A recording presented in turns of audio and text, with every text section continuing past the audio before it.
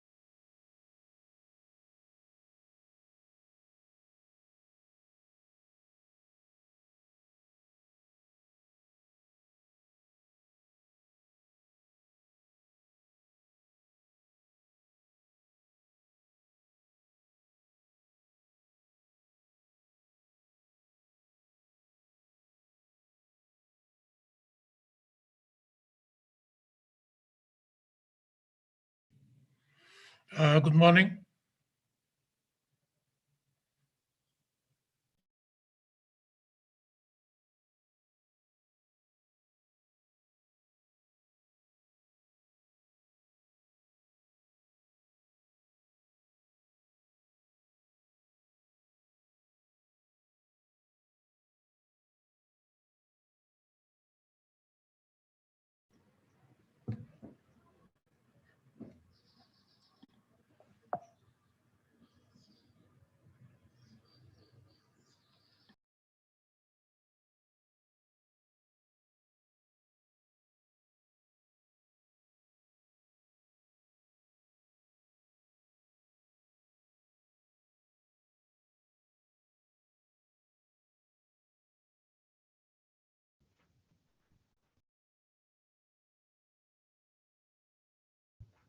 Hello.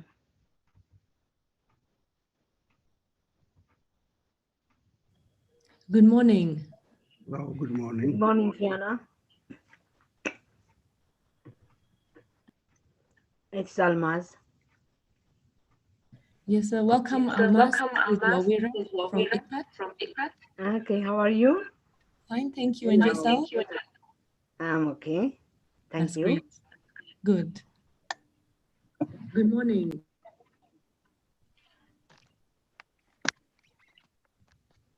Good morning, everybody. Morning to you. How are you? I'm very good, thank you. Yeah. Good morning. And morning, Wawira and Abu Bakr. Good morning, Fiona. Morning. Morning. We are here to welcome you. Badruddin, morning. Morning, good morning, Violet. Morning. Yeah. Almaz, good to see you again after yesterday. I hope everybody had a good day yesterday in the sector meetings. Yeah, it was I good, can actually. see we are Many people we were with yesterday in the morning and back again, that's great. We're actually expecting up to 500 people in today's main event. So we will not have time to say hi to everybody, but actually we have time now. We've set aside some time for those of you who've already joined between now and around 10 to 9 for general interaction. So if you like to put on your videos and say hi, just jump in, say good morning. I can see Zachary and Zudu are already with us from ICPAC, and we have, we're almost getting to 100 people already.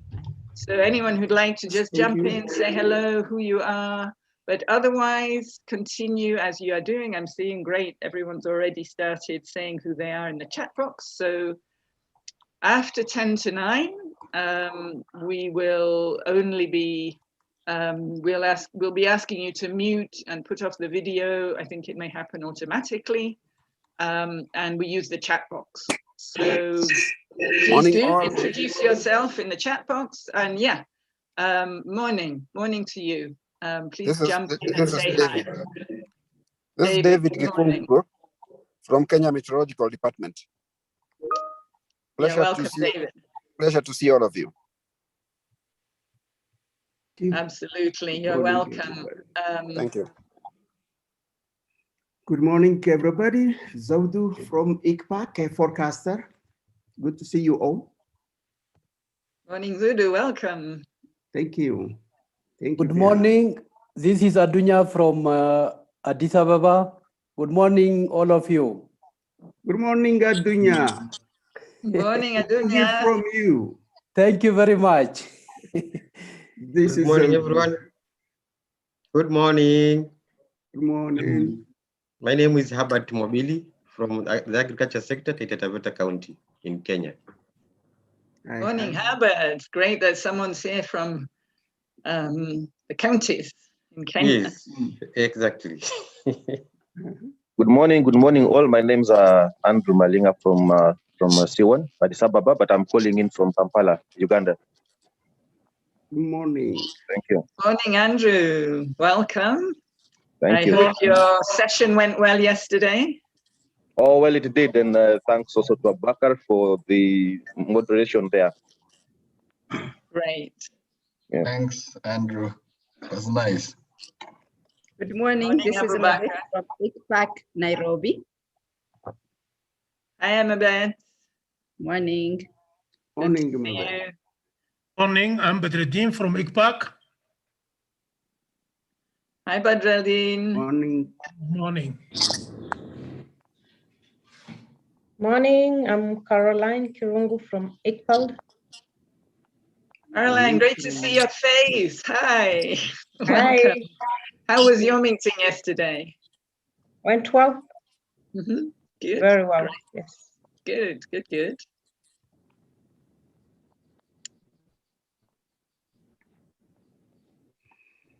Hi, my name is Jeffrey. I'm from Oxfam, GHACOF office in Nairobi. Hey, Jeffrey, welcome. Thank you. Good to see an NGO with us. Great. Hi, good morning. My name is Teferi from North Climate in Norway, but currently in Ethiopia. Hi, Teferi. Morning, Teferi. Morning, everyone. Good morning, everybody. My name is Mobusu Daniel from the Ministry of Water, Nairobi, Kenya. Good morning. Morning, welcome. Morning, everyone. My name is Leonard Kimotho, and I'm happy to be a host today. Morning, Leonard. You're looking very cool in front of the banner. You're part of the banner for the meeting. Oh, yes. Leonard is our main Zoom host, so maybe that's why your head is. Yeah, he knows how to do it. Yeah, I hope we have a good, fruitful proceedings. Yeah. Right. Welcome, everybody. Yeah. Good morning, everyone. This is Linda from ICPAC. Hi, Linda. Nice to see you. We'll Good be morning, handing over to you later. Good morning. This is Hussein Mohammed from ICBAC. Morning, Hussein. Welcome.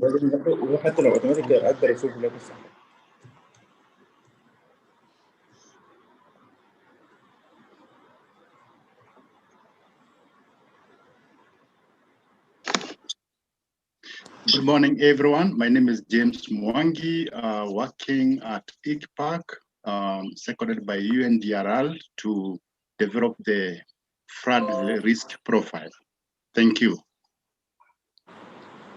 Great. Welcome, James. That's important work. Good morning, all. My name is Latif Ismail. I work with an entity called Transparency Solutions, the social enterprise based in Somalia and Somaliland. Great. Welcome, Latif. Good that you're here.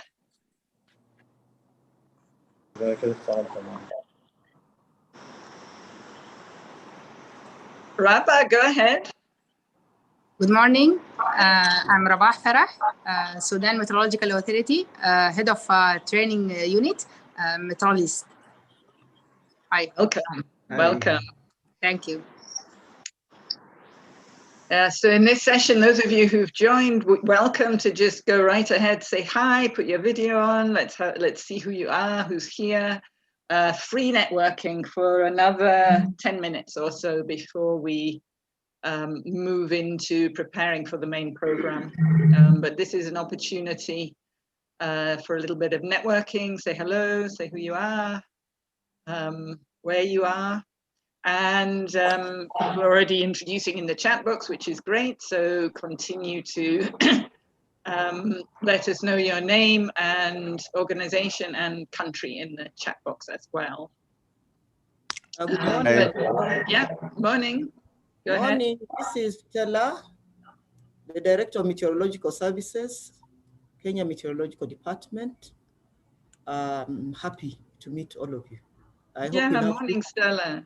fruitful discussions that will assist the countries downscale their forecasts for this season.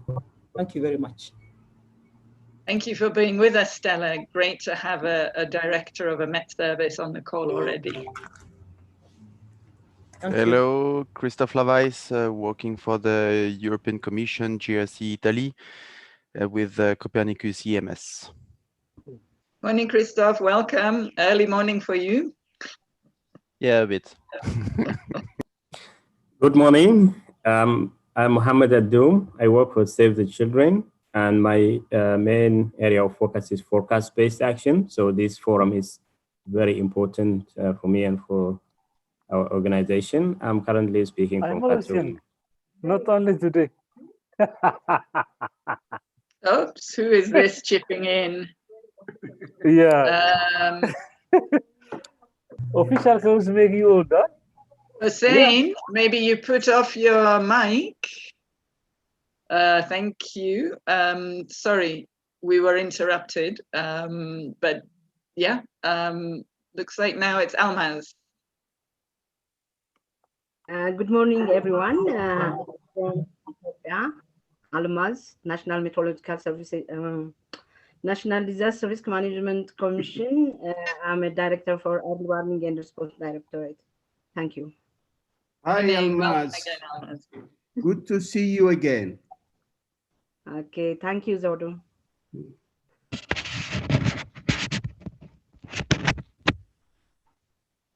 Good morning, everyone.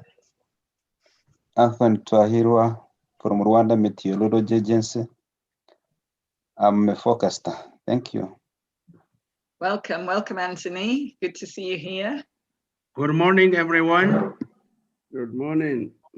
My name is Abebe Tadege from ICPAC and principal investigator for the Down to Earth research project. Morning, Hello, Abebe. Welcome. We'll hear more about Down to Earth later today, I think. Yep. Hello, Abe. Hello. Good to see every friend from Ethiopia and around East Africa. Good to hear and see friends, old friends. Thank you. Good morning, everybody. Good morning. Morning. Morning. Yes, I'm Dr. Nanyende David, working for the National Disaster Operations Center here in Nairobi. Glad to be here. Thank you so Great. much. You're most welcome, David. This is a good meeting for you to attend for sure. Good to see you.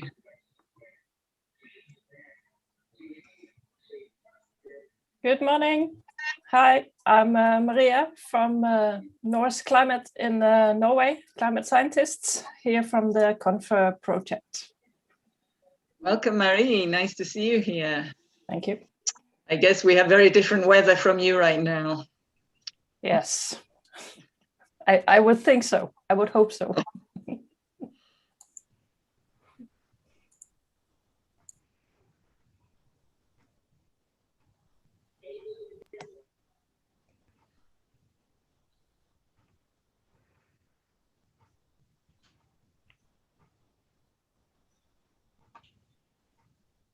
Good. Anyone who would like to put on your video, introduce yourself if you haven't already, you're most welcome to do so. We have another 5 minutes or so for kind of free sharing, introduction, bit of saying hello to old friends, new friends. Good morning, everyone. Morning. This is Mengistu from Ethiopia. I work for Environment, Forest and the Climate Change Commission. And my job title is Climate Change Planning and Program Preparation Expert. Thank you. Fantastic. Thank you. Did you join the climate change meeting on Monday? Yeah. Yeah, great. Good. So we're looking forward to, hear more from that session as well. Climate change being an important aspect we all have to consider nowadays. So very welcome. Good morning. My name is John Kadenya. I'm a professor in Kenya in Jomo Kenyatta University of Agriculture and Technology. Yes. Morning. Welcome, John. It's been a long time. Yeah, we were with you in last GHACOF in Mombasa. Okay, right. Yeah, that's true. Yeah, exactly. Yeah. And Walker Institute going well? Yeah, it's going on well, but of course, COVID has slowed things down a little bit. Yeah. Welcome. Yeah, thank you. Good morning, everyone. My name is Lisa. I'm the Regional Migration, Environment and Climate Change Specialist. Hi, Fiona, and hello to all the ICPAC crew. It's a real pleasure to see you here. Yeah, welcome, Lisa. Good to see you here as well. And yeah, also last time we met was in Mombasa. A bit of a different setting, but there we go. Yeah. Good morning. Welcome. Everyone. Yeah, good morning, everyone. Morning. I'm Mamani Sheikh from Sudan Meteorological Authority. I'm a meteorologist and also I'm an agrometeorologist. I'm an expert on extreme events and natural hazard and impact of agriculture with WMO Region 1 Africa. I'm very pleased to attend this forum and as good morning to all ICPAC members. Thank you. Good morning and welcome. Welcome. Good morning, Jacob, I everyone. saw your video on and off. Yeah, good morning, everyone.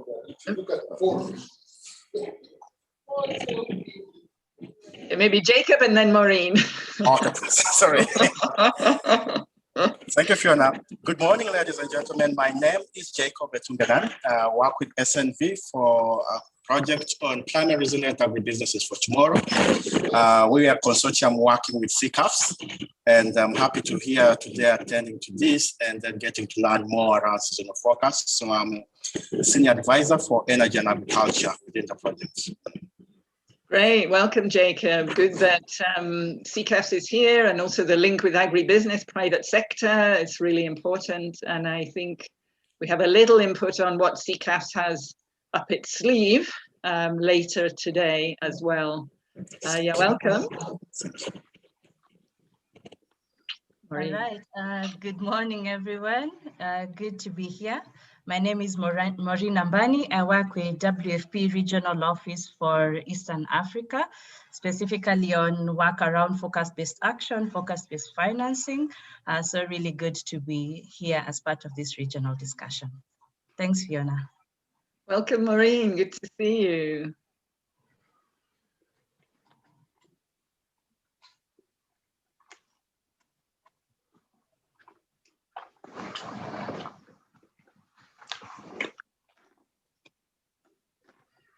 Okay, do we have anyone else here who would like to take, we have a minute or two still where we can continue with our meet and greet, so to speak. Say hello with your video on. I can see we have almost everybody's already introduced themselves in the chat box, so please do that as well. I should also say who I am. I don't think I've done that. I'm Fiona. Here in Nairobi in Kenya, and working with the Wiser ICPAC program, supporting the convening of today's GHACOF meeting. And welcome everybody. If you've just joined, please do introduce yourself in the chat box, your name, but also your organization, your country. And we will be using the chat box throughout the day. Once we start, we will be putting videos off automatically, I think, and also ask you to keep your mic and your video off, unless, of course, you're a speaker. And we'll be using the chat box. We have too many people to be able to have like verbal questions. Hopefully we'll have time for verbal answers when there are questions in the chat box. So really important that we're using the chat box through the day, because after this, that'll be your main opportunity for contributing into the meeting. But let me just give like, 1, 2, 3 more people an opportunity to say hello with your video on if you've just joined us. Anyone who would like to introduce themselves? Fiona? Yes. I would like to attend the Wiser meeting, but the details are not clear. I couldn't register. For the side event in the afternoon? Yes. Okay, no worries. At around 12:30, no, at around 1, somewhere before we finish this meeting, we'll be sharing the Zoom link for all the side events. Well, both of the side events. So not to worry. And anyone who wants to join, we'll be having 2 side events. They will be both from 2:30 to 3:30 this afternoon. And we will provide the links for those side events before we finish this meeting. So don't worry about that. And we'll also put the links in the chat box. Thank you.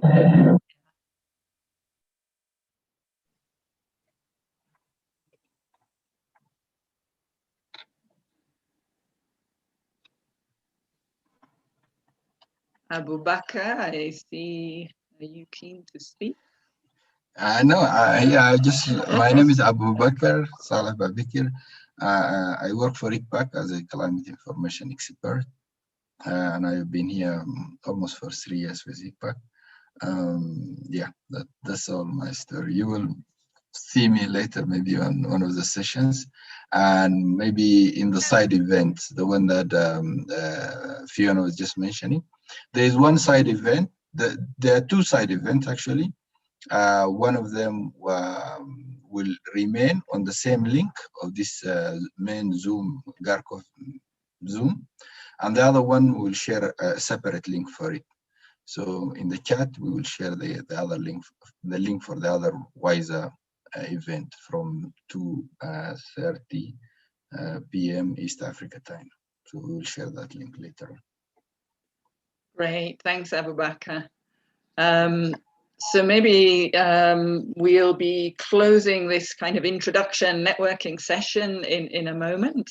We're planning to start exactly 9 o'clock, if not 1 minute before. And wishing everybody a really good meeting. I must say that an enormous amount of hard work has gone into preparing for today. The whole of last week, of course, the forecast was being prepared and developed by the forecasters from across the region and global centers as well. And then Monday, we had the co-production sessions with the different sectors. Media team met, climate change team met. Yesterday, all the sectors had their meetings to prepare based on the forecast and past season to prepare what that means for the sectors and the advisories. There's been lots of different projects and programs preparing to share a bit on what they do. So aside from the meetings, the amount of preparation and planning that's gone into today has been quite intense. And I think the ICPAC team, deserve a round of applause before we even begin. But let's hope that that'll mean we are set for an interesting day, a bit of a packed day. We went for the idea of ensuring as many people as possible could join us today. But of course, that meant we had to compromise on the opportunity for it to be very interactive. But as I said earlier, the chat box is there, and that's what we're encouraging everybody to use throughout the rest of the day. And I think at this point, we will close the session in terms of sharing with video on for the participants.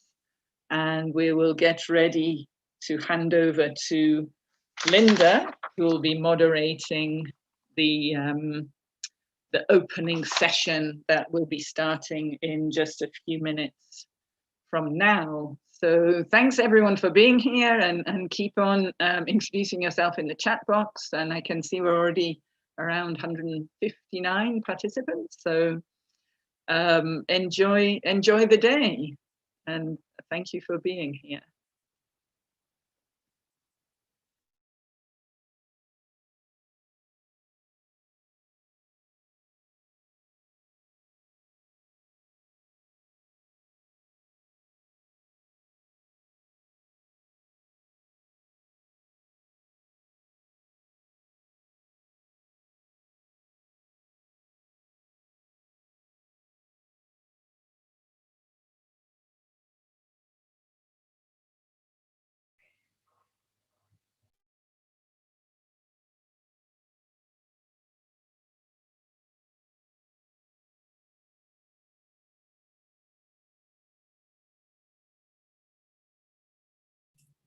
So Linda, feel free to go ahead. Thank you, Kimoto. We still have a few minutes before we start. Like Fiona has said, if you haven't yet introduced yourself, please feel free to state your name, your organization, and your country in the chat box. From now on, all communication will be done through the chat box. If you're just joining us, welcome. Any questions you have during any sessions for today, please feel free to put them in the chat box. I'm saying we seem to have a very diverse group of people, and you're all welcome. We'll be starting in the next 2 or so minutes. So again, feel free to enter your information in the chat box. I can see someone from Oxfam. I can see John Mungai from KMD, you're welcome. Yusuf from Uganda, welcome. I can see Hussein from Djibouti, you're welcome. Doreen from ICPAC, you're very welcome. I can see someone from Rome, WFP, welcome. We have Patricia from KMD, very welcome. Hussein from ICPAC, welcome. We have someone from CONFA as well. You're very welcome. We have someone from Tanzania Electric Supply Company, Victor. Victor, welcome to GHACOF. So keep introducing yourself in the chat as we get ready to begin. Our program today is very, very packed, so we'll try to make sure we get to everyone on time. And we'll try to make sure that we keep time so that everyone gets a chance to present what they need to present and we can get all the information we have. Again, please feel free if you're just joining us to introduce yourself in the chat box. And if you have any questions during any of the sessions, again, feel free again to use the chat box. We will answer, like Fiona said, as many questions as we can during this question and Q&A sessions live. Mohammed Said from Somalia, welcome. We have Richard Graham from Met Office. Welcome. We'll hear from you later on today. Bekele from Ethiopia Meteorology, welcome. We also have Mulame Abera, I hope I said your name right, from Ethiopia. Welcome. We have someone from Burundi, Gerard, welcome. So if you're just joining us, introduce yourself in the chat box. And we are getting ready to start in the next 1 minute or so. Our first session will be an opening session. First, we'll get an official opening of the Greater Horn of Africa, the 57th Greater Horn of Africa Climate Outlook Forum by our director. And then Mr. Zachary Etheru will give us a briefing on the forum event, including all the workshops that have happened before this. A lot of preparation has gone on, like was said before, by the different sectors for the last 2 days and by the climate sector the last 1 week. So we'll get a briefing on that from Mr. Etheru. And without further ado, I have the honor of introducing the director of ICPAC, Dr. Gleda Tan. Director, please welcome and take the floor.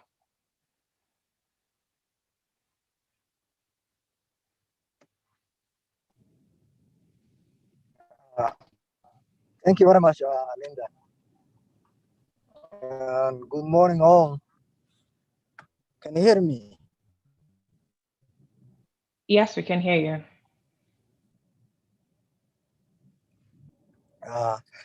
Distinguished guests,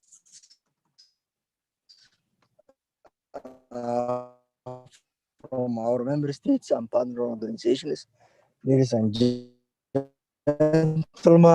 good morning and welcome to all of you to the FIPS Forum, also known as GHACOF.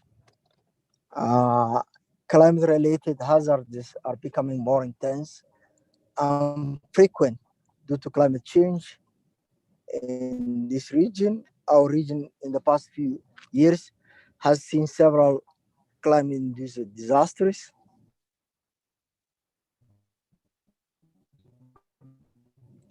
I would like to remind the average that's the climate every year, and it's making harder. We're forecasting anomalies, quite difficult job. For years, we have seen record droughts and record rainfalls in the same locations within this region. For example, the past 3 years have been unusually wet. 2019 was the wettest year of the last 40 years, where 2020 with 2018 were number 4 and 3. Number 4 and number 3 of the wettest years of the last 40 years. October 2019, 138 millimeters of rainfall, the amount they normally receive in 2 years, in just 4 days. 2019, we have seen 8 cyclones in the Western Indian Ocean, where in the past we used to experience 1 or 2 every couple of years. The unusual wet weather has continued in 2020. In August, the Nile River in Khartoum has raised it to a level of 17.4 meters meters, the highest since water records have started a century ago. In October and December of the past year, the Indian Ocean dipole was in one of the highest positive since 1961. That has brought a lot of floods in our region and droughts on the other side of the Indian Ocean, on the eastern side, Australia and Indonesia. As we are gathered here today, there is an ongoing desert locust invasion in our region that has been ongoing for more than 2 years now. The desert locust has found favorable conditions to breed and prosper due to the climatic conditions. The warm temperature, excessive rains, which have provided ample vegetation to feed, have contributed to the desert locust invasion. To face the increase in climate hazard challenges, the region calls on all of us to accelerate our efforts to climate-proof the region from the negative impacts of climate variability. We're privileged to have representatives of the member states with us here today to share their experience regarding the levels of preparedness, mitigations, measures that were put in place by their respective countries after the last forum was held in August last year. Distinguished guests, ladies and gentlemen, and participants, ICPAC is a specialized institution of IGAD. It is a regional climate center of excellence that creates regional products, including long-range forecasts that support regional and national climate activities, thereby strengthening the capacity of the member states in the Greater Horn of Africa region to deliver better climate service to the national users in order to improve the livelihoods of the population of the region and to build resilience. ICPAC is also a WMO regional climate center of excellence for Eastern Africa that leads and coordinates the organization of GHACOFs in collaboration with the meteorological agencies of the member countries of the region. We organize consensus outlooks 3 times in the year. The 3 main rainy season in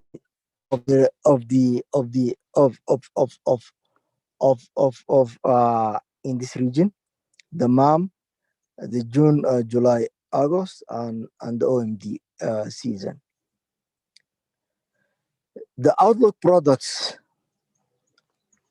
So we organize the consensus outlook 3 times, producing consensus-based, user-relevant climate outlook products in order to reduce climate-related risks for the coming season in sectors of critical socioeconomic significance for the region. Sectors that are climate sensitive, like agriculture, water, DRM, and health.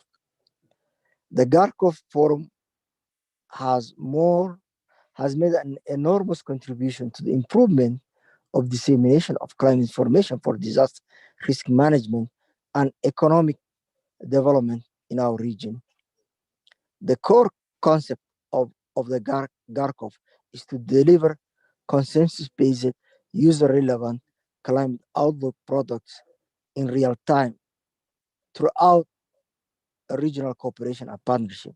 The forum brings together national, regional, international experts to produce outlooks that are based on inputs from the national meteorological and hydrologic services, regional institutions like ours, and global producers of climate predictions. By bringing together countries that have common climatological characteristics, the forum ensures consistencies in the access and interpretation of climate information.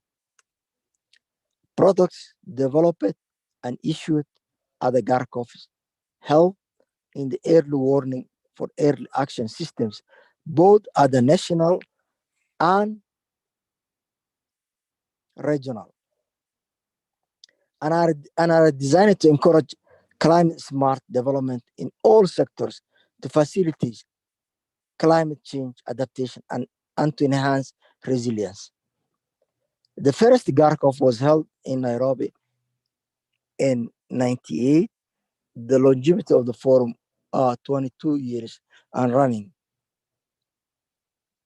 And that even COVID-19 pandemic could not stop us holding this meeting is a statement to the usefulness of the forum. But let me remind to all of us that an early warning without an early action has little benefit. Early warning are irrelevant if they are not received, understood, and trusted by those who need to act, policymakers, or the general public. Early warning messages to at-risk communities need to be communicated well. In addition, response capacity of community is sometimes weak in many countries of our region, as the fundamental knowledge of risk and information and the expected impact often are not appropriately communicated or not in the manner that they could be understood. We need to move to forecast based on what the weather will do and less to how the weather will be. And this is what you will do in your sectoral side meetings later on today and the past 2 days. We need to improve policies and institutional linkage with communications with communities at risk with the climate service done at regional and national levels.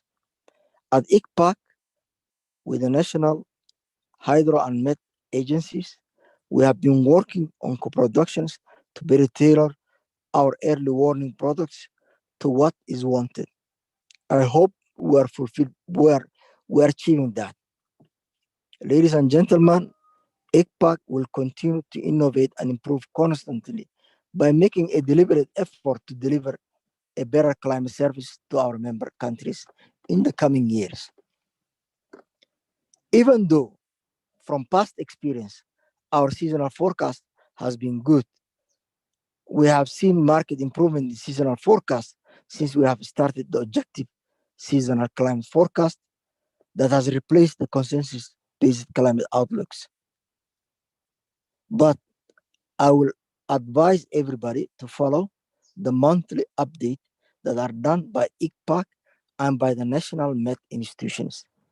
Ladies and gentlemen, we are grateful to the national hydromet agencies and our development partners, especially UK DFID, the European Union, African Development Bank, for their continued support in this process. With those few remarks, I wish you all a good deliberation and thank you very much. Back to you. Thank you very much, Dr. Tan. As you've heard, the GHACOF session is officially been declared open by the director. If you just joined us, please feel free to introduce yourself in the chat box. The discussions for today will be had in the chat box. Agenda has also been shared in the chat box in case you haven't followed it. If you want to follow the conversation or join the conversation on social media, the hashtag is GHACOF57. Again, the hashtag is GHACOF57. And without further ado, let me welcome Mr. Zachary Eferu to tell us about the events that have been going on before today's event. Mr. Eferu, the floor is yours. Thank you very much, Linda. I hope I'll be able to share.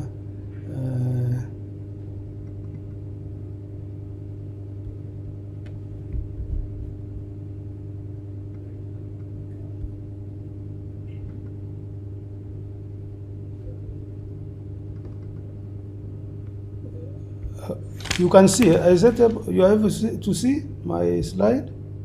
Yes, just Yes, put it on Zachary. presentation mode. Okay. Wow, is it gonna? Okay.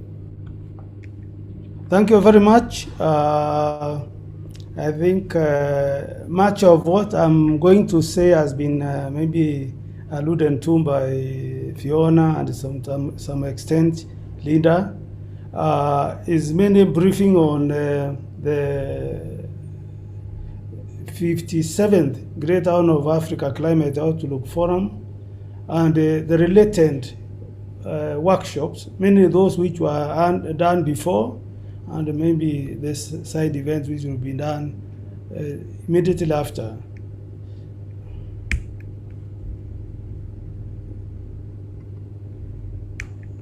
Now, to begin with, is that we usually organize, we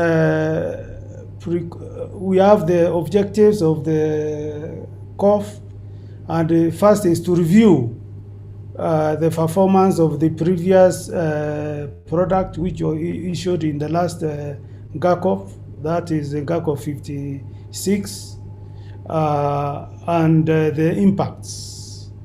Of course, this gives opportunity also to share the lessons learned in applications of the product. After that, we really have the consolidated forecast for the March to May season. And the sectors will be able to give us the implications and response strategies based on this forecast.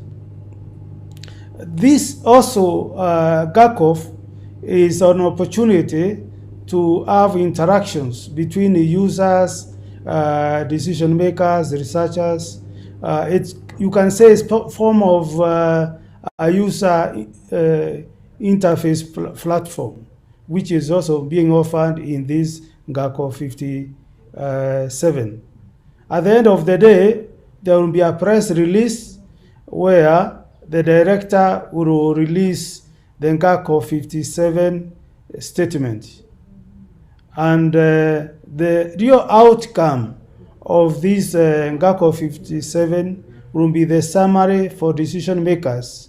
This is where we will try to give in a simplified version some key summaries for decision makers extracted from the technical statement which will be released.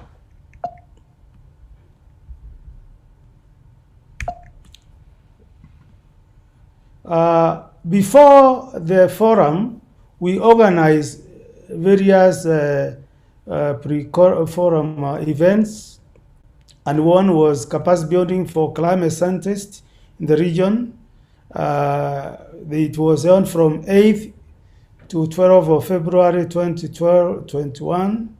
They reviewed performance and verification of October to December 2020 climate outlook.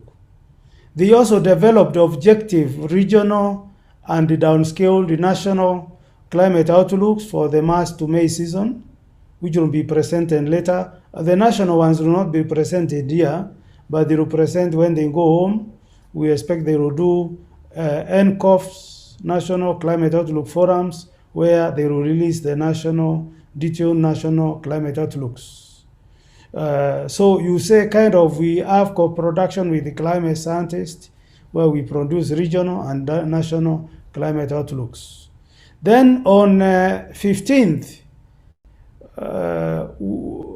we are under co-production workshop with the key sectors. Ideally, you are talking of agriculture, food security, livestock, conflict, disaster risk management, media, health, all this water, where there was interaction between those from the user side and the climate scientists, and they were able to develop some messages which was shared on the 16th, that is yesterday, for refining, and you'll be able to see this also during the presentation later today.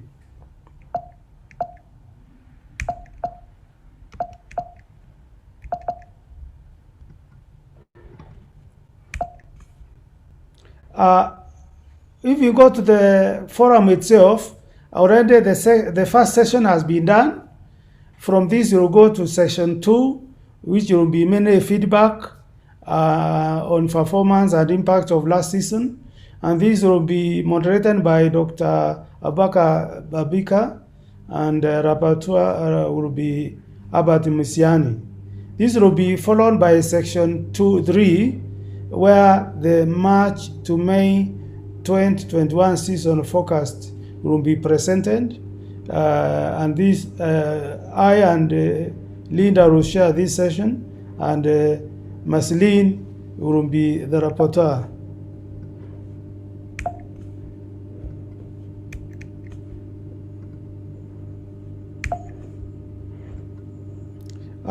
Then we'll go to section 4,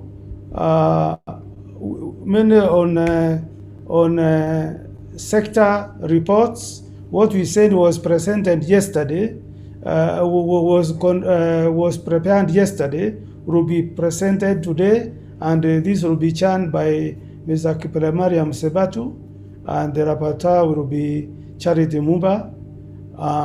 Fiona also will join in the session, especially on climate change policy response. Also, they will co-chair or moderate with Kepler Mariam.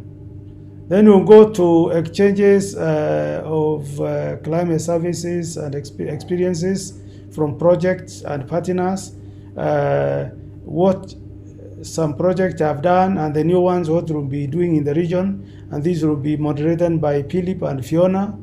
Doreen and George will be the rapporteurs.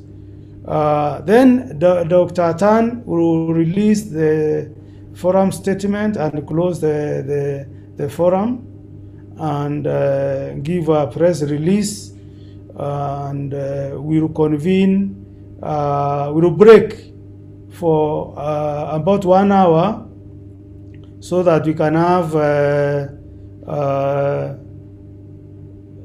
the side events. There will be 2 side events, one on East Africa as an watch, and the other one on the experiences of the WISA projects in managing climate extremes. You can say they're also touching on the theme of our forum, and since WISA project will be ending at the end of this month, this is a good opportunity to summarize what has been achieved in the region, our project and other projects which has been going on in the region. This is what I wanted to give, but before I hand over to the moderator, I would like to inform our participants that this is the first forum we are having without being graced by Professor Lavane Ogalo, who we lost late last year. As you recall, Professor Lavane Ogalo was one of the founders of regional climate outlook forums. He was part of the group which met in Kadoma, Zimbabwe in 1996, and where they came up with this idea of regional climate outlook forums. This was preceded by the first climate outlook forum for Southern Africa on September 1997, which he also participated, and our first forum for our region in February 1998. He has attended all the forums since the 56 of them, and we miss him in this one. And if you allow me, I will ask we observe 1 minute silent in honor of the late Professor Lavane Ogalo, the founder of GHACOF and the former director of ICPAC. 1 minute silent for everybody in honor of Professor Ogalo.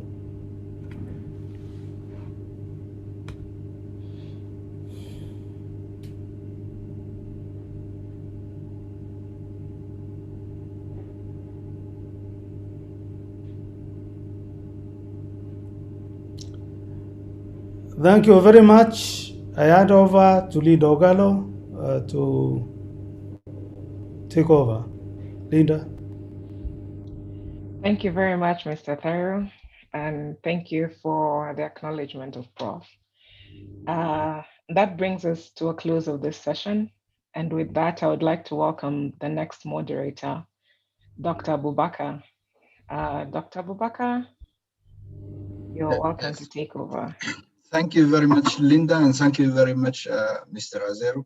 I would be leading this coming session, which is it will start by providing a presentation on the verification of the performance of the previous forecast, and then we will go to detailed presentations from all the sectors, the socio-economical sectors, to give an overview of the performance of the last season, what are the lessons learned from the previous season, how the forecast was used, and what are the shortcomings that we can improve and enhance in the future.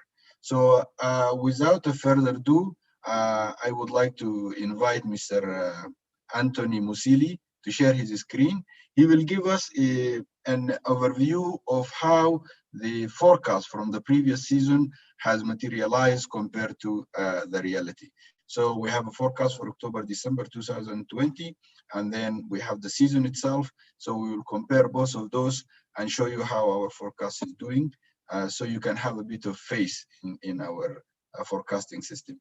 Anthony, please, the floor is yours.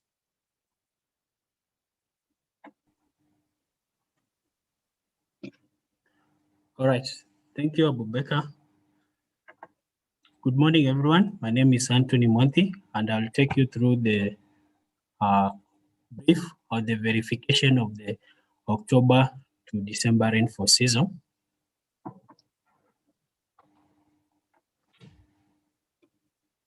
All right, so to start with, we look at the drivers that were influencing the season. And here we present two key drivers, oceanic drivers. On the left, these panels represent sea surface temperature anomalies on the regions that we are used to monitor the evolution of the ENSO. And on the right, sea surface temperature anomalies over the Indian Ocean that are used to monitor the Indian Ocean dipole. And if we look at the center panel, we see that the ongoing La Nina peaked around November 2020. And for the same period, we had a neutral Indian Ocean dipole, and that can be seen on the black line with the evolution from August to December, following within the threshold of the neutral category. So combination of these factors typically are expected to result to depressed rains over the Eastern Africa region. I'm now going to look at how the season started. Here we present the forecasted onset.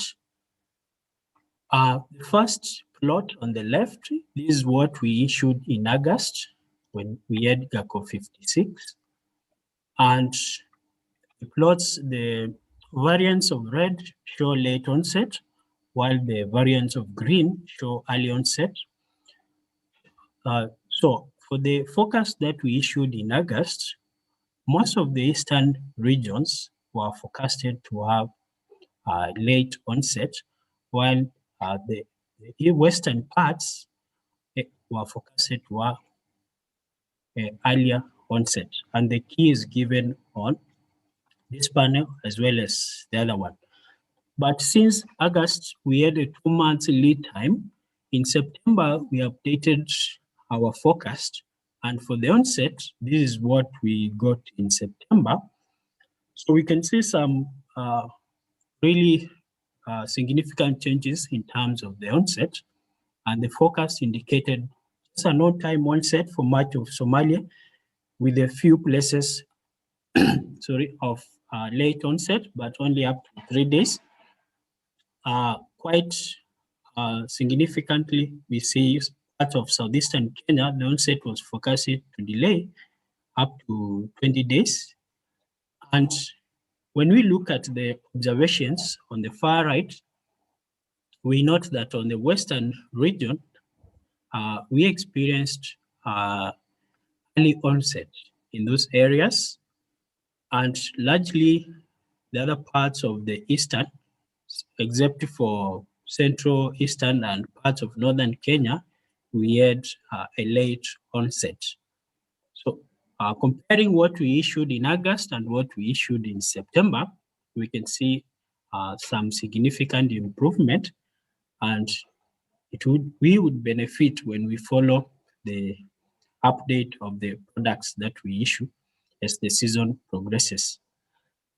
Now, looking at the month-to-month performance in terms of the total rainfall that was recorded, and here we compare the total rainfall with what is usually the normal situation, and we compute the percentages so that we can classify the amounts to either below average or normal or above normal. So we can see for October and November, most regions in the western side, especially Uganda, Rwanda, Burundi, Western Kenya, and Southern South Sudan, most of these regions were wetter than normal. So the rains were good over these areas. And we see a reduction in December, and specifically southern Somalia, southeastern Ethiopia, and parts of eastern Kenya. Some of those regions were consistently receiving less than average rainfall throughout the season. Here we look at a brief of some extreme rainfall or extreme weather events that were recorded in the region. And we highlight a few station observations. In Kitui, Kenya, we had on 27th November, the station recorded over 120 millimeters of rainfall. And in Juba, that is South Sudan, we had 3 days between 7th and 9th of October, recording 90, 39, and 45 millimeters of rainfall. This is just an highlight of some of the extreme events.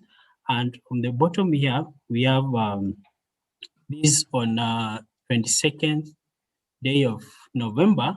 This is Cyclone Gati making landfall in northeastern Somalia.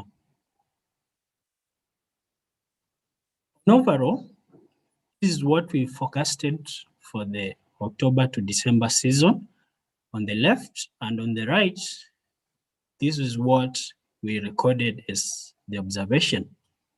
So the forecasts are favored below average conditions in most of parts of the region. But when we look at the observations, we only see this condition was achieved in parts of the eastern sector of the region, especially southeastern Ethiopia, eastern Kenya, and southwestern Somalia. The rest of the region recorded normal, and other parts above normal conditions. They were wetter than average, especially on the western sides, which is southern South Sudan, western Kenya, large of Uganda, Rwanda, Burundi, and northern Tanzania. So when we compute the statistics, we saw that for all the grids, we had an average of 36% correct. And still, when we ran the update in September, the change was not significant. So in terms of temperature, this is the forecast for IND last year, and the region was forecasted to that it will experience warmer than average conditions. In all areas except zone 2 in the south, the probabilities were favoring warmer than average to average conditions, but still in the southern, probabilities were favoring average to warmer than average conditions. And here we present the observation in terms of the mean anomalies. On the 1 left minute, is Anthony, please. all right, noted. All right. So on the left are the mean anomalies for the months, and on the right is the average anomalies for the season. And we see most of the areas were warmer than average, some of them up to above 2 degrees, only parts of the On, and a few areas in southern Sudan and parts of northern South Sudan experienced colder than average conditions. That's the end of the presentation. Thank you very much. So, thank you very much, Anthony, for the very concise presentation. I would like to just alert of all of our users that as long as we issue seasonal forecast, we also keep continuously update the forecast, and the forecast is get more accurate as long as we come closer to the season. So whenever you see seasonal forecast, make sure that we will do another monthly forecast and another seasonal forecast running, rolling out seasonal forecast. So thank you very much. And now let me move on in our session. We will go into an overview from different socioeconomic sectors. So I will start with the disaster risk management, and then I will go to conflict, water resources and energy, livestock and health, livestock and then health, and we will close with agriculture and food security. So for disaster risk management, Dr. Ahmed Mdihun will give us a presentation. Please, Ahmed. Thank you very much, Abubakar.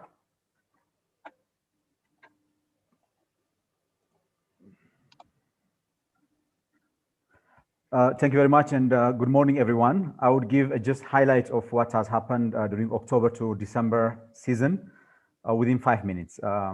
So this is the results we obtained from the survey we circulated for member countries, the focal points of disaster risk management, primarily floods and pandemic, particularly the COVID was the main one, and still the region has been affected by these disasters. Desert locusts, even droughts, landslides, and epidemics, and the cyclone were the most common disasters that were reported for October to December season. I will be very fast. As was reported, I think there was relatively adequate moisture in the region, which was positive.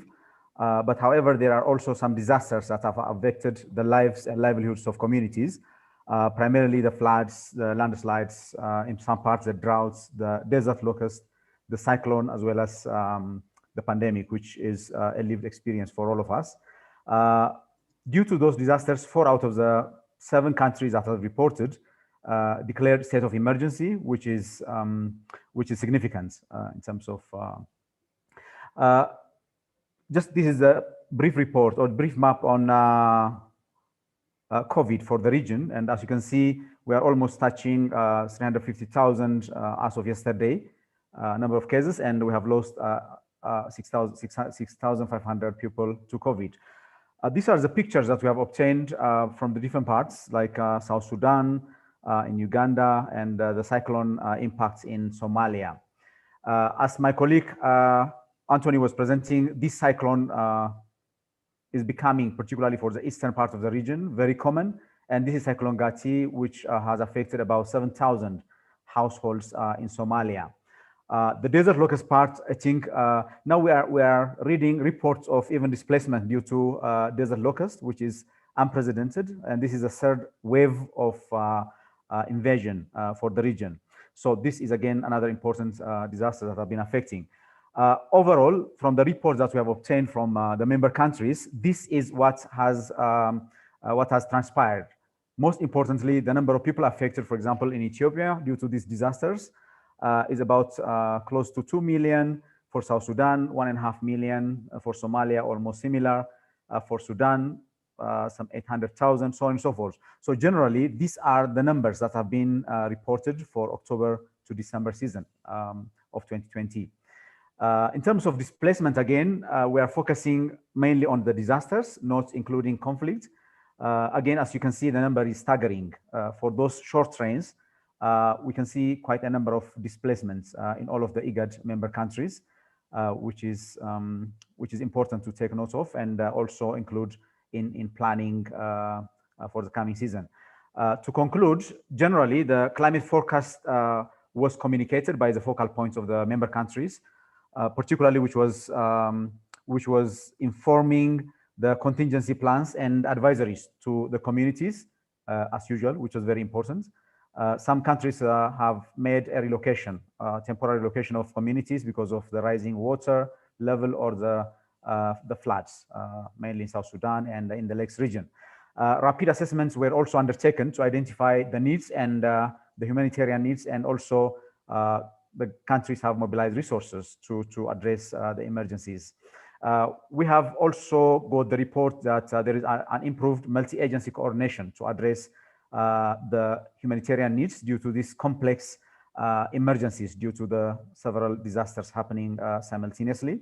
As a challenge, the countries have reported that there are issues of access, particularly due to the road was already taken away by floods or due to some insecurities. Facilities were also affected, so there was no chance to relocate communities temporarily to those facilities which they used to keep the displaced people. COVID-19 restrictions, of course, have an impact, particularly in the value chain. And finally, the limited capacity of the governments to deal with these multiple disasters were reported as an important challenge. I think that is the end of my presentation. I just would like to thank and acknowledge the contributions from our Disaster Risk Management Technical Advisory Committee members and also the participants during the co-production session in preparation for this presentation. Thank you very much, and over to you, Abubakar. Thank you very much, Ahmed, and thank you very much for keeping it short and within the time, and still very concise and informative. I would like to go to the next presentation, which is from the conflict early warning team. And as you are all maybe aware that the region is highly dependent on the natural resources, and the natural resources are also sensitive to climate variability. So in many cases, there are issues that conflict or communal conflict are driven due to limitation in natural or competition over natural resources. So Andrew Malinga from C1, IGAD C1, will present the summary of the situation from the conflict sector. Andrew, please, the floor is yours, have 5 minutes. Yeah, thank you very much, Abubakar. And maybe at this point, I'll request Leonard to allow me share my screen. Looks like I'm not able, I've been disabled in terms of sharing the screen. I'm trying to share my screen, it's not working out. Andrew, you have the privilege to share. Try again. Okay. I've made you co-host, yeah. Is it shared now? And I'm still not able to. Okay. You are co-host, so you should be able to share. You have the privilege to do so. Okay. If not ready, I can move to the next presentation maybe, and then I come back to. It is ready now. All right. Good. Yeah. Put it in a presentation mode, please. All right, thank you very much. I'll start this. My name is Andrew Malinga, GIS conflict analyst for C1 IGAD. I will start this presentation by providing a context to this because, yeah, most of the impacts would have been presented by the other sectors. Maybe what is important is to understand where the conflict angle comes in. And this is because when we talk about conflict, we're basically talking about safety of the human, of the person, safety of property, and of course, the environment. And this is determined usually by either man-made factors, or it could be natural factors. In this case, we're basically talking about climate. We're talking about climate or weather, and of course, pandemics like the recent what we are facing now in the property and the environment. And this can be manifested through when you observe events such as displacements, when you observe events such as evictions, the need to relocate persons from one place to another. We're talking about massive relocation of persons. We are talking about loss of lives, we're talking about loss of property, injuries, food insecurity, and all this to the extent that it threatens social order, or it actually disrupts social order. So this becomes an interest in terms of conflict and peace and security. We know that in some cases, pandemics, disasters are actually used as a tool or weapons against our victims or nemesis, either through marginalization or budgetary constraints. We know that the region is rife with a lot of conflicts. And what happens is that there are budgetary constraints, and many states are trying and working hard to, put in place governance structures. So then you find things to do with, intervening on these disasters. They become periphery in terms of budgeting. Priority is allocated somewhere else. So this is where conflict comes in. It's important to address issues to do with conflict such that budgets can be made available for these disasters. Yeah, so in terms of positive impacts, we'll start with generally there were bumper harvests. We could do bumper harvests were recorded. There was enhanced pasture and water, and therefore there was reduced need for migration in search of these resources. There were reports for domestic violence, increase in domestic violence, especially in northern Uganda, attributed to the bumper harvest, because I think the communities here were not really used to having all these resources and all these harvests. So there are always disagreements at family level in terms of how do you deal with this bumper harvest? Do you sell? Do you retain some? So it led to a bit of domestic violence. So it is a bit of both positive, both negative, but I think better captured as a positive. The positive here also, it may have leveled out the regional tensions surrounding the Grand Renaissance Dam. This conflict, of course, there are other issues, but particularly the water, the availability of water for this dam. There was adequate water, and we feel that probably this might have leveled the conflict regarding this dam. Agricultural development in Somalia.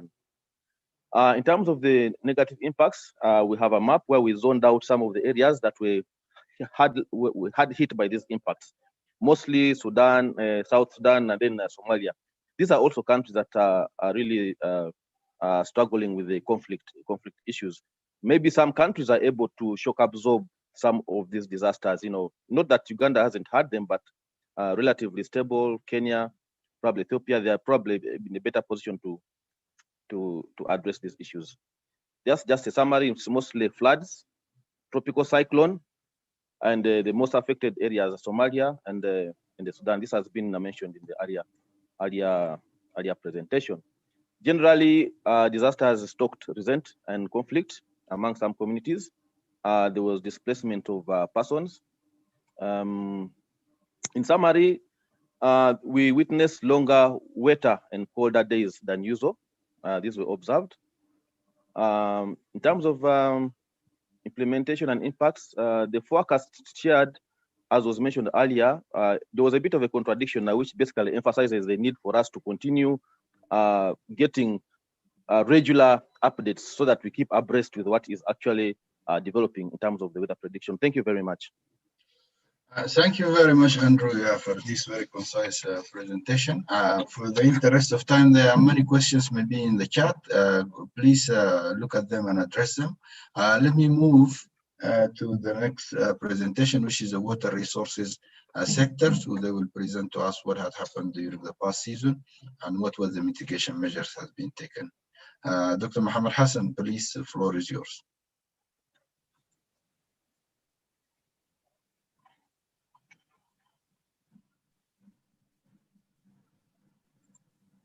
Thank you very much. Yes, you have 5 minutes, or can keep it within that. Do you hear me, Abubakar? Yes, I can hear you very well, clear. Thank you very much, Mohammed from ICPAC, representing behalf of the team. This is the water and energy analysis of the OND with inputs and credit photo credits from all the 10 countries.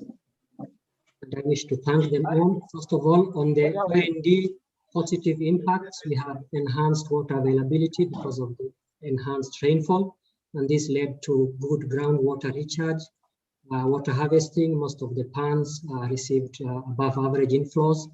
The river levels were also very high in Ethiopia, Kenya, and Sudan. In terms of hydropower reservoirs, they also received above average inflows, and this led to good hydropower production and optimal operation for those hydropowers that are in series in the river. There has also been reported, particularly from Uganda, that seasonal wetlands which have been dry for many years are now full and with high volume of water. The photos below show the good recharge in the water ponds in Kenya. On the other side, on the negative impact of the OND, we can classify it into two. There are areas that received enhanced rainfall, which led to flooding and also submergence of water infrastructure, including damage and displacement of people. I think this has been reported before. And also the Rift Valley lakes, the lakes level were very high, and this led to displacement. High flows because of catchment condition also led to sediment or siltation, which reduced reservoir capacities, as well as the high cost of water treatment in water supply systems. In the areas that received depressed rainfall, this is particularly in Somalia, there was water shortage and also water resources conflict among some pastoralists in Kenya, and increased or enhanced evaporation of dams and water bodies due to the high temperature, mainly noticed in Sudan. The photos here show actually the impact of enhanced rainfall in terms of floods, high lake water levels, and destruction of infrastructure. The summary of what was observed as long-term seasonal changes, first of all, is on the lakes in the Rift Valley. They certainly have very high levels now and still sustained high levels. And this led to submergence of businesses, as well as displacement of people and conflict between wildlife and human beings. And also there was an unusual... Dr. Muhammad, sorry, could you please just put your video if possible? Sorry to interrupt for that, but it would be... Sorry, I'm not sure if you can see me now. Not yet, but at least you can engage the users with the video if possible. If not, it's fine. Okay, thank you very much. There was also an unusual flooding and high water level in the main river in Sudan, main Nile in Sudan, which is normally not usual in this period of the year. That's October, because the rainy season is actually in the June, July, August season. The river Nile, particularly in South Sudan, actually increased. The White Nile level increased by 1.5 meters, and still the increase is ongoing. And this is a major change that was noticed in Sudan. Below here, you can see a pictorial or a graphic of the changes in the Tackle River over the last 20 years, and you can see the new levels attained record levels.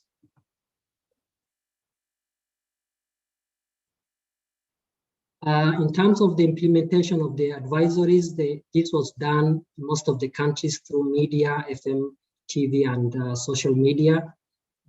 Particularly in Sudan, the information was shared with different task forces and at national and sub-national level through meetings. As far as the impact is concerned, it led in some countries to improved scheduling of hydropower systems, as well as pre-season contingency planning for floods and hazards. And particularly in Uganda, they did daily monitoring of the water levels in the lakes and reservoirs there because of the high water level, and they were able to send recommendations on a daily basis to the Office of the Prime Minister. The challenges that was noticed on the ground is basically to reach out to all communities and users and making the impact advisories, specific to user needs. There is the water general advisory to the water sector, but what is needed is much more focused, action-based advisory to, for example, the water supply, the municipal water supply, or the irrigation schemes users. Thank you. That's all I have. Thank you very much. Over to you, Abubakar.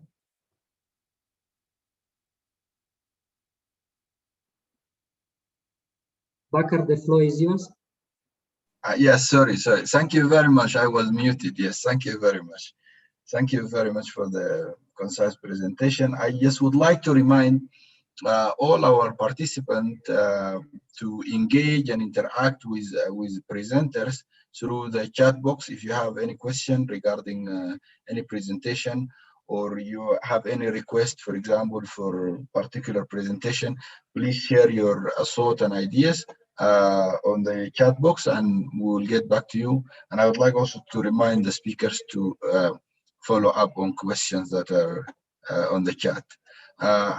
Next, let's move on our agenda to hear the overviews of what happened in the past season. And now I'll go to the livestock and rangeland. Caroline Kirugui from ICPALT will give us a presentation for the livestock sector. Caroline, please.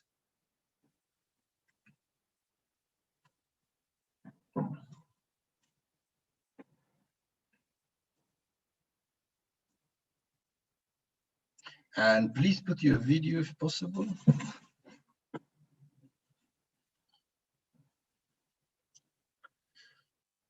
Are you using two screens by any means, Caroline?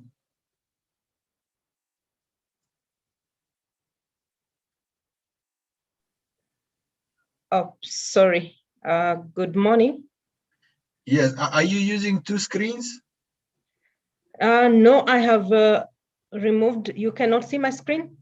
I can see, but I don't see it in the presentation mode. In the there is another size. Yeah. Let me Sometimes try. when you have double screens, it happens like that. So Let me try and start it again.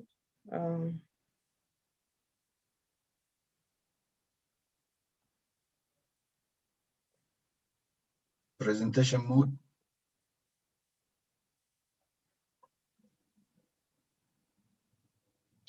Is that okay? Yes, very much so. Great. Okay, good morning, everyone, and Happy New Year. I think it's the first time we are e-meeting for GHACOF MAM 2021. I'm going to quickly take you through the presentation for the livestock sector with contribution from the member states. Now, the positive impact that was seen from the October-November season are shown on the graph.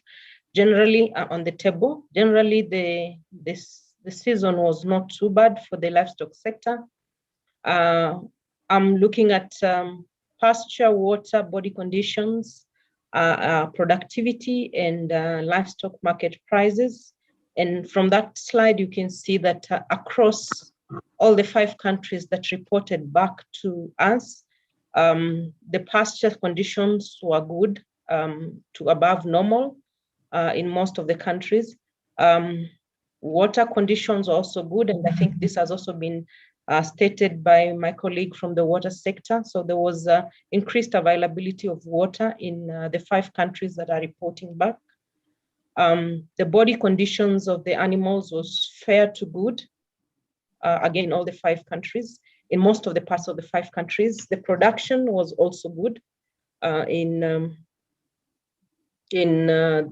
the 5 countries mentioned, that's Djibouti, Ethiopia, Kenya, Somalia, and Sudan. And the livestock prices were also normal to above normal. And then, of course, 2 of the countries reported that they had some input in development and production of hay, which we know is a good buffer for next season in case the natural pastures do not regenerate well. On the other side, we see that there were some negative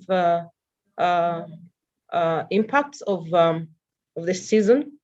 For example, in Djibouti, there were parts that were dry. Only the coastal and eastern parts had good pasture, but the rest of the country was dry. In Ethiopia, parts of Barana, parts of Omo, and parts of Somali region also reported some dry conditions there and poor pasture. In Kenya, we see the same in Marsabit, Isiolo, in Somalia, in some of the areas, and again, they had an impact of Cyclone Gati. And in Sudan, again, there were some dry conditions that hampered pasture and water. So when it comes to the water sector, the above areas, again, Borana in Ethiopia had a shortage of water. In Kenya, we had some areas that had an increase in the trekking distance to water sources. And in Somalia, some areas had to get some water trucking. So in the areas in Ethiopia where there was shortage of pasture and water as detailed above, the body conditions of the animals were poor. And the same was also reported in Turkana in Kenya. In conflict, as we have heard from our colleague from C1, there was some resource-based conflict, and these were reported in Kenya between Wajir and Isiolo, and in Somalia where we had a bit of some clan fighting.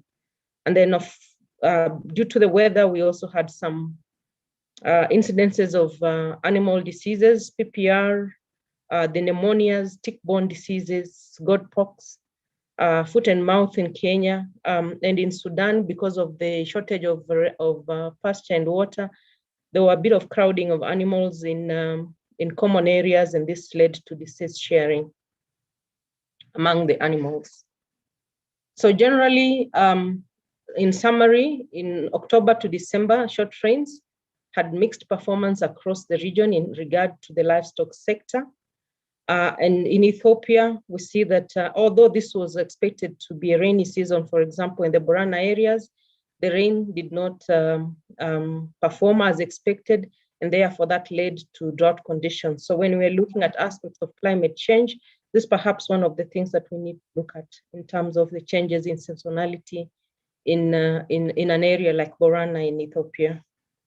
When it comes to advisories, we find that there was good dissemination of the early warning, and that helped in vaccination and disease surveillance and treatment of animals. And there were also surveillance advisories regarding to flooding, which we have seen my colleague from disaster has alluded to.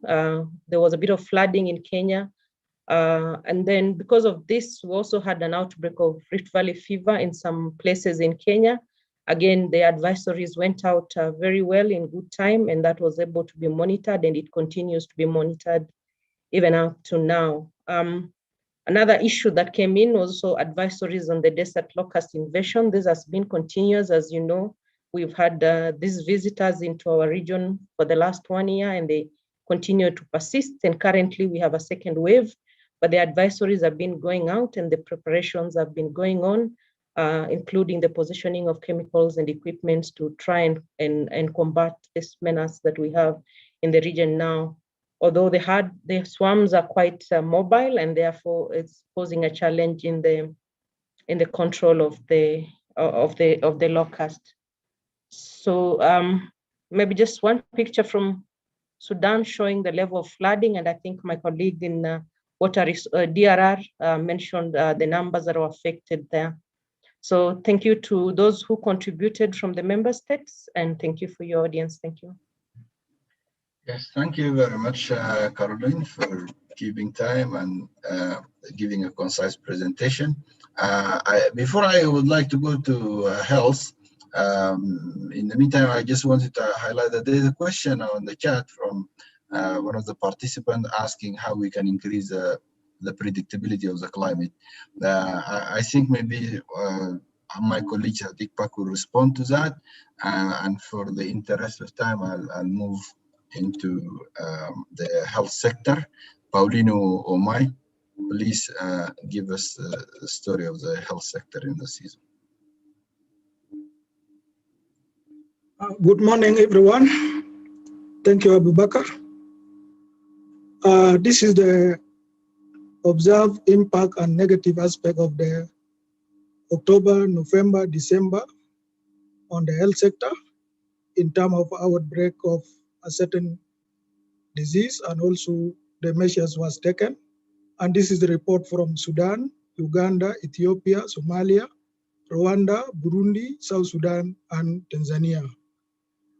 In terms of positive aspect of the season, due to wet condition in most part of the region, there was adequate of water, and that water also was useful for drinking and also power supply, and is also a very positive aspect of the season recorded or observed in Ethiopia and Sudan.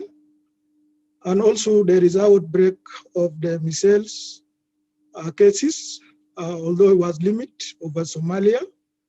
And that one also lead to decline of the outbreak because it's an extension of what happened in last season because of wide measles campaign implemented. And also the trend of malnutrition has relative decrease compared to the previous season among children below 5 years. And that one also is attributed to increase in food availability and also food accessibility, where reflected positively on food utilization.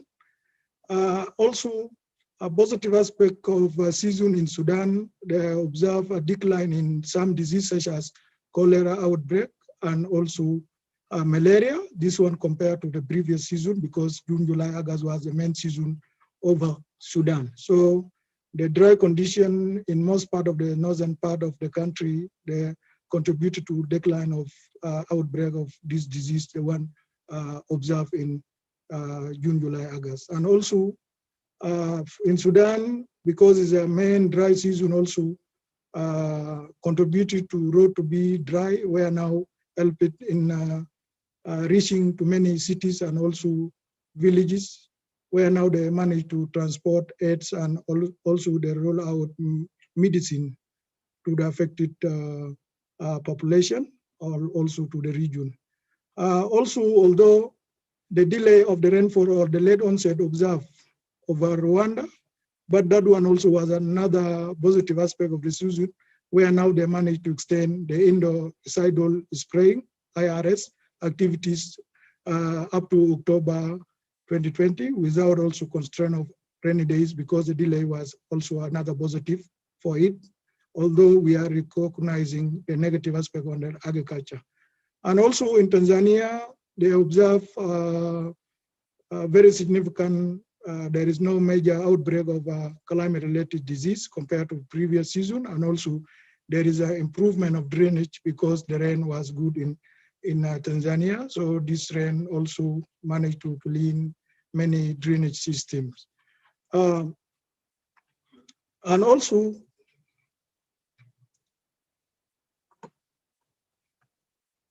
other side also, while there is a negative, while there is positive also, the countries observe negative aspect in terms of the outbreak of certain diseases, especially cholera or acute water diarrhea observed in Ethiopia and also Somalia, South Sudan, and Uganda.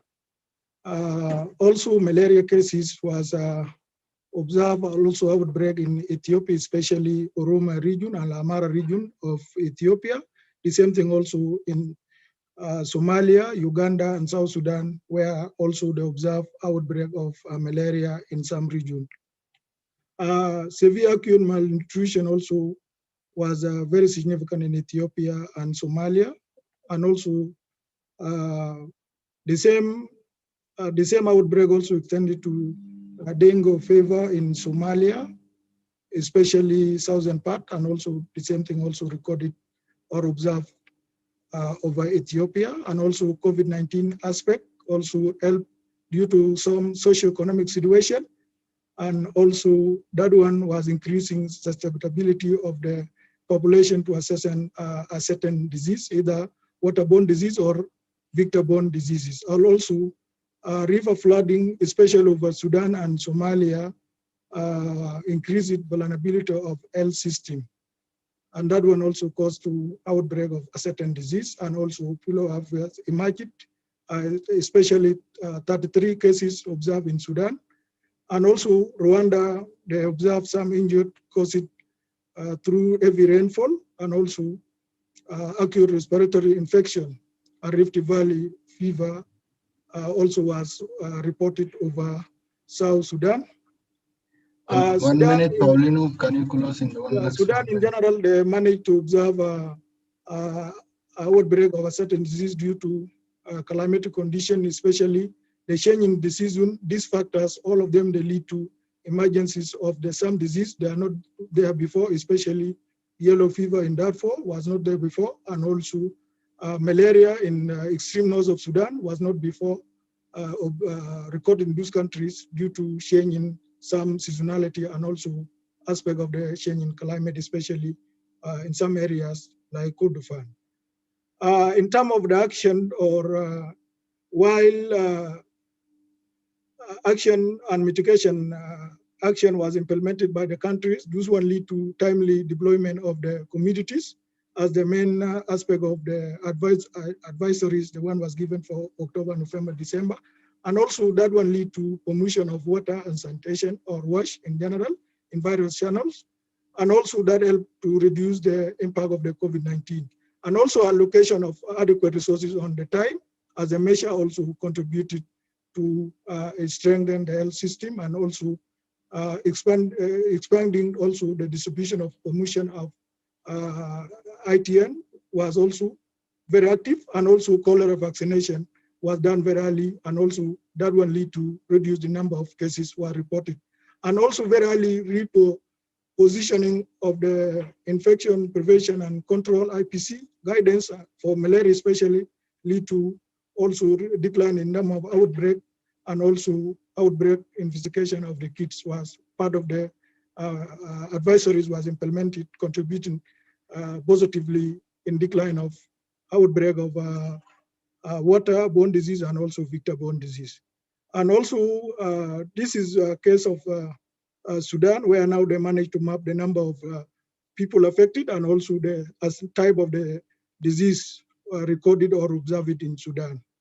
Also, due to heavy rainfall in Uganda, distribution of the mosquito net and also other health aspect was not implemented well because of heavy rain, especially over northern, eastern, and Karamoja region of Uganda. Thank you. This is the last slide. Thank you very much, Paulino. It's really interesting presentation, but unfortunately we have very limited time, so we can catch up with our program. I will go now to Oliver Kipkugi for the food security and agriculture and food security group. So you can give us a summary of the performance of the past season. In the meantime, if you have questions or there is a question for you, please respond on the chat. Oliver, please. Okay, good morning, dear colleagues, and your let me video, put on my video and make it on presentation mode.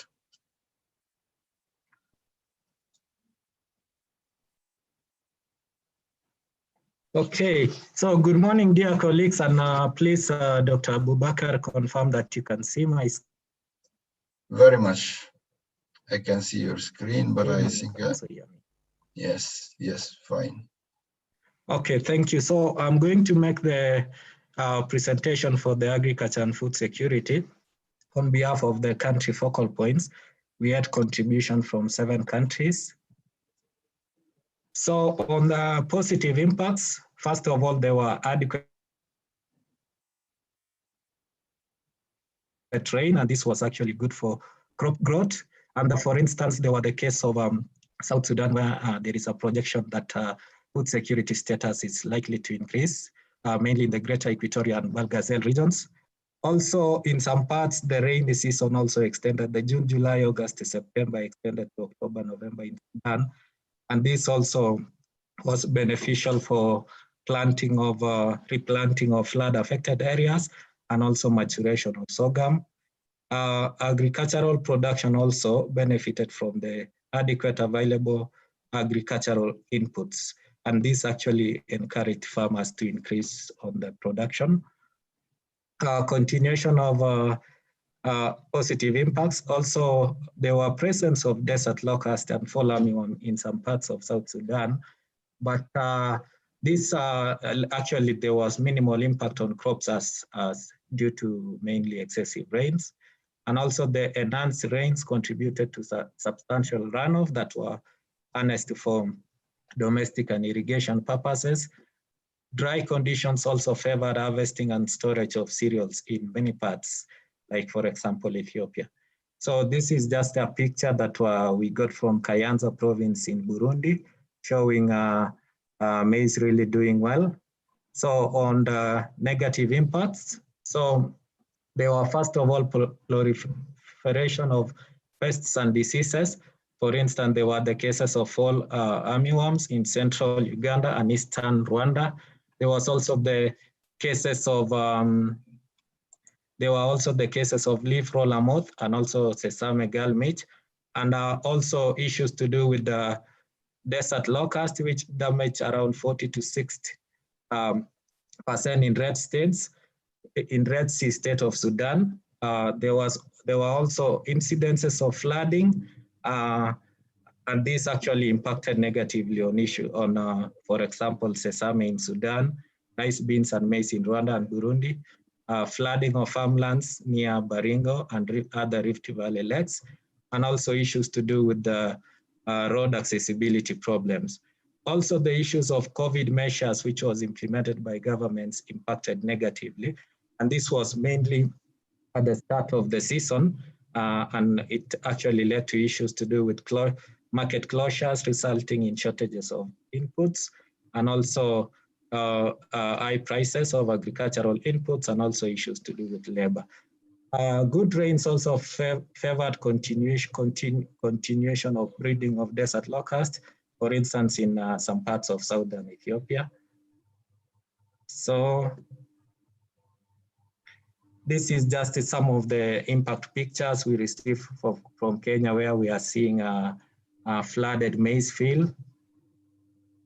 So summary of the long-term observation, there were early onset of rains. That was for the June, July, August, and also late cessation of rains. That was for the case of Sudan. It went all the way to November. And unusual high temperature during December in Sudan and January, and also rain spilling to January in Kenya. There were also the cases of excessive rains in some states in South Sudan, and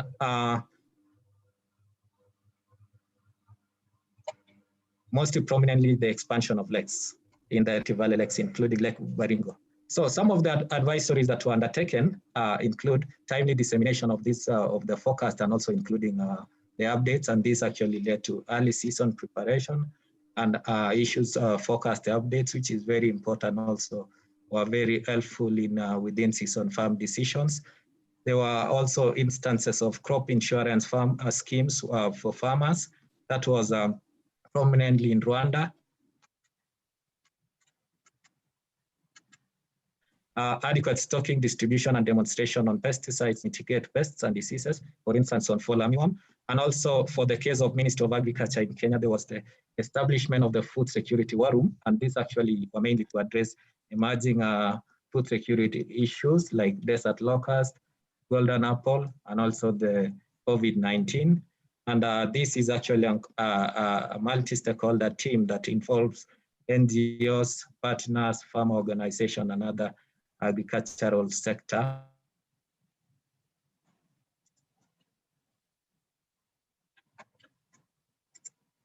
Network, which lays the blueprint for just some of the preparation ongoing in Rwanda, land preparation in Burundi, actually. So thank you very much. Thank you very much, Oliver, although the sound was a bit breaking a little bit, but we managed to capture your input and your presentation. I would like to thank all my presenters in this session. I would like just to remind everyone to write their question in the chat. There's a question now for Caroline for the livestock. A question about where was Uganda missing in that sector or not. Caroline, please respond to that. And I would like to ask all our participants, our speakers in the future, please put your video on so you can engage all our participants much more in this era of digital time. And I would be leaving this, and I would like to call Mr. Zakaria Seru to continue leading the upcoming session. Thank you very much. Thank you very much, Dr. Babika. I will be moderating this session together with Linda Gallo. We are about 8 minutes late, but I think we'll catch up with time. The first speaker will be, our session is actually on the forecast, the March to May season climate outlook. I hope, Abaka, you can drop, I'm seeing you now. Richard, I think I'll call upon now Richard as our first speaker to come and give the presentation on the state of global climate.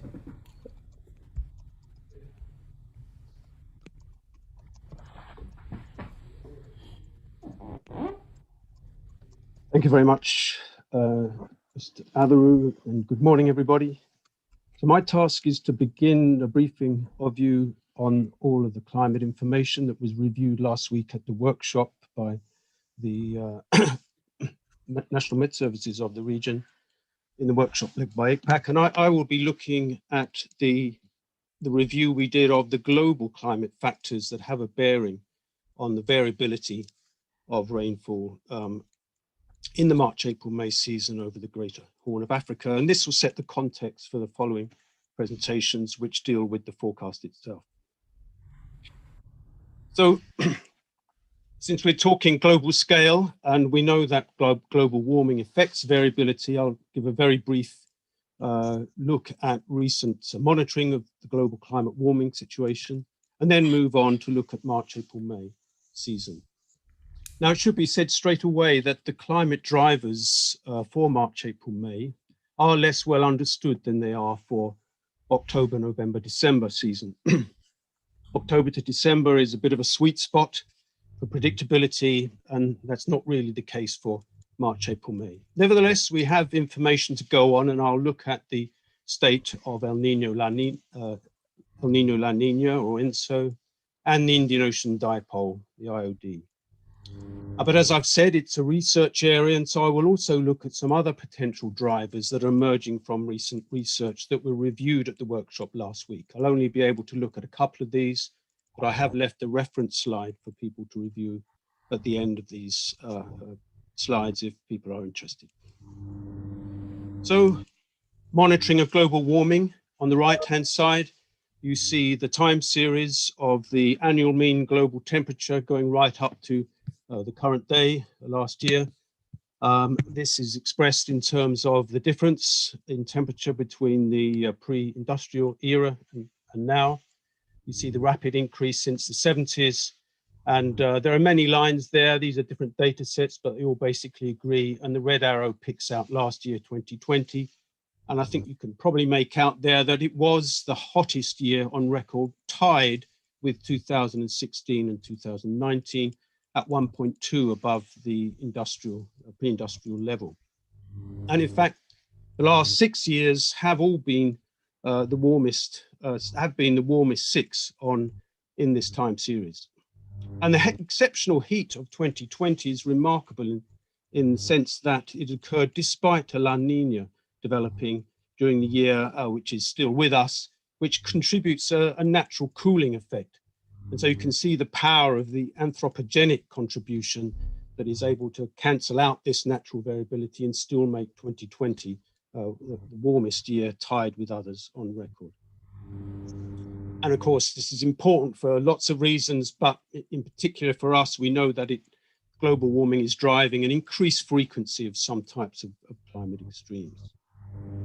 So moving on from there now then to look at the climate drivers as their state at the current time. This is the latest picture in the tropical Pacific Ocean, where we monitor the sea surface temperature, which has impacts around the globe. The blue there shows where the temperatures are below normal, the red where they are above normal.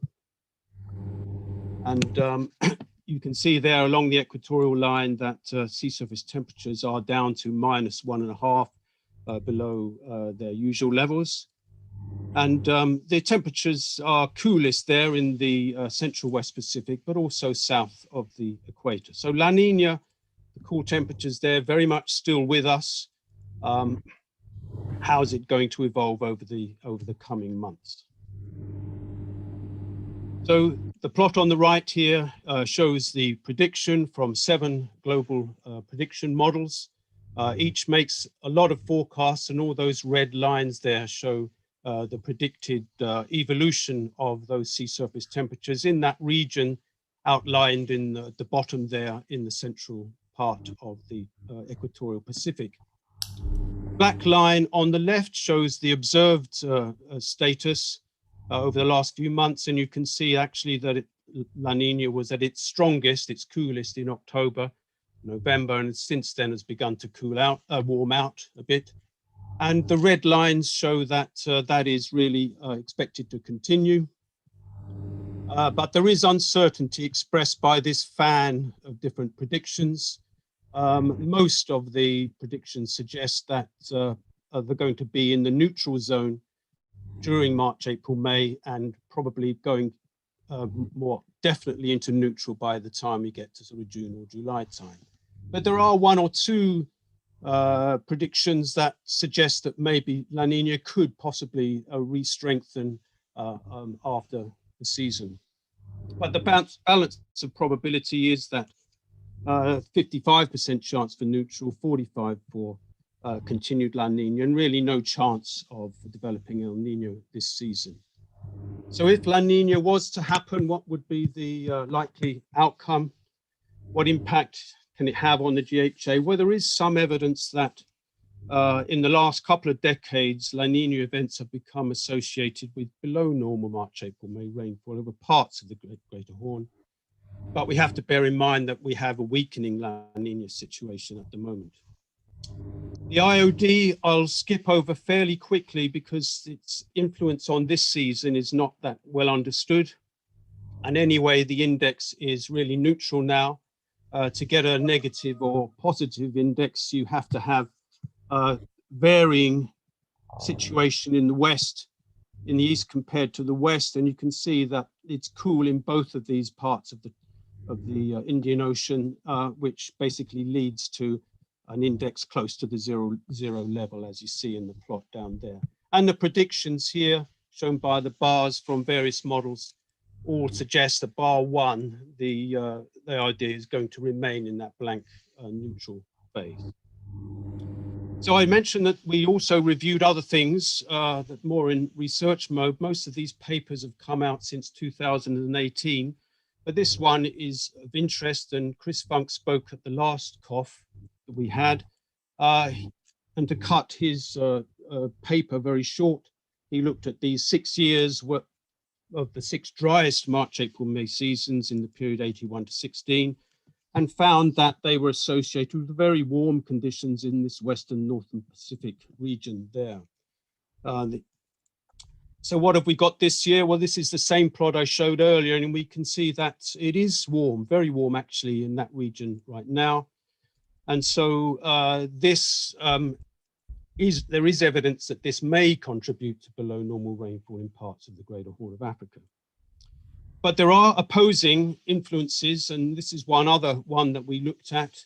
A paper here in 2018 looked at the role of the Madden-Julian oscillation on the March, April, May season. Now, for those that are not familiar, the Madden-Julian oscillation is a convectively driven system. You can see the convective center here in this green blob, and it moves around the tropics approximately in a period of 30 to 60 days. And the intensity of this, just finishing. 1 minute.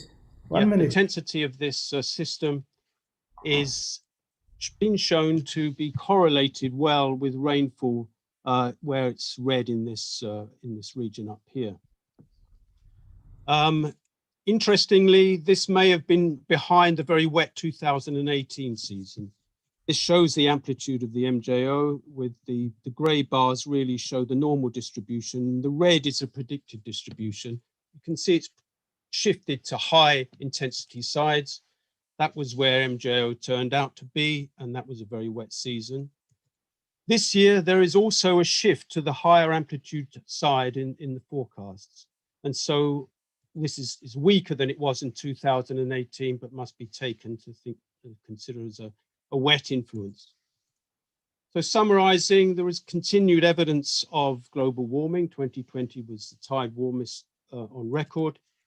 Factors influencing this year, as we've seen, there are various drivers, some with opposing influences. We know some are well represented in our models and the processing we do, and others less so. So there is uncertainty, and I would reinforce the statement earlier that it's important to keep looking at the monthly updates as well as the seasonal forecast. But we have information. La Nina is weakening, 55% chance of neutral by the time we get to the season. IOD is neutral, likely to have very little influence. We have this Western North Pacific region, very warm, which is a dry influence. But there is also an opposing thing there, that increased chance of above normal MJO activity is increasing the wet influence. So there are opposing influences. We have information. The best way to integrate it up really is through our numerical models, and that will be the subject of the next presentation. I'll leave it there. Thank you very much. Okay, thank you very much, Richard. I would like to welcome Anan. She has joined us. Welcome, the PR of Sudan. Now, the next presenter will be Dr. Segele. Dr. Segele, you are the next presenter. Thank you very much, Mr. Ateru. Thank you, everybody. So we are going to see the objective seasonal climate outlook for the region. To give the forecast in this context, so here we show how the rainfall normally on the average progresses for each month. On the top shows the monthly rainfall total, and on the bottom is how the percentage of that occurrence for the entire season. On the right shows the total rainfall amount average over 30 years. So generally, with the green here show the highest rainfall for that month or for that season. And generally, it progresses northward from Tanzania towards Ethiopia. So in April, the main center rainfall is probably in the equatorial region and goes up to Ethiopia. In May, it goes into the monsoon or the summer season. So the highest percentages of the March to May rainfall is over the eastern parts of the region. Here also, I'm showing what we mean by below normal and above normal, and I also included some values there.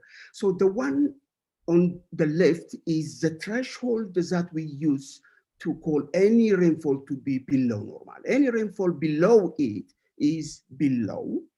And the one on the right is the threshold for the above normal rainfall. So if the predicted rainfall is greater than this threshold at any grid point, that rainfall would be above normal rainfall. For example, for these this location in South Sudan, if it is above 195 millimeter, the rainfall is above. If it is below 170 millimeter, it is below.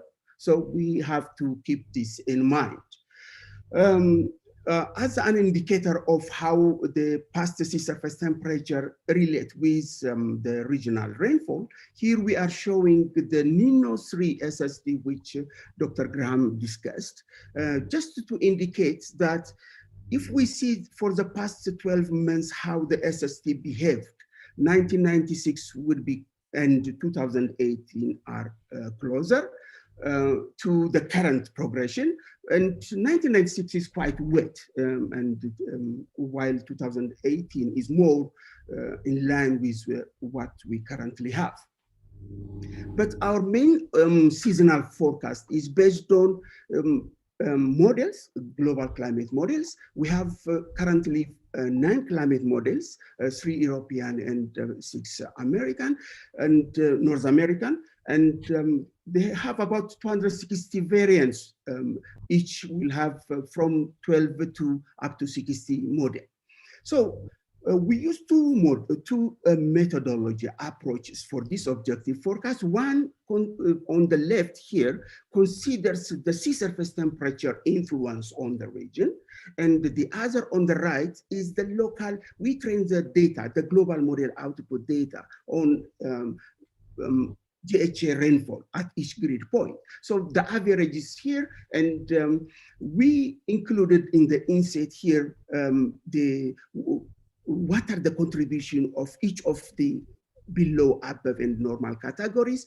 As we see here, the most significant parts for the above normal came from around this region only. So it is very localized, although some have also a chance. On the other hand, the below normal rainfall is around, significant only around the northeastern parts of Ethiopia. Here are the forecasts of general forecast.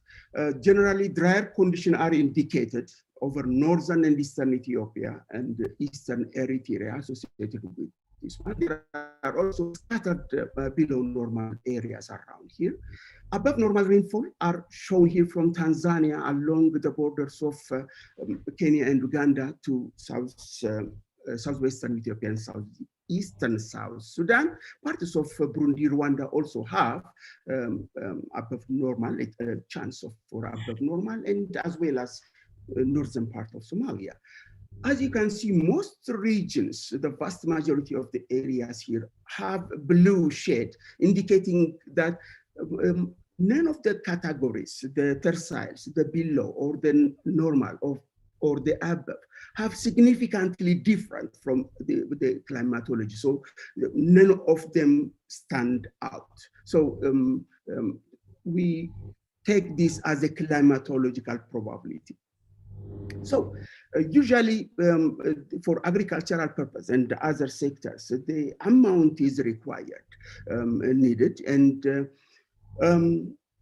since the forecast is probability, providing an average value is not, may not be consistent with the probability forecast. So what we did here, what the ensemble average rainfall forecast is, and for a certain threshold, what would be the probability of exceeding a certain value, 200 millimeter in this case, which shows the probability of getting 200 millimeter or more during March, April, May. So we can use, for example, for some location at 3 North 43 East around here, the predicted rainfall amount is 220 millimeter, and the probability of getting that amount around here is about 70 to 80%. We can also compare this one with the lower and the upper threshold that I discussed on my second slide. This is the same, but just showed for 300 millimeter. So the one on the left is the same as before, with the mean of the forecast in terms of amount. And here is the probability of receiving 300 millimeter. So we can compare for each. This is done only for selected rainfall threshold, but ICPAC will provide in INAC's map room the ability to determine a flexible forecast or a probability of exceedance for any given grid point in the region. Here is the onset. Onset is determined based on the total rainfall amount received in 3 days, provided that there is no 7 days of dry spell in the next 3 weeks or so. And what we call dry spell is any rainfall less than 1 millimeter, we call it a dry day. With this criteria, here is the onset forecast. And what we see here, the colors show correspond to the key shown here. The green is from, light green is from early February to, it goes up to May over the northern region. In the inset also, I showed what is then because this is deterministic forecast, what is the standard deviation or the degree of variability of those forecasts?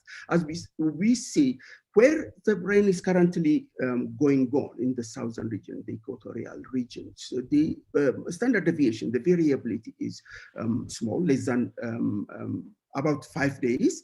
Then the green is 10 days and so forth. So the highest variability is over the northeastern Ethiopia. And when we compare this onset date with identically determined onset date, climatologically determined from 30 years of average, this shows the anomaly, whether it is early or delayed. And what we see here is quite close to the normal, quite close to the usual that we see. And it's within 2 and 3 weeks. The white is within 1 week, the green is earlier by 1 or 2 weeks, and the red is delayed. So generally, the MAM is expected to follow the long-term average patterns. Here I showed the... Dr. Segele, you have 1 minute, eh? Dr. Segele, you have 1 minute. So I think I will share then this slide just to touch upon temperature. Then we have the above or warmer than average temperature predicted over Somalia, eastern parts up to eastern parts of Sudan, and cooler than average temperatures are expected over Tanzania and up the Karamoja area in general. This is a summary. Generally, weather than usual MAM is expected over a few places, over places in western Tanzania, Uganda, parts of southeastern South Sudan and Ethiopia. The season is largely expected to follow the normal pattern. A slightly delayed rainfall expected, onset is expected over northeastern Ethiopia. Temperature generally are warm in the east and cooler in over Tanzania and areas around there. Thank you very much. Thank you very much, Dr. Segele. I think now with those presentations, I think we will go into explaining the theme of this GHACOF.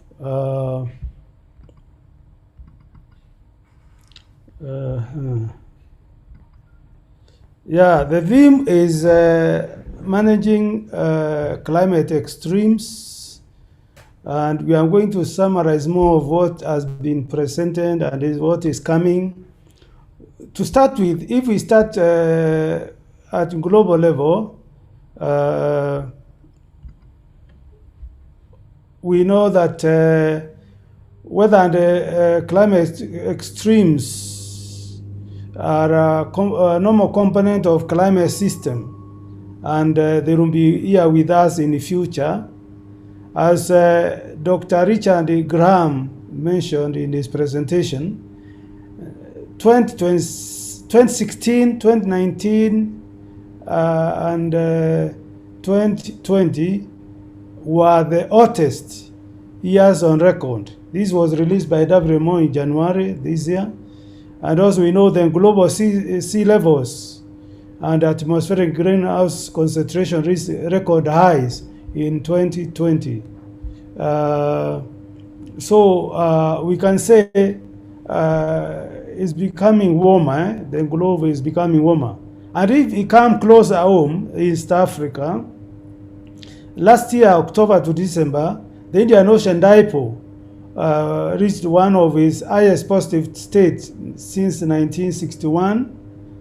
The March to May season also was the wettest on record in many parts of our region, resulting in breaking records, increase in water levels over Lake Victoria and other Rift Valley lakes, including, as Dr. Tan alluded to in opening remarks, River Nile reaches the highest level in a century. So we can say extreme variability has been observed in seasonal rainfall over East Africa, including the frequency and intensity of droughts and floods, and also coupled with the change in rainfall patterns. And maybe that's what Caroline was alluding to about the Borana area and among others. This is some of the graphs showing that, I don't know if they can be seen, but the last 4 years, that is 2018, 2019, and 2020, were among the 4 wettest since over the last 40 years, comparing only to 1997, which we know was a record El Nino year and with a lot of rainfall. So 2018, 2019, 2020 are almost comparable to those at the wettest during this period. Around our region also, the temperatures have been warming. This is from Dagoret in Nairobi. You can say since early 2000, it has been warm. And this is just an example. The other areas also have been warming up in our region. What are the key messages we can take home is that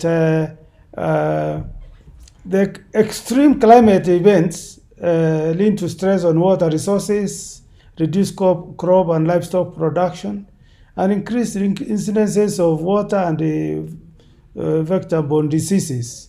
Of course, also we cannot forget that you can also lead to destruction of infrastructure.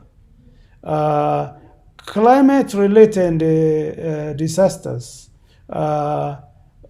sometimes affect large number of people, ecosystems, and also economies. So economies also get affected with these climate extremes. Therefore, we may need to build resilience to climate variability and change, and also integrate climate change adaptation and disaster risk management in the development plans. There is also need to be proactive regarding management of climate related risks in our region. And if we look at the MAM 2021, which was forecast, which was released by Dr. Segele, is that we can say maybe the areas which have been wet October to December may continue to be wet, but the areas which were drier during October to December season, there is no clear signal, and this is mainly the arid and semi-arid areas. And this we are advising the users. Maybe they need to have 3 scenario planning because of their uncertainty. We know very well the predictability of the March season is lower compared to other seasons, but this time of a large part of our region, there is a lot of uncertainty. So planning, maybe we can plan on 3 scenarios in those areas. Thank you very much. This is why maybe how to explain our theme, managing climate extremes. And from here now, I think I'll ask Linda to lead us in maybe if there are some few questions. Linda. Thank you, Zachary. And thank you to all the presenters. The presentations on the focus were very clear and very concise, and that has been reflected by the comments on the comment section. Most of what has been said has been thanking the presenters on the good presentations, the clear presentations. And so far in this session, we only have one question from Dr. Sabiti to Dr. Segele. and he's asking on the fall forecast for category for indicating probability 33, 33, 33. How is the performance verified? Zewdu, Dr. Segele, did you follow the question, Dr. Zewdu? Yeah, We lost him? Yes. Performance has been given by Anthony earlier. That's a percent correct map. It includes all, but he didn't show. It can also be shown what is the performance for the above, for below, and for the near normal category. But this one is only a forecast. And what it indicates is that all the three categories are equally probable, meaning one model indicates above, the other model indicates below. So there is no clear signal indicated in those forecasts. So that is what is the message we try to convey. But the overall performance of a forecast it was given by the verification presented by Anthony. Thank you. Thank you very much. Maybe let's have the last one from Philip. I see your hand. Philip Omondi. Philip Omondi, your hand is up. Eh? Okay, thank you, Zachary, for chairing the session. I think this is a concern not only to me, but everybody's wondering. We always associate La Nina with the dry conditions over the equatorial region and wetness over the northern sector of the Great Horn of Africa. But this time, this was completely a departure from the norm. I don't know if Richard could maybe give some explanation because we saw the Indian Ocean dipole was near neutral and the Pacific Ocean conditions as he explained. What could have contributed this significant departure from what we know? Thank you. Richard, did you get the question? Yes, thank you. I thank you very much to Amondi for the question. Well, it comes back to what I said at the beginning of my presentation in that while the October, November, December season is strongly connected with what is going on in the Pacific, La Nina or El Nino, the March, April, May season is less connected. And this has been a challenge for many years. And as I said, there's a lot of recent research into really to try and understand what is the driving factors behind the year-to-year variability in the March, April, May season. One of those papers that I referred to has noted that in recent decades, there does seem to have been an increased connection between March, April, May and El Nino, La Nina. But over short time periods, it's hard to come up with robust statistics.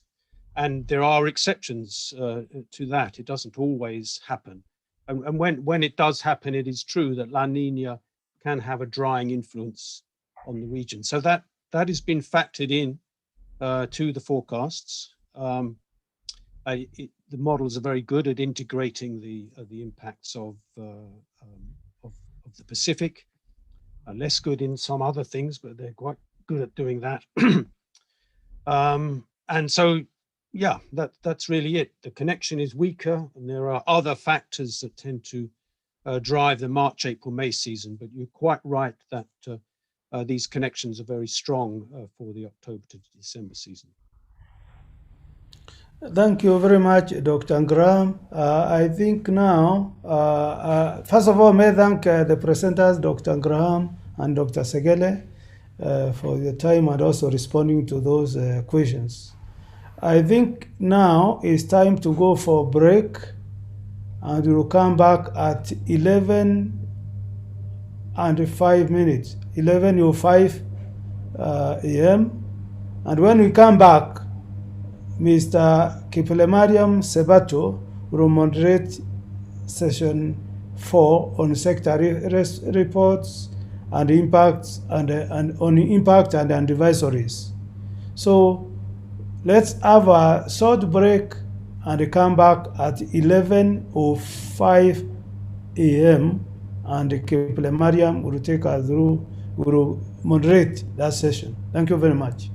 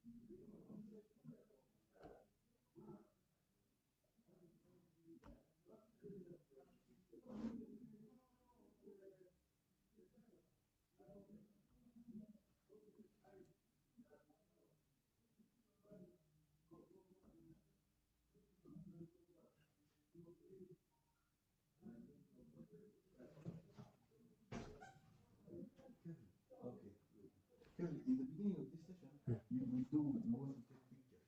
So before you call presentation, say please everyone open your camera and let Kimutu, before you start the session. Before I start the session. Before you start inviting your speakers. Okay. Okay. And ask Kimutu to take a screenshot. Okay. It's all okay. That's me fine. I think so. Yeah. Yeah.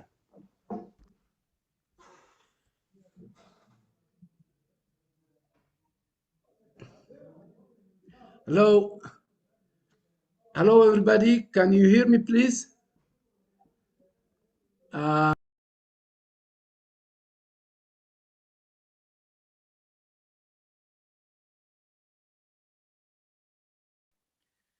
We could hear you, Kefle, but we can't hear you anymore. You've muted. Okay, thank you. Welcome, everybody, to the session. Thank you, Fiona. My name is Kifle Mariam Subatu. I'm designated to facilitate this session. So before we go to the session, I would like everybody to open the video, and Kimoto will take the picture for all of us together. Please make sure that you are seeing your picture in the video, and put on all your videos for the session. And Kimoto, let us know when you are done, after everybody is in the session. Kimoto, hand over to you for this particular exercise of taking the video, please. Thank you, Kefle. So it will take, I'll let you know when it is done, because we have 11 screens of people. That's how many we are. So I'm starting right away. So please settle. I'll let you know when it is done. Please, go ahead. Okay. If you don't mind, maybe you can briefly remove your masks just for the duration and smile. Yes.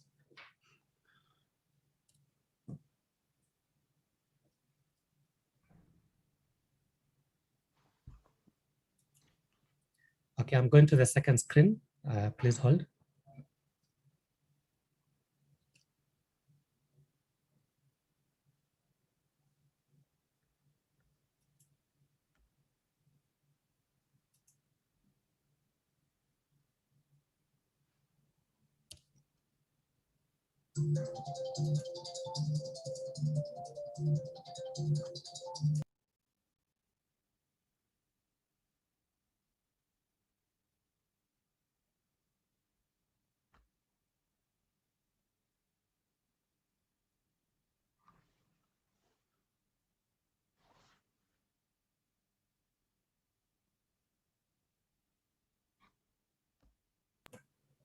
So patients, we are just halfway through.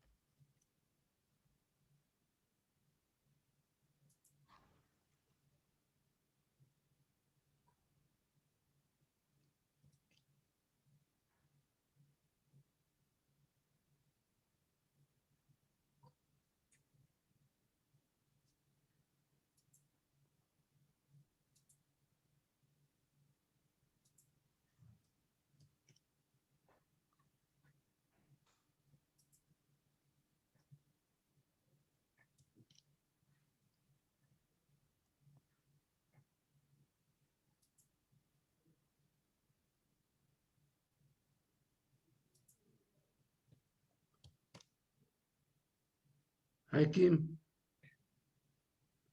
And we are done. Great. Thank you very much. Yeah, welcome.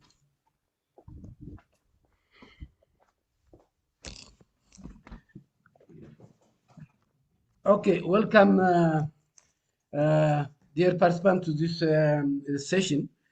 We have very interesting last two sessions, and particularly the last one that on the forecast for the MAM season. In the last session, of course, the presentation was made for March, April, May 2021, and then they were also presented from Ateru on the key messages, and that makes actually the presentation makes very interesting. And on the basis on the forecast for March, April, May, the sectors have been working on the expected impacts and implications and preparing some advisors. So we have 5 sectors to present. They will be given 7 minutes each. And then I would like to call all presenters to kindly stick to the time so that we can manage properly.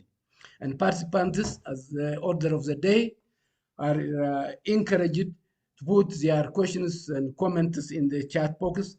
And all presenters, after immediately they make presentation, I will encourage them, advise them as well to visit the chat box and try to respond accordingly. So the order of the presentation is as follows. First will be disaster risk management, second conflict, followed by water resources, the fourth on livestock and range management, the fifth health, and the last presentation will be agriculture and food security. So without further ado, then let me now invite the first presentation with Dr. Ahmed Amdihun on the disaster risk management. Dr. Ahmed, the floor is yours, please. And then you have 7 minutes exactly. It's 10:12 now. Go ahead, Thank you very much, Mr. Keflemariam, and here I am again. I'll be very quick. Yesterday, the Disaster Risk Management Technical Advisory Committees have discussed in detail the implications of the forecast, particularly on the view of producing or understanding the impacts and advisories based on this particular forecast. I am sure you still remember this picture, which was given before the break. Basically, the green, the light green, and the red one. On positive notes, I think, as you can see, we'll have more green, which means we will have more rain, which is quite beneficial for the region, particularly for crop production, pasture regeneration, for energy, so on and so forth. But this also has to be taken very, very seriously and very consciously, let's say. Conditions also might improve for areas which have experienced droughts in the previous season, particularly in parts of Ethiopia and parts of Somalia. That is a very good news. However, again, we have to be very conscious about excess rains or enhanced rains according to the forecast. And we are anticipating that there might be floods again, and the water level might rise again in the lakes region and in some other lakes, of course. Most importantly, in East and Central Uganda, Western Kenya, Western Ethiopia, Northeastern Somalia, as well as South Sudan, there might be high chances of floods and rising water levels that needs to be taken into consideration. Again, landslides in landslide-prone areas like in Busingusu in Uganda, Western Kenya, so on and so forth. So again, this alternate dry and wet seasons might also give rise to another round of desert locust invasion, and again, very suitable for hatching of eggs of the desert locust, particularly for Sudan, Kenya, Somalia, and parts of Ethiopia. We have also discussed about the risk of displacements, particularly in South Sudan, Uganda, Kenya, and Ethiopia, related to the above, the floods, the landslides, and somehow might be for desert locusts also. There is also a possibility for a transboundary risks. As you understand, risks are not bounded by political boundaries. So the upstream, downstream has to be taken into consideration. Particularly, it may not rain in Somalia, for example, but if it rains in the highlands of Ethiopia, then that's important to take note of. Again, issues to do with the cross-border movements are again very important, particularly with respect to resource competition, which can easily turn into conflict. As I said, maybe in the previous presentation, there are several risks that are in the region. This for sure has created a compound risk. And in view of this current forecast, again, the situation might get more complex. So that has to be planned for. Monitoring for possible cyclones, again, as I said, cyclones are not a rare phenomenon in the region no more. So that has to be, again, taken note of. For the forecast of below normal rains, particularly in the northern and northeastern parts of Ethiopia, that has to be also monitored closely as we progress. That since it might lead to shortage of water and pasture. Coming to the response measures, the disaster risk management institutions in the IGAD member countries are set to review their contingency plans based on the forecast, and of course the downscale products that they are going to make for their countries. Communities has to be alerted well in time, including a preparation for planned relocations as it relates to rising water levels as well as floods. Decision makers, again, particularly with respect to facilitating bureaucracies for response, has to be sensitized in advance, so that also they make available resources for reducing the risks of these disasters. Again, we have discussed the need for an effective multi-sectoral coordination at national level, headed by the disaster risk management institutions, for timely activation of task forces, as well as discussing possible scenarios of this particular forecast. During our discussion, one most important thing that was surfaced was the understanding, or the need for understanding of uncertainties, as well as the probabilities of the forecast. Even if it's a normal, it's in the normal category, we still need to plan for multiple scenarios rather than only inclining to one aspect of the forecast, as is the case, for example, in the previous forecast, where we have sometimes missed the probabilities that it might be forecasted for drought, but it turns out to be sometimes flood. So in view of that, the disaster risk management institutions are advised to have multiple scenarios given the current forecast. I think we have discussed quite a number of issues, but very briefly, that is what I can present as a highlight of our discussions yesterday. Thank you very much. Over to you, Mr. Kifle.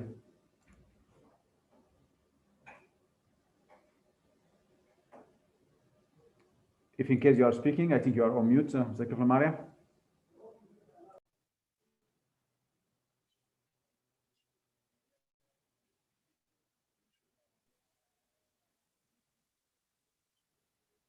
Definitely you're on mute. Kimoto, kindly allow him. Yeah, and I can We see seem to have Andrew is lost him ready briefly, to go. but he's back, huh? Okay, yeah, so we seem just to have lost jump him in, briefly. Andrew is ready to share. So I think, Kefle, I'll just jump in and allow Andrew to proceed on conflict. Fiona, I had a problem because I was blocked by my host. Yeah, no worries. So Andrew's set to start, and then seems like you dropped back off. to you. Now, okay, let me Kefle. take over. Thanks, Kimoto, thank Fiona. Now, thank you, Dr. Ahmed, for the clear and concise presentation and for your time management. Now, before I would like to remind all presenters in this session, please put on your video camera during your presentations. And don't forget, after that, then you will put it off. Now, and then Ahmed, let me try to remind you, please, all of you, including Ahmed now, visit the chat box. In case there is anything, please react accordingly. So now let me move on to the next session, which is the conflict And then I will invite Andrew to take over and make his presentation. Andrew, put your camera on and take the floor. Thank you. Yeah, thank you very much, Dr. Kefli, and I hope my camera is seen. I'm not able to see myself, but I'm sure my view is there. So I'll take us on, is my view okay? I don't know. I'll take us through the implications of the MAM That's okay. on the conflict sector. Go ahead, please.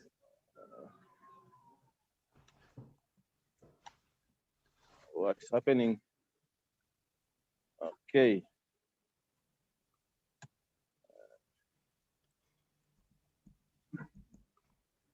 I'm not getting response. What's happening?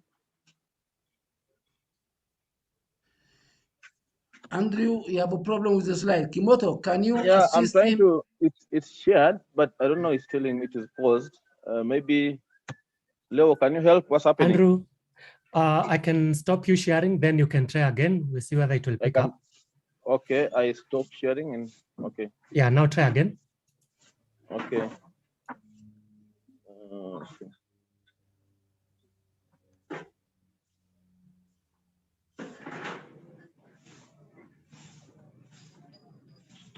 Okay. So, we're talking about wetter rainfall conditions that are anticipated, especially along the border corridors. And that's a very Sorry, critical Andrew, area we are for not us. seeing your slides, eh? Yeah, Andrew, we're Yeah, not sure. seeing We are your not seeing your slide. slide. I think No, I'm always, sure. even in the last COF, we have a problem in portraying from But your it's section. shared. Maybe let me take off the video. We don't even see you. Yeah. Is it okay now? Is the slide? No, Andrew, let me try sharing my screen because I believe you shared. I haven't. So let me see if it's possible. Just hold on a second. So I stop you and let's see if this works. Is that visible? Yeah. Okay. That's better. Yeah. Yeah, it's visible now, so you can proceed. Yeah. Okay, go ahead, please. So you just tell me when to move. Exactly.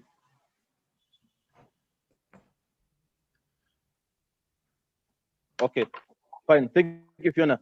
So we're talking about weather conditions along the border areas of Kenya, Uganda, Ethiopia, and South Sudan. And we're talking about drier conditions around the western parts of South Sudan, and then isolated areas in Kenya. That's what we're going to be talking about. So yeah, good. Yeah, that's fine, Fiona. So back to the map. Yes, exactly. We look at the map. We have the red here is the conflict and climate related disasters that was in OND. We have the red circles telling us where we're likely to have stress in terms of rainfall availability, and then with the green circles telling us where we're likely to have excesses in terms of rainfall availability. For Ethiopia, we've circled a few areas there. In South Sudan, we've circled a few areas where we have we're anticipating stress and where we're anticipating excesses. In Jonglei, you can see Jonglei is going to be expecting wetter conditions, and it is just coming out of again wetter conditions. So prolonged disasters in that area. In Ethiopia, we see around the Jad area, which is actually the area which recharges the Blue Nile. There's going to be water stress there. So we're going to talk about that also in the following slide. So Fiona, take us to the next slide. Yeah. So in Uganda, Karamoja region, we are looking at reduced stress in terms of food. There's going to be increased food production. And that, of course, we anticipate it to supplement on the livestock production. So that's a good positive there. I will explain this. With the slide I had is a bit modified. This is an old one, but this is when we talk about conflicts among migrating and host communities. that is supposed to be going into the slide that talks about the negative impacts, and also movement of herders. And the old slide as it is here, it talks about movement of herders from Kenya to Uganda, but in the new slide, which I was not able to put up, it talks general about movement of herders, cross-border movement of herders. Yeah, so we can move to the next slide, Fiona. Yeah. So we are talking about the likelihood of a dispute between herders and crop farmers. The areas where we circled green, that means we're going to have enhanced rainfall. That's where the herders are going to move in search for pasture and water. The crop farmers are going to be very busy putting up their farms. So what we expect, we're anticipating conflicts in those areas, which were circled in the map that I presented before. We're anticipating movement of cattle herds from South Sudan and Ethiopia, basically the South Omo area, to Turkana, and also movement among the Maasai between Kenya and Tanzania. Movement of pastoralists along the Mandera Triangle, that's anticipated. Conflict among the migrating, because when the migrating communities, when they move to the host communities, there are normally, disagreements on how to deal with the alien migrants. In Uganda, very specifically, the issue of increased proliferation of arms as a result of this movement of herders and pastoralists. There is already proliferation of arms, but now it's going to be exacerbated. The fact that the Uganda side is going to be wetter than the other areas, where we're experiencing, where we're going to experience stress in terms of water. So there will be movement from the stress areas to the abundant water areas. So Fiona, you can take me to the next slide if you can. Yeah, South Sudan, we're talking about issues in Western Equatoria. I mentioned that in the map, particularly Jonglei. There's going to be an issue there. Then also in Western Equatoria, there's predicted to be water stress. So these communities are going to be moving across, and the communities there are hostile to each other. So they are going to be in very close proximity with the hostile neighboring communities as a result of the fact that they are moving away in search of pastures and water. In Sudan, we're talking about conflict among pastoralists and farmers, especially around the Darfur and Kordofan areas. Fiona, next slide. Yes, response measures, we're talking about reactivating conflict prevention and management platforms, CPMRs, because those are the platforms that we use to address conflict issues. We have the CPMR platforms. We have cross-border management committees. We need to put them on alert and indicate to them which areas they should look out for. We have local peace committees. All these, we plan to reactivate them using our rapid response fund program. Engaging more with the security over the issue of increased proliferation of illegal arms, which we are anticipating to increase. There was one thing about capacity building, especially in Kenya. It's in the new updated slide. Yeah, but that's it. Thank you. Yeah, thank you, Fiona.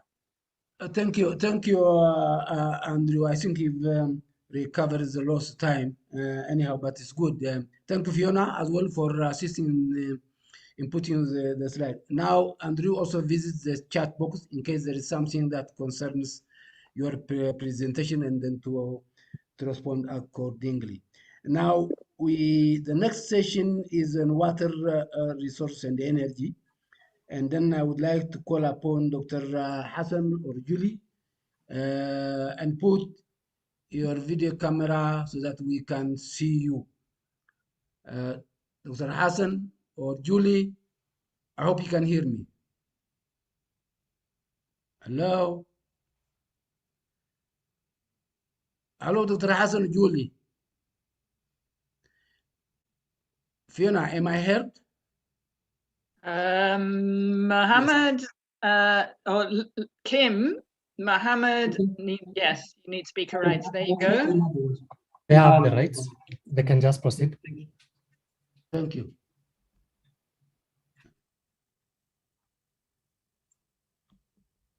Can you see my slides? Yes, they are on now. Please proceed.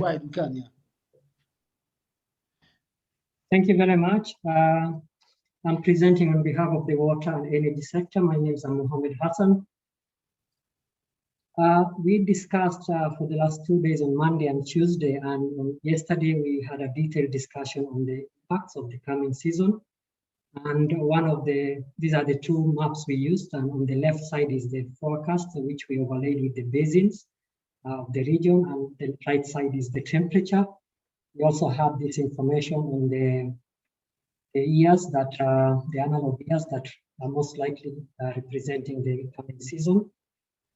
Then we discussed basin by basin, basically going clockwise from the top northeast part of the region, which is basically the basins draining to the Red Sea in Sudan and Eritrea. And these are actually on climatology, they are not expecting any rains. And so the only negative impact we can see here, the implication is enhanced evaporation of the dams and ponds. And we discussed the proposed key measures and said that the best information here is actually early warning on this enhanced evaporation so that the users can secure enough water. Then coming south, we have the northeast, basically in Ethiopia, Somalia, and Djibouti. This is the Daror, Mughal, and Ogaden regions. These are also normal. They are expected to have normal rainfall.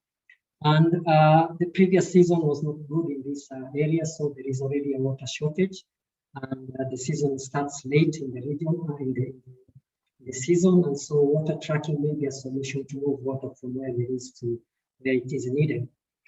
The other basin is Juba Shebele, which is also transboundary, and this is also the forecast is normal. There's already good water in those streams, and this water availability will continue. There is possibility of flooding, and also the positive side is also good hydropower production in the reservoirs there. So as a key measure, we think water harvesting should be enhanced, as well as risk awareness and close coordination with the disaster risk management agencies. Coming further south in Kenya, we have Wazimiro, Tana, and Athi, and this also predicted to have a normal season. And the same, I think, as the Juba Shebele, the situation is actually, the implication is the same, as well as the proposed key measures. South, again, is in Tanzania and Burundi. These are the Pangani, Fiji, and Lake Tanganyika basins. They are predicted to have normal to above normal season, and the season in some of these basins is already on. They are likely to get good water supply and favorable hydropower production. There's also risk of increased sediments in the river and risk of urban flooding. So we recommend water harvesting, flood risk awareness, close coordination with the DRM sector, and cleaning the storm waterways, the drainage, and the canals that drain water out of the system. In Lake Victoria Basin, it's also predicted to have the forecast is normal to above normal, hence enhanced lake level, favorable hydropower production, and also risk of flooding. So water harvesting is also good for the areas that have enough water, but there is also a risk of floods, and flood risk awareness is necessary. In the Nile, further downstream, the Lake Kyoga, Albert, the Barwa, Kobo, Jebel, Bahar al-Jebel, and White Nile, these areas are also predicted to have normal to above normal, and there is also downstream, so they will have the impact of the upstream subcatchment. So it's predicted that we will have enhanced lake levels, risks of landslide, and also flooding, and so we need to improve the awareness of these risks. And then in Blue Nile, Tekese, Atbara, Setit, and the main line, they are in climatology. We had a good OND flows. So the only worry here is enhanced evaporation, and where possible, water conservation needs to be implemented.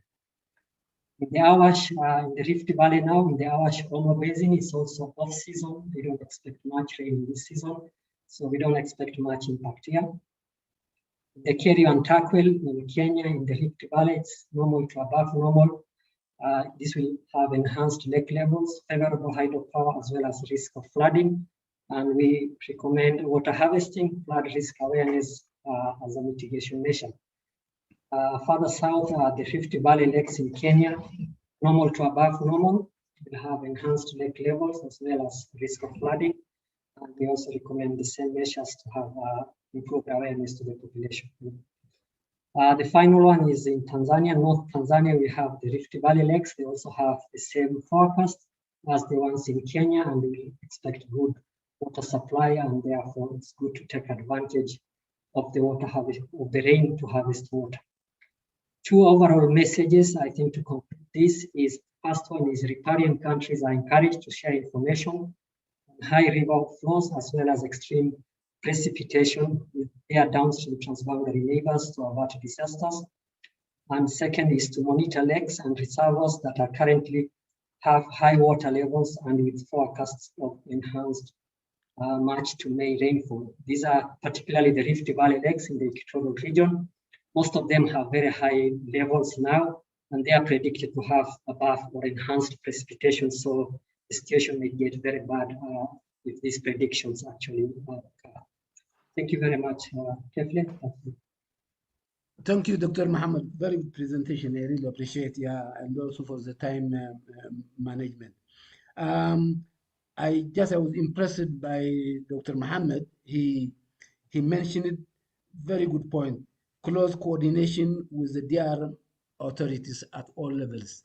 Let me also add, at all levels, primarily as a member state at the national level, and of course as the regional at IGAD level, also to coordinate on this one in post monitoring and response. This is very important. Also, the point that he also emphasized is sharing information of the riparian countries on high level water flows to share with the downstream. This is very important in terms of monitoring and also risk management. Appreciate. Now, with this presentation, I also urge you to visit your the chat box so that if there is anything, you respond. The next session is livestock and range, and let me call upon my colleague Caroline. Please don't forget. I'm sure you will not forget to put the video on so that the participants can see you. Caroline, the floor is yours. Thank you, Kifle. I hope you can see me as well as my presentation. Yes, please. It's perfect. Okay. My name is Caroline. I'm going to be presenting on behalf of the livestock sector. Yesterday, we had a very good discussion with the team that joined us, and we began by looking at one of the tools that is coming up, I think, this afternoon in terms of rangeland forage prediction. And we had an opportunity to share that with the participants. Just to whet your appetite for those who will be around in the afternoon, kindly check in and be able to, and be able to attend that session where you will see the tool. The tool is actually a prototype that is going to be used from now moving onwards to look at the impact of forecasts on the rangeland. And just maybe to show you a bit of what has been done. Currently the tool is looking at the cross-border areas, the area of interest being the cross-border areas of Kenya and Ethiopia and Uganda, and the output that has been done so far with the tool has been able to generate that output that you can see on the right, which kind of represents very well with what we see in the forecast here on our left-hand side. I won't go much into that. Kindly log in the afternoon to have more insight on that tool. We took a country approach when it came to looking at the impacts, but I'll quickly go through the impacts. In Djibouti, this is not their main season, but nonetheless, it contributes to about 10 to 30% of the rainfall. We expect further deterioration of pasture because, as we saw in the OND, the pasture was not good throughout the country. Movement into the coastal areas of Djibouti, and this mitigation measures have been detailed there. Of concern is the issue about desert locust, which is present in Djibouti now, and that is what we are currently more concerned about in terms of pasture regeneration within this area. In Ethiopia, dry conditions, as you've seen from all the previous presenters, including the forecast, this is what is anticipated, and this is likely going to lead to poor pastures, as my previous presenters have also alluded to. The southwest part of the country has slightly better conditions, and if the rain is too much, then flood control may be something that they would want to consider looking at. So for the pastoral communities, we are thinking about supportive treatment, destocking, and utilization of fodder from other areas that have had better performance, like the Afar region. Again, concern about the desert locust. In Kenya, we have two zones. Zone 1, where we expect great improvement in terms of fodder and water, but nonetheless, maybe an upsurge in the vector-borne diseases. In Zone 2, we see that these are areas that have also been already adversely affected by the desert locust. And so the fear here is that even with if there's any regeneration of pastures, this locust will devour, and this is likely to lead to shortage of pastures in this area. Again, what we are talking about is more efforts in desert locust control, and then continuous vaccinations for FMD, PPR, and Rift Valley fever, where that has been reported, that is going to be continuing. And then, of course, increased surveillance of Rift Valley fever now that we have few areas already reporting that. In Somalia, the forecast is indeterminate. This is Zone 2, where we're having equal chances of getting any of the categories presenting. And so what we are recommending for Somalia basically is continuous monitoring of the season because of this indeterminate forecast, as well as supporting to the pastoralists and awareness creation of how the forecast is, how the season is performing, so that they are not caught off guard.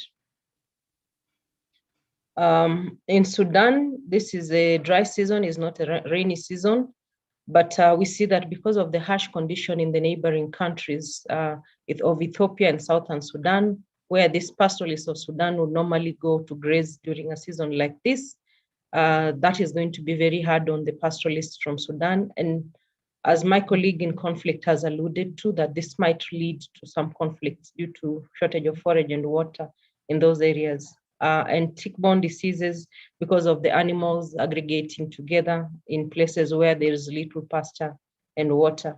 The increased temperature that we have seen is likely going to lead to the drying up of water that is in the reservoirs. So that needs to be closely monitored and measures taken to support the pastoralists in the event that the water levels go down.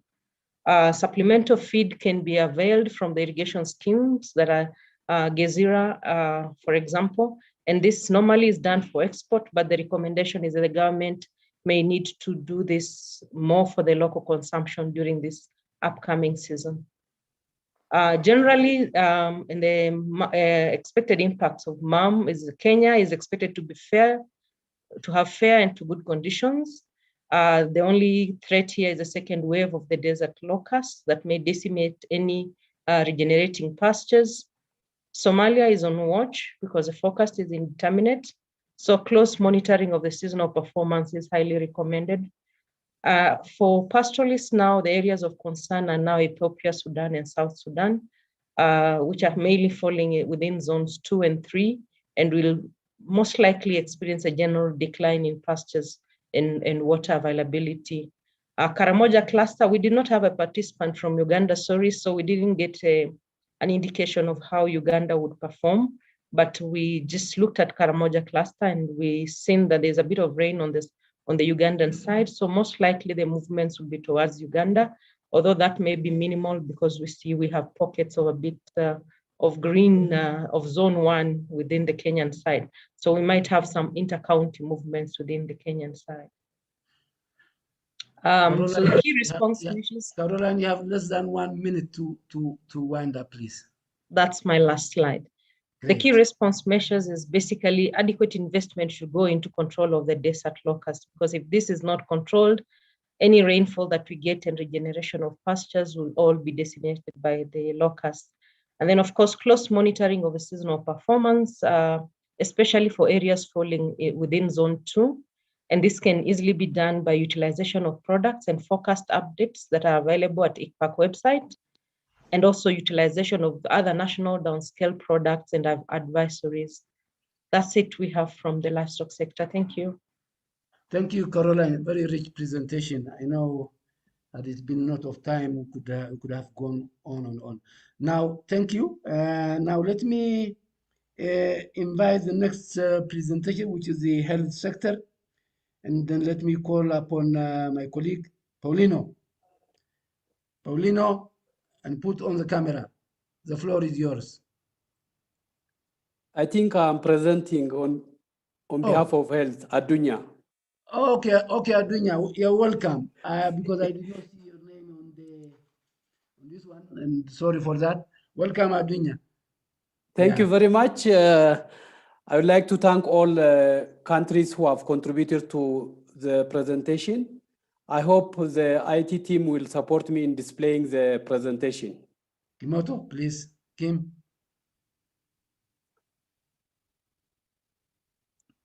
Thank you. While the presentation is displayed, as we have well informed from the forecasters, we have seen the western and eastern part of the Greater Horn is going to be affected differently. Whatever we are presenting here, what is happening in any of the sectors presented in this GHACOF is affecting health. So maybe you don't have to limit yourselves within what we are trying to present in this session. Every sector, conflict, disaster, everything is affecting health. Kimoto, can you help him in displaying the, okay, thank you. Or Fiona?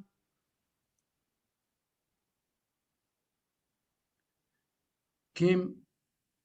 Yeah, I was doing it, and then it went off. Just here we go. All right. Is it there? Great, thank you. Oh, thank you, Fiona. Thank you very much. I'll go country by country. The first impact we'll expect is rise in malaria incidence in wetter localities, areas bordering, areas bordering in the western part, southwestern part of Ethiopia, dengue in eastern part of Ethiopia, severe and acute malnutrition, rise in respiratory infections in areas where the cold conditions are prevailing, and the intended mitigations are to create awareness in the health sector at all levels. And associated to that, we have to mobilize the community, what is going to happen in the coming season, and we have to aware them what they have to do for each climate sensitive disease we have mentioned. And the other thing is we have to have a better support and care to old age categories. As we have seen, there is a cold condition in some areas. Next is Kenya. In Kenya, normal malaria transmission will continue in areas specified. And the next one is acute watery diarrhea in western parts of Kenya and the coastal areas. And the intended mitigation or interventions are to strengthen surveillance, that means the disease detection and reporting, enhanced public health awareness to use their vector control tools, and to use water sanitation and hygiene protocols, and follow up with short-term weather forecasts, because this is a long-term forecast that we have obtained, and we have to follow what is going to change in the meantime, as this month is already full of uncertainties. Next, this is a presentation for Rwanda. The impacts expected are high risk of malaria in areas where there was no house spraying of insecticides, and areas next to Lake Kivu, increased risk of schistosomiasis in areas where there is a permanent breeding size. In the case of heavy rainfall, injuries are expected. The interventions are large-scale larviciding using drone technology. This is one of the innovative approaches in which the rice fields can be covered. The other thing is to continue early treatment of malaria and screening of children and community for schistosomiasis infection in the water areas located in adjacent to water bodies. The other thing is mobilization of families for relocation or getting, they have to abandon villages which are closer to high risk of rain damage and move to safe zones. This is for Somalia. The impacts expected are malnutrition among internally displaced population and resource poor villagers, particularly children, and increased risk of cholera outbreak associated with shortage of water and their which is subsequently resulting in poor sanitation and hygiene. The mitigation recommended are to conduct survey in areas which are at high risk of food insecurity and malnutrition to have an informed decision.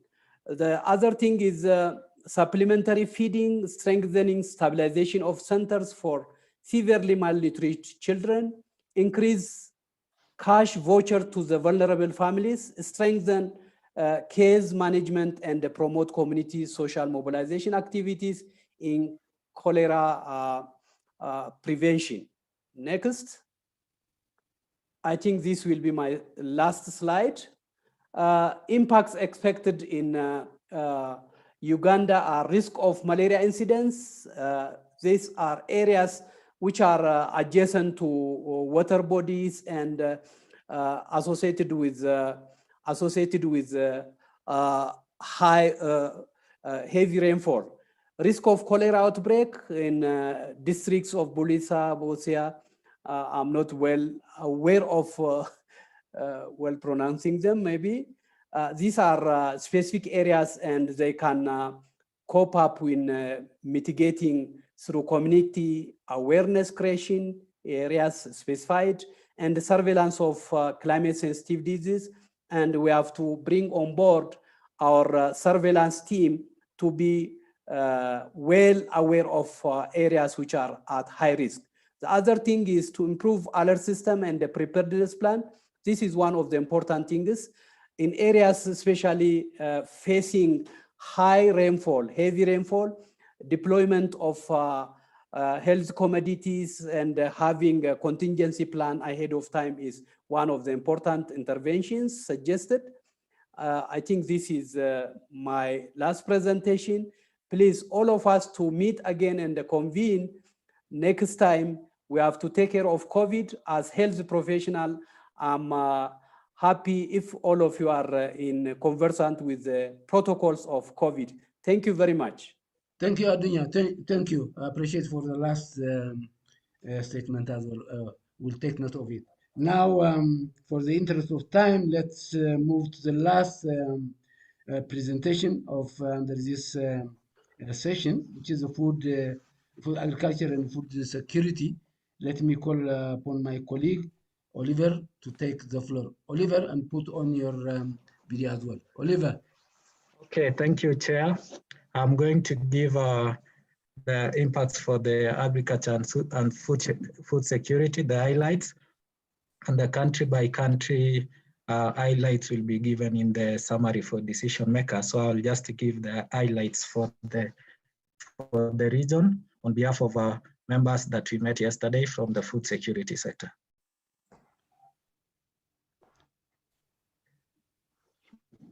So generally,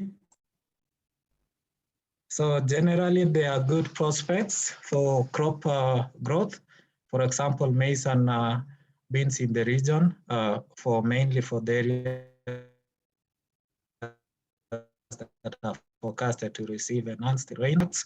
High temperatures mainly in the coastal areas, for example, in Sudan, would lead to unfavorable conditions for breeding of desert locust. Also, dry conditions in some parts will favor harvesting of previous season crop. There is also adequate time. There is time before the onset of rains for preparing, like for example, stocking agricultural inputs, land preparation and distribution of inputs, for example, through e-voucher in Kenya. There is also high likelihood of relaxation of COVID-19 restrictions, and this actually is good for the sector in the upcoming season. Likelihood of increase in fish productivity, especially in southeastern parts of South Sudan, where it's expecting above normal rains. And lastly, good pasture growth for livestock. That is mainly in South and South Ethiopia, Southern Ethiopia. So on the negative impacts, there are likelihood of floods and mudslides, which might lead also to issues to do with soil erosion. And these are mainly in areas forecasted to receive enhanced rains.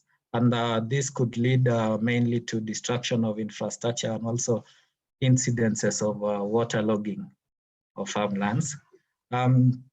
High likelihood of pest and diseases outbreak, and mainly this is in areas forecast to receive enhanced rain.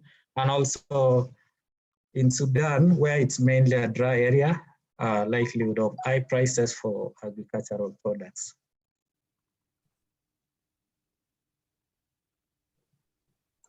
So on the continuing with the negative impacts, there is also likelihood of a fear of crop failure, poor germination, and these might require replanting. And these are mainly in the below normal areas, and also the areas forecasted to have equal probabilities, and there is need to really for the users to understand what is the uncertainties associated with the forecast and what is meant by the probabilities. Delay of rainfall, which is forecasted in the parts of northern Ethiopia, is likely to negatively impact on the long cycle crops and also bulk crops. And high temperature may affect water availability. And there is also likelihood of invasion of desert locust in areas forecasted to receive enhanced rains. So some of the key responses, number one that we are recommending for the sector is to immediately disseminate this early warning information to decision makers, for instance, to the Food Security War Room in Kenya and other departments and sections in countries. Also, farmers, governments, and agro dealers are also another stakeholders are actually to undertake early land preparation, distribute agricultural inputs, and also to take advantage of the early to normal onset which are actually forecasted. And there is also, for the case of Rwanda and also other countries, need to promote value chain input subsidies and also issues to do with supporting insurance schemes. And these are mainly to cushion farmers, and need to prepare and advise on flood mitigation measures. And I think this was actually handled by my colleague in the water sector. So there is also need to enhance post-harvest strategies and technologies, and these are mainly for the crop, the OND crop, which is actually, the harvest is ongoing now, and with the advent of the onset of rains, which is forecasted to be early to normal. There is also need to promote planting of crop varieties that are resistant to extreme rains, and this there is an example that were given for Burundi on climbing bean that can withstand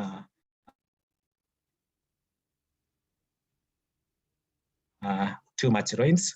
Also for water, for use, for utilization in water stress, and also undertaking supplementary irrigation in times of water stress. And farmers and concerned agricultural bodies should give attention in terms of also crop selection. And for instance, for below normal and short length of growing period where we have early cessation and maybe late onset, to choose varieties that are drought tolerant and early maturing. And for areas that are likely to receive enhanced rains, to actually advise farmers to undertake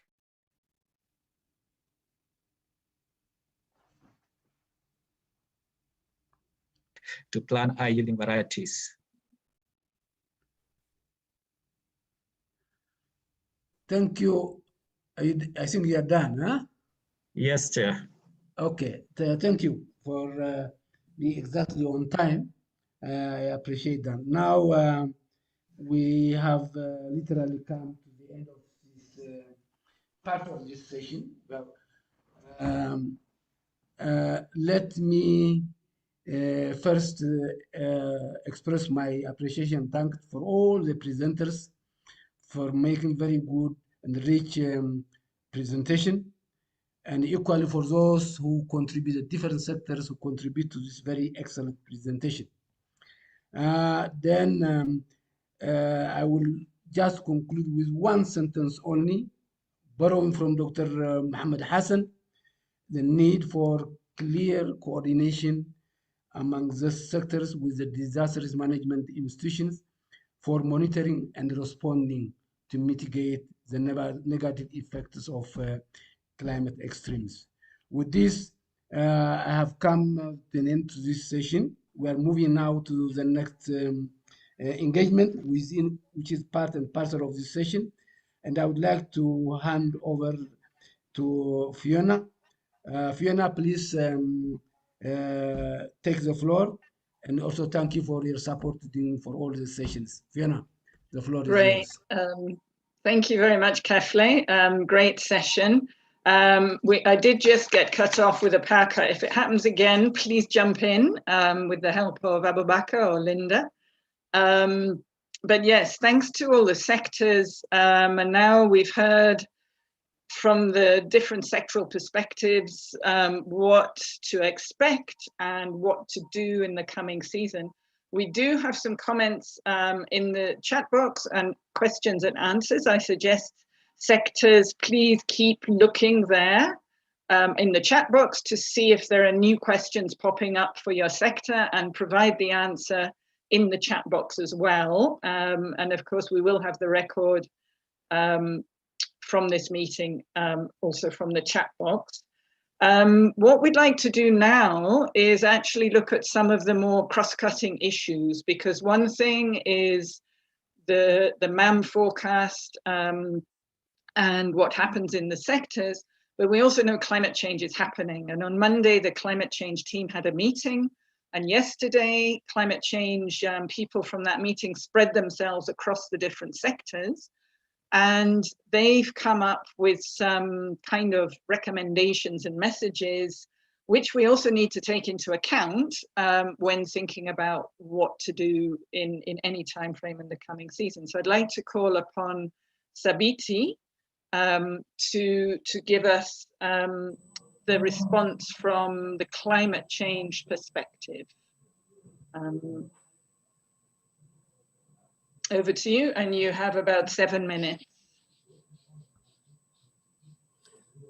Thank you very much. Please put Fiona. in presentation mode. Thank you. Lovely. Welcome. Thank you very much, Fiona, and thank you, participants, for joining this GHACOF in large numbers. Mine is to present some of the highlights that we came up with from the climate change group that met on 15th. And these are coined in terms of regional and national climate change policy responses. As we know, there are lots of interventions that have been suggested from the sectors, but these need to be kind of sustainable towards strengthening adaptive capacity and also building resilience.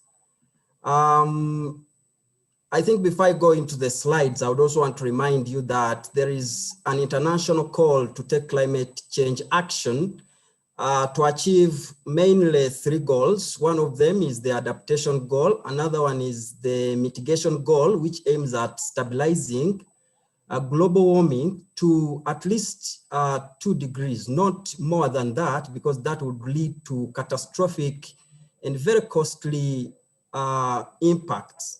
And the other one is the resource mobilization, both financial but also technical. And technical means every form of technology that can help promote productivity and so on.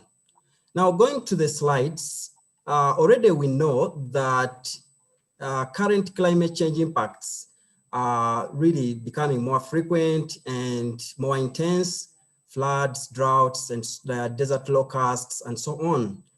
And we are familiar with how vulnerable the communities and even our countries are in the face of these impacts. We don't have enough resources to respond to these impacts adequately and also keep track of our development targets. So this is a challenge that really comes handy, and it is one thing that this forum needs to actually take steps to address, not just in the short term, but in the medium term and long term. We are working with some timelines in terms of achieving the objectives of especially the Paris Agreement. And this is between 2021 and 2030, some of the benefits that we need to have to address climate change must be achieved. And this also tied to sustainable development goals. Current research shows that there is a lot of extremes, there is a change in seasons, and also increase in tropical cyclone intensity. And this region is really faced with this kind of problems. We have also seen warming that is unprecedented, the last 6 years being the warmest on record.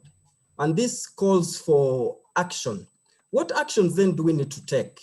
I think the most important and critical is to understand the circumstances that we are in through correction and management of climate and socioeconomic data sets so that we can evaluate, first of all, baselines, but also monitor progress as we move in terms of addressing impacts, in terms of reducing greenhouse gases and so on.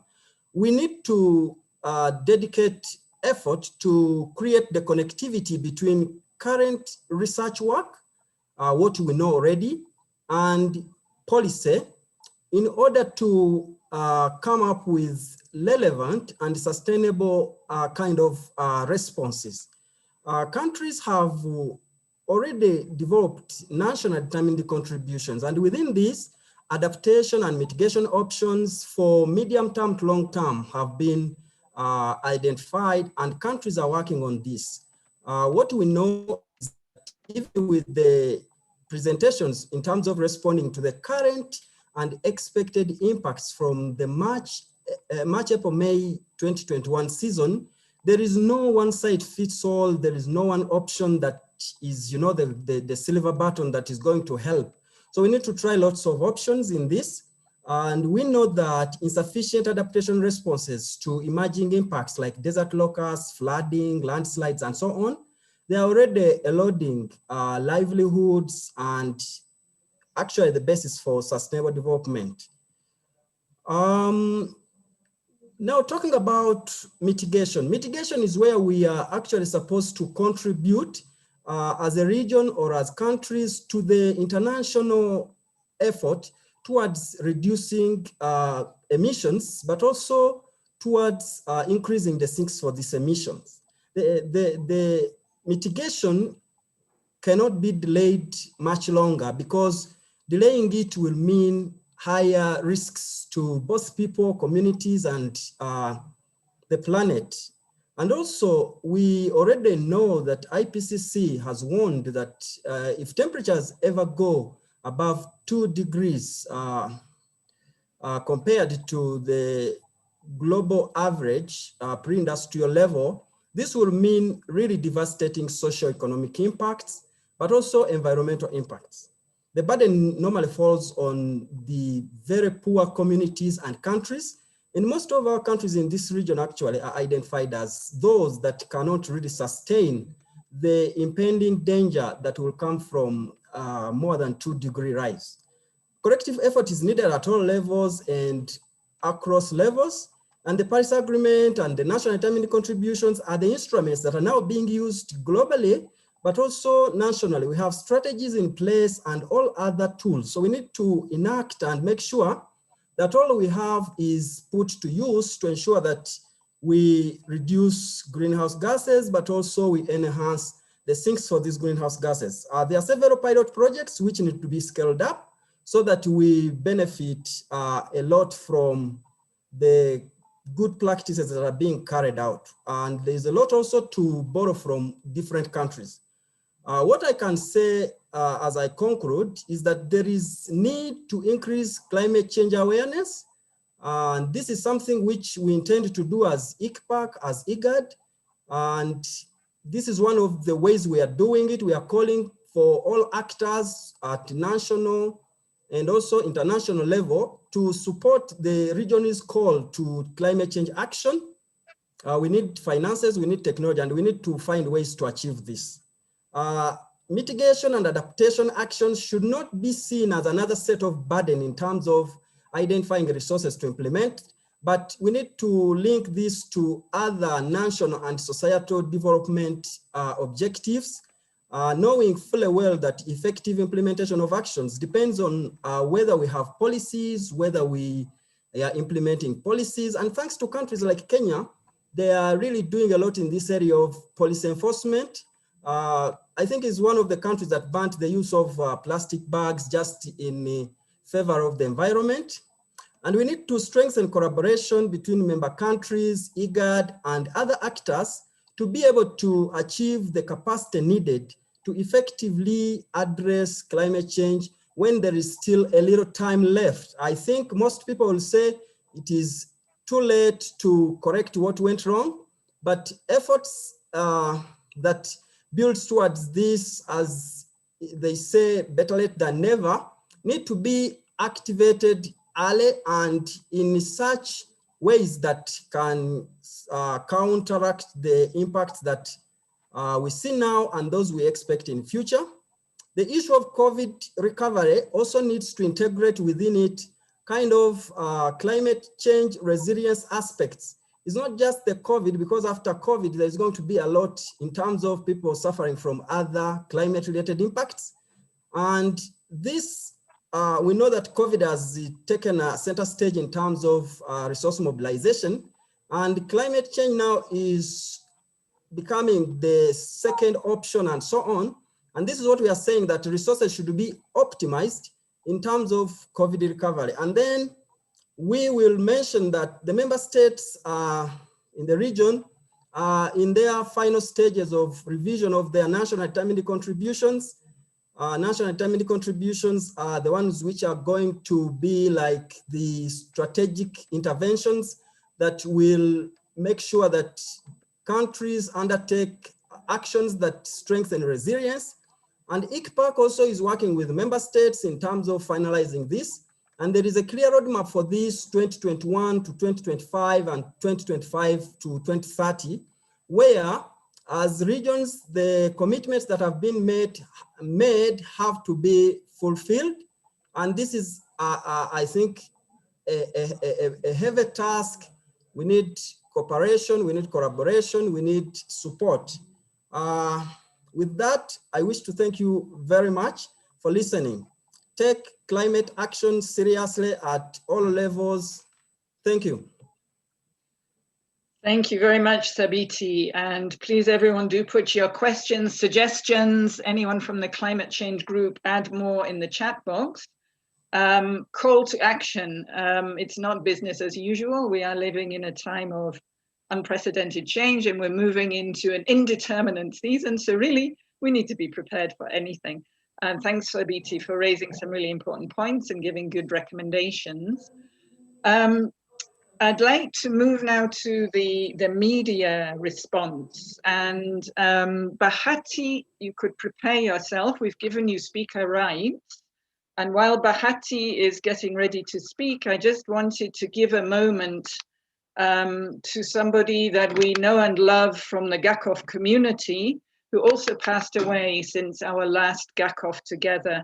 David Luganda raised this much earlier in the morning, and I'd like to just give us a minute for Patrick Luganda, who was really a precursor of climate communications and science journalism in this region. He was one of the founders of GHACOF. He really pushed and was one of the reasons why GHACOF was one of the first ARCOFs globally. And very sadly, he passed last year. So if we could just take 1 minute to remember him.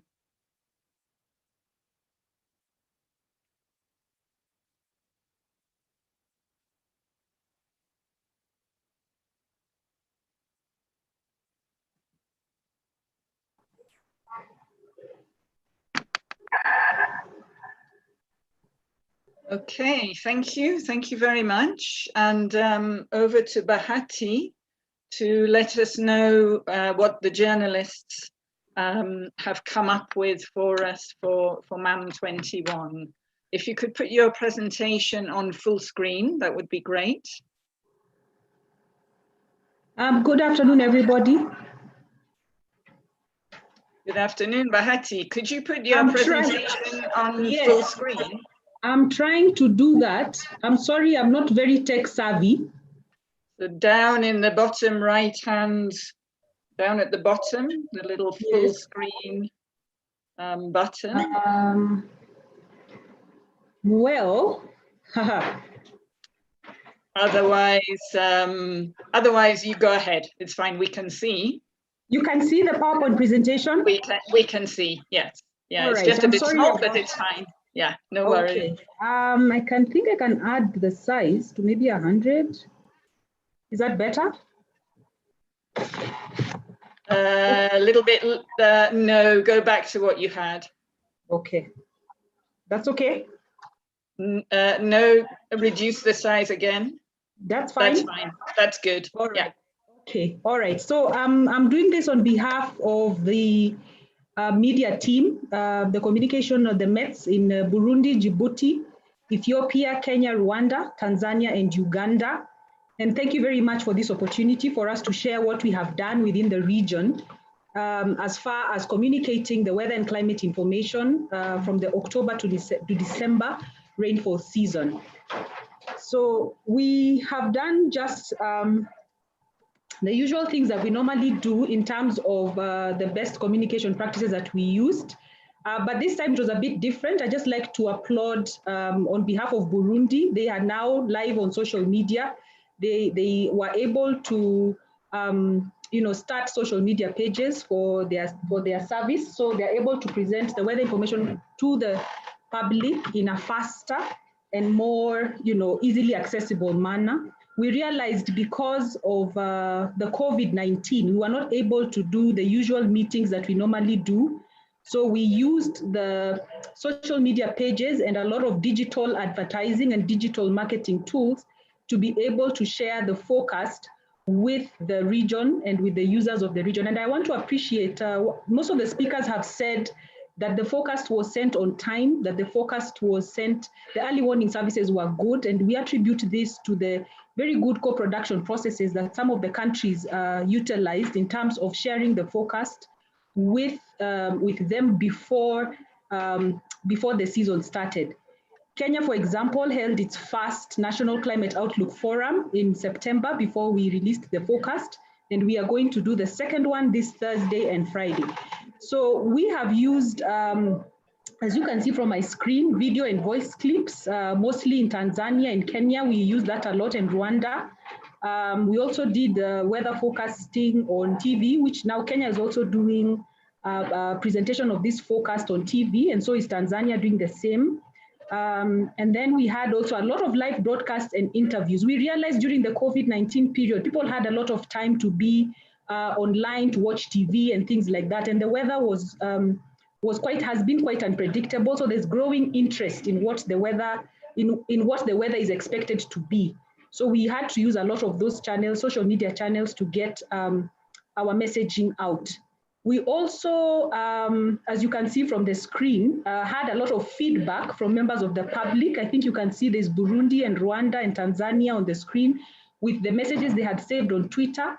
And there was a lot of feedback and information. And one of the things that also worked best for us is the use of local languages. Burundi uses French and Rwanda uses Kinyarwanda to share out the information. The reach was bigger than usual. This season was quite interesting.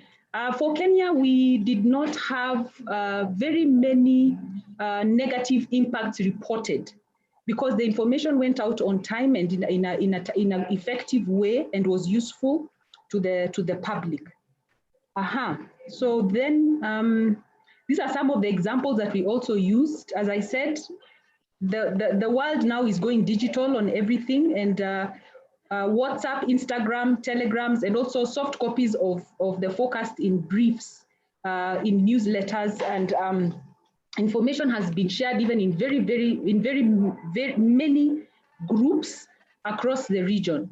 Ours was not a big presentation, a very long presentation. It was just a short presentation to say that we have incorporated a lot of the data and the information that we're getting from the National Met Services and digitized most of it, because we realized that most of the users of weather and climate information are more available on social media. Nowadays, we also realized from our discussions yesterday that many people are not reading a lot of the texts that we are sending, but would prefer short, brief messages that are being sent out to the public for them to be able to make informed decisions. For the policy makers at the policy level, we have also tried to co-produce the weather with them and invited the relevant ministries in our different Met services and had several discussions with them on how the weather is impacting their lines of duty and how they can inform the public on the best ways and the best methods to use to incorporate whatever we have given as a Met service into their policy making decisions. So thank you very much for that opportunity. I think I am done with the presentation. Thank you so much, Bahati. I think this is a really important addition and a good moment to point out the power of communication, and we are living in a communication age, and certainly now we are all living under COVID-19, sitting at home, and yet we're able to hold a meeting of almost 300 people, and it's, you know, we're able to interact with each other. Getting communication to the less fortunate who don't sit behind their computers, but they do have phones, and how to do that is really important. And we're looking again at this more uncertain season and uncertain climate. Communication at all levels and all timescales is really important. So thank you for that. We do have a few minutes for some looking at questions, answers, and I've seen that most of the questions that were posted in the chat box have been answered by the sectors. There's a comment to Sabiti that I would like to just read out. I think it's also a good reminder of where we are, from Hannah Hamadala. She says, when climate change converges and interacts with other environmental, economic, social, and political shocks and pressures, it can increase the likelihood of instability or conflict. And this threat is particularly virulent in fragile and conflict-affected situations where governments and societal institutions already struggle to achieve security and equitable development. At the same time, the conflicts and fragility often contribute to the environmental degradation and undermine the ability to adapt to climate change.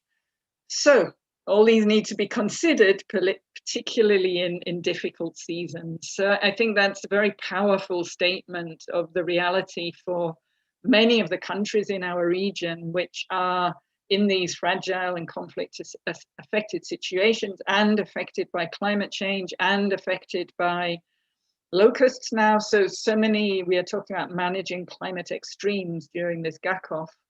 And I think this really sums up the way in which these extremes all interact and affect each other.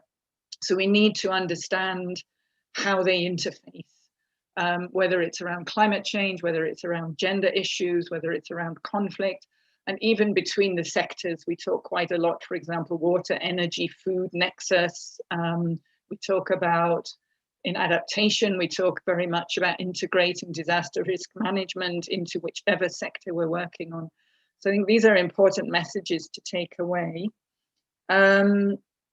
So I'm not sure if there's more questions or anyone. I'm not seeing hands raised because we did ask not to. So otherwise, there's a lot of gratefulness for the presentations. We've had the all the sectors talking about what to do in the MAM season, and some for the different countries very much highlights. The presentations will all be available on the website, and some of the presenters, you're also welcome to post your presentation into the chat box so people can get it immediately. And I'd like to give a big thank you to our 6 sector leads and all the work that was done yesterday by those of you who joined the sector meetings. This is really you could say, a co-production effort to come out with the impacts and advisories for the coming season. And thanks again to climate change and the media. So what I'm actually going to do, as time is running, and I'm the moderator of the next session, we're actually ending our kind of core, the classic GHACOF core business, which is around the season. We will, of course, close the whole GHACOF with the statement and the release of the actual forecast into the public. But we do have a session coming up, which is a little bit different and which is an opportunity for different projects and initiatives to share what they're doing and share some exciting new work or some lessons from past work. And I thought, and I'm also moderating this one, so I thought in between, let's take a little tiny break to do an energizer. We've been sitting, we've been listening, and it's great to see so many people here. So let's just give ourselves a minute to, if you could stand up wherever you are, whether you have the video on or not. If you can put video, put it. Stand up wherever you are.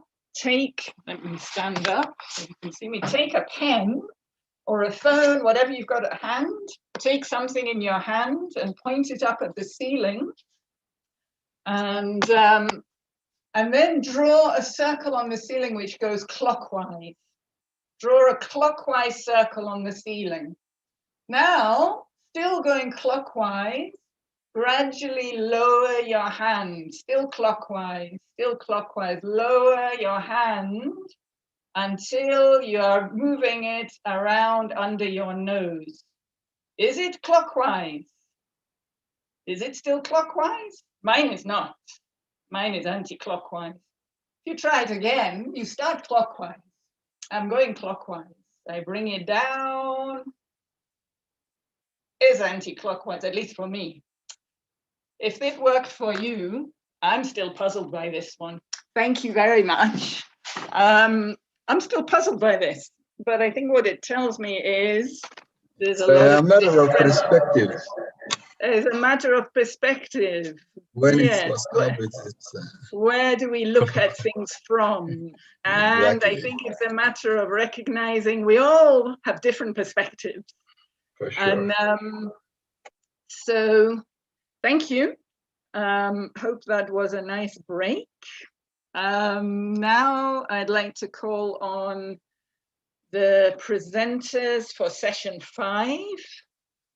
So if you can prepare yourselves, first we'll have Ken and Jacinta, and then we'll move on to Dr. Tom, Jemima, Eric, Michael, and Dawit and Abubakar, in that order. So we've had a little break, and now we move to quite rapid sharing on these different projects, lots of information, listen, and any questions, any comments, please do use the chat box. And if I could ask the speakers, all of you, when you're finished with your sharing, please do be checking the chat box. And if you find questions for you in the chat box, if you could respond to them there, because we are unlikely to have time for you to answer the questions verbally. Great. So with that, may I call upon Ken and Jacinta.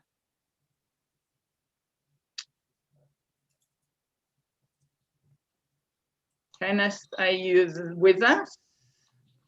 Because we gave you the speaker right. I am right here, and I'll just share the screen from my side. Fantastic. Welcome, Kenneth. So you've got about 7-8 minutes. Okay, this will be very quick. Since just confirm if you can see slideshow and the audio is clear. I'm also on video. Just perfect. The slideshow is there. Okay. This is the climate information for grain tool, which is an initiative between East Africa Grain Council and a series of other partnering organizations, ICPAC being amongst them. And it's a tool that is seeking to use climate information. It's essentially also a climate service because it's utilizing forecast information and developing information relevant for grain management. So I'll just do the introduction, and on audio, I'll just hand over to Jacinta after some 2 slides, which she'll still go on, but I'll still control the slides for efficiency's sake. So these are generally the architecture of our cooperation with the East Africa Grain Council. They have the mandate on a range of application areas. And as you know, what ICPAC does, we are strong in the climate information component, agriculture monitoring and early warning component. And we blend that to have a good agriculture monitoring, which is part of a crop monitoring network.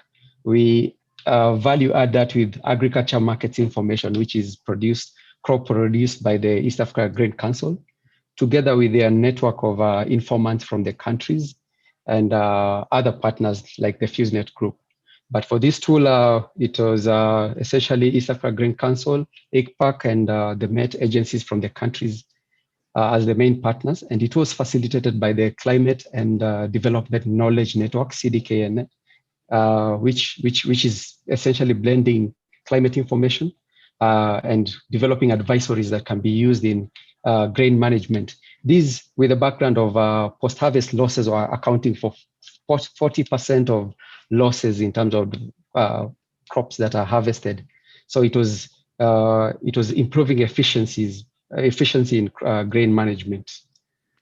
Jacinta, are you there?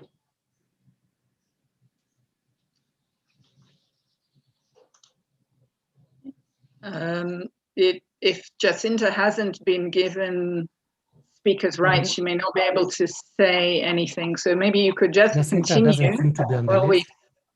She doesn't seem to be with us here. Okay. Ken, maybe you just continue.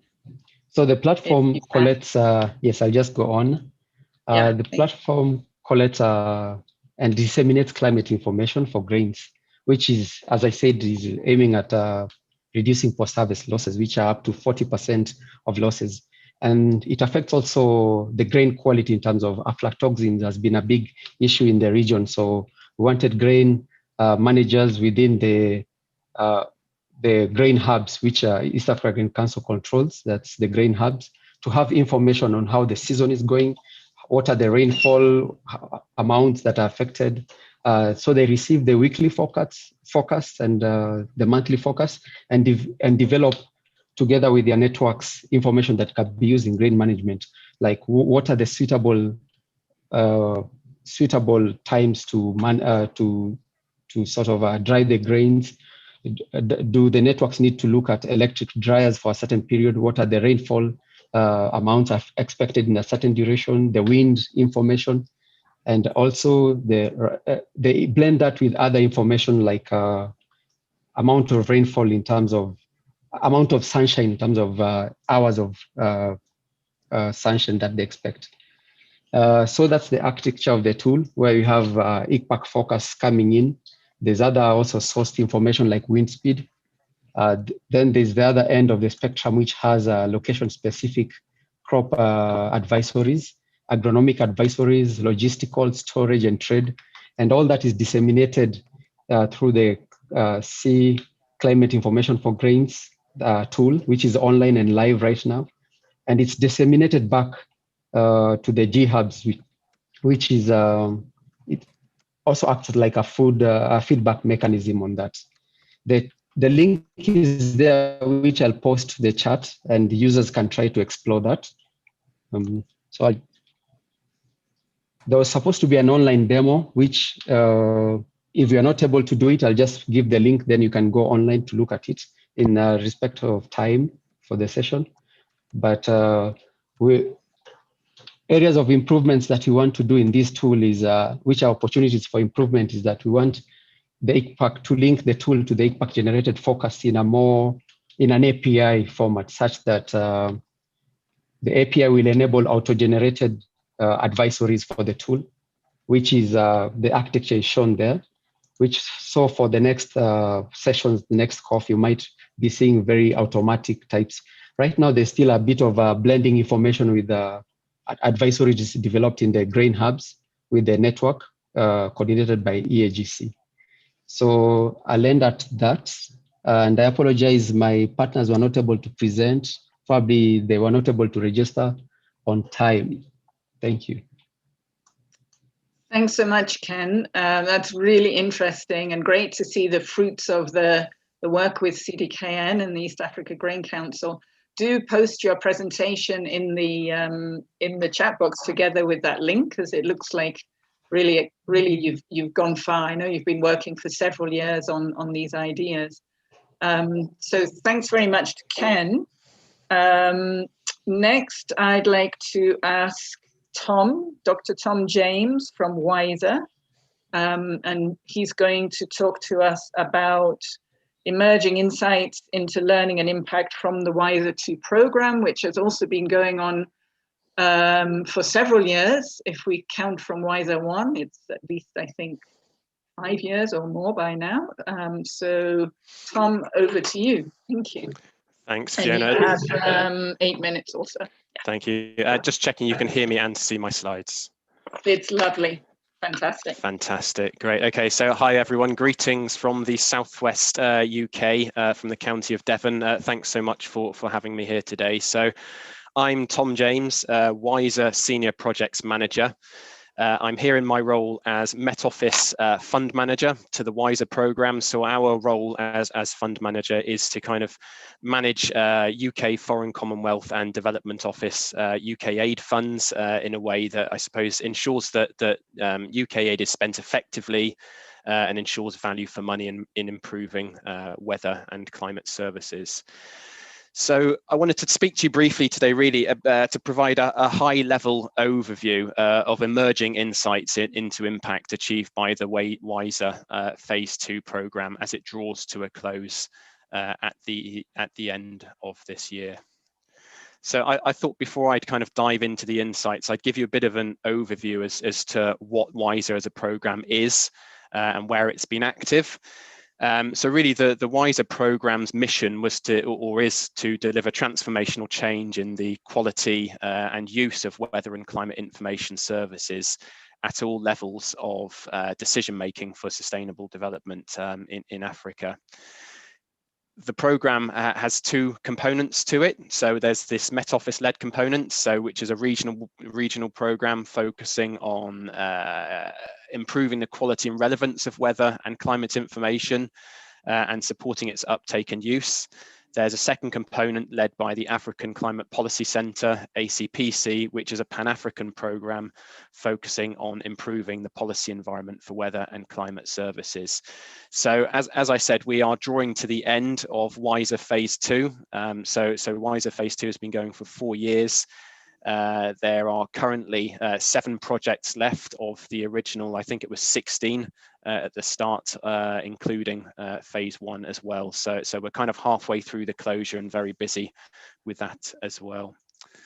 In terms of the actual aim of WISER, so really it's to enhance the resilience of vulnerable communities and reduce the economic losses in Africa through the improved generation and use of weather and climate information services. So there was really a focus on service delivery, recognizing the need for co-produced products and services. And I think that that co-production element's been a really key kind of foundation to the program as well. As I said, we're down to 7 projects now. I probably don't have time to go into which projects are still open, but they're due to close over the coming 6 months, and we're now working with them to kind of support that project closure review process as well. So I wanted to just share some preliminary insights into where we are as a program. So I'm speaking at quite a high program level. I think it's important to couch these achievements so far as being a work in progress. They are early numbers, they are liable to change, but we feel fairly confident of what we're presenting today. As you can see, I've put up 2 key indicators here. So access to improved weather and climate and information services, and also use of weather and climate and information services as well. So these are 2 kind of key indicators that the success of WISER is being evaluated against. So in terms of access, our current analysis suggests that around about 2.7 million households have gained improved access to improved weather and climate services. So that's via channels such as radio, TV, social media, and sectoral engagement such as through agronomists as well. We're aiming towards a target of 3.5 million households, and we're only about halfway through analysis at the moment. In terms of use, current analysis is suggesting around 400,000 households are actually using the improved weather and climate information services. So as you can see, there's an expected attrition rate between the access and the number of people actually using these improved services as well. I appreciate that these are fairly high level numbers, and it's difficult to really gain a sense of, well, what's actually happened within the program. So I thought it might just be useful for me to just give a couple of examples of the kind of stories of change that have happened.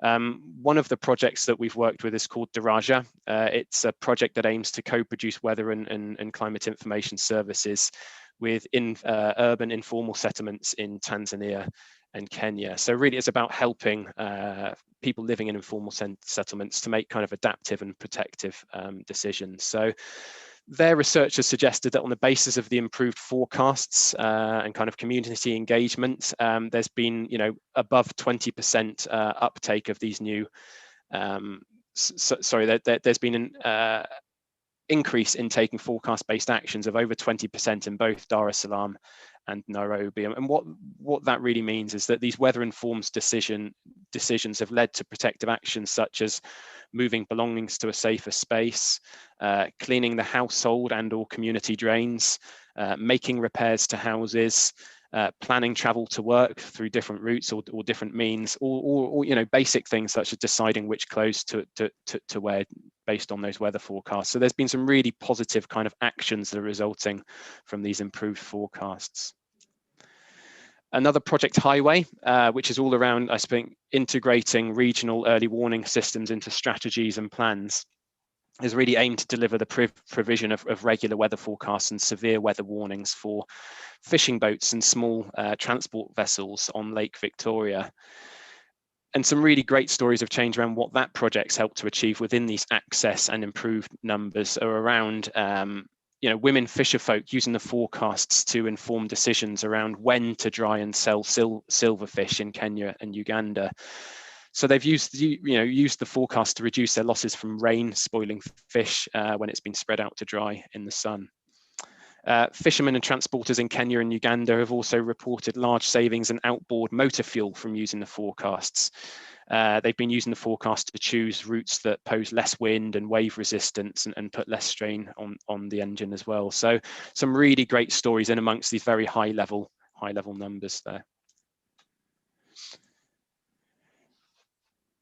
So I've talked a bit about the access and use. What I thought it'd also be useful to do was just to take a deeper dive into what these actually mean from a social and economic perspective. So we're targeting, hopefully through WISER, that we will have contributed to improving the resilience of around 14 million people, and we feel confident that we'll meet this number. So we're currently analysing, hopefully, where we'll achieve. one of the key economic indicators we use is that of avoided losses. So when I talk about avoided losses, I'm talking about reduced damage to property, reduced damage to infrastructure, or enhanced agricultural yield as a result of using the improved weather and climate information services delivered through WISER. So after analysing data from around 50% of projects, we're currently— have just 1 minute left, Tom. Thank you. So we're looking at as though we've achieved 120 million pounds of avoided losses with a target of 190 million. We are also looking at estimated socio-economic benefits. So again, highway that I focused on earlier has achieved socio-economic benefits of around 76 million. And I think from a more of a human perspective, it's equally managed to save around 312 lives per annum as well. So we're really pleased with the contributions that these projects have made, both to the economy and also at a human level as well. So finally, in terms of WISER phase 2, as we start to wrap up, we're going through a phase of analysing and understanding the learning. So we're looking to summarise that learning at a programme level, and we'll have a WISER learning event with projects in April. So we'll look forward to sharing more news of that in the very near future once we're through that particular learning event. And just a final kind of pitch before the ultimate pitch is to say there will be 2 WISER GHACOF side events this afternoon. We look forward to hosting you there as well. So that concludes my time. Thank you for hosting me. Thank you very much. Thanks, Tom. There were some really beautiful stories there. I hope you might be able to share some links to where people could not only see this presentation, but read up on the stories from Daraja, from helping people who are really struggling in slums when it floods, from the Lake Victoria fishermen. Really interesting. Thanks very much.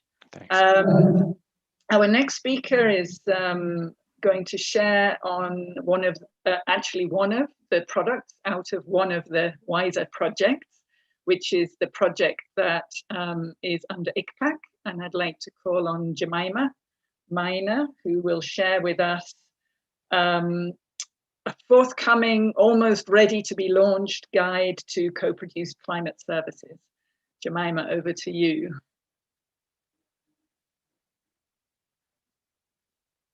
You should be able to share your screen.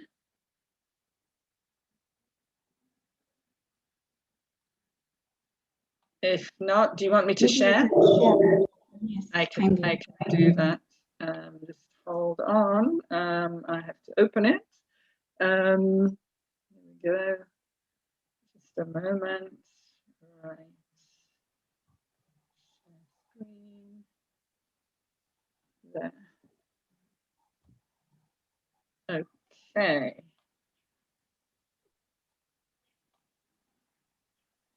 Okay, there you go.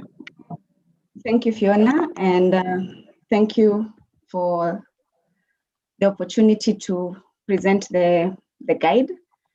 This is an exciting document that we've been working on for almost a year or just over a year. It has had a lot of input from multiple actors, including the ICPAC staff, some of the WISER partners led by Care International, and the climate services experts across the region. Next. So I will start by a quote that from the Urdu. The guide has shown us that ICPAC's range of services fit together in a coherent way.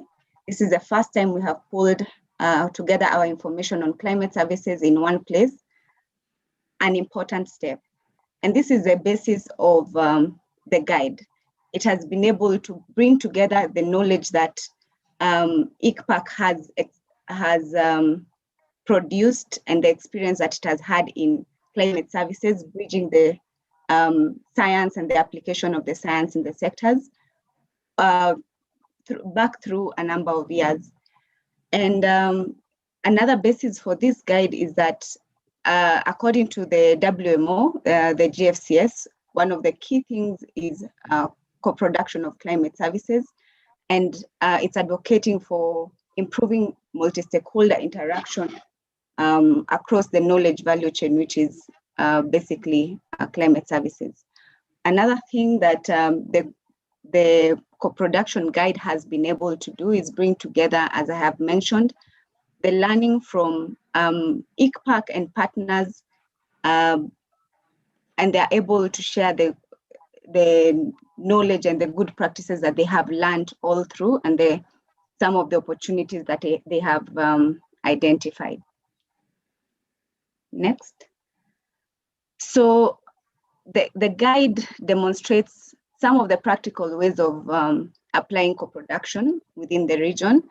And to note is that the document is it's a bit large, and this is because we have included practical examples of things that have been done across the region from different partners, from ICPAC, also from the national, the member states. So we've included some of the practical information that has been gathered from all these people to showcase how we can apply co-production within the region.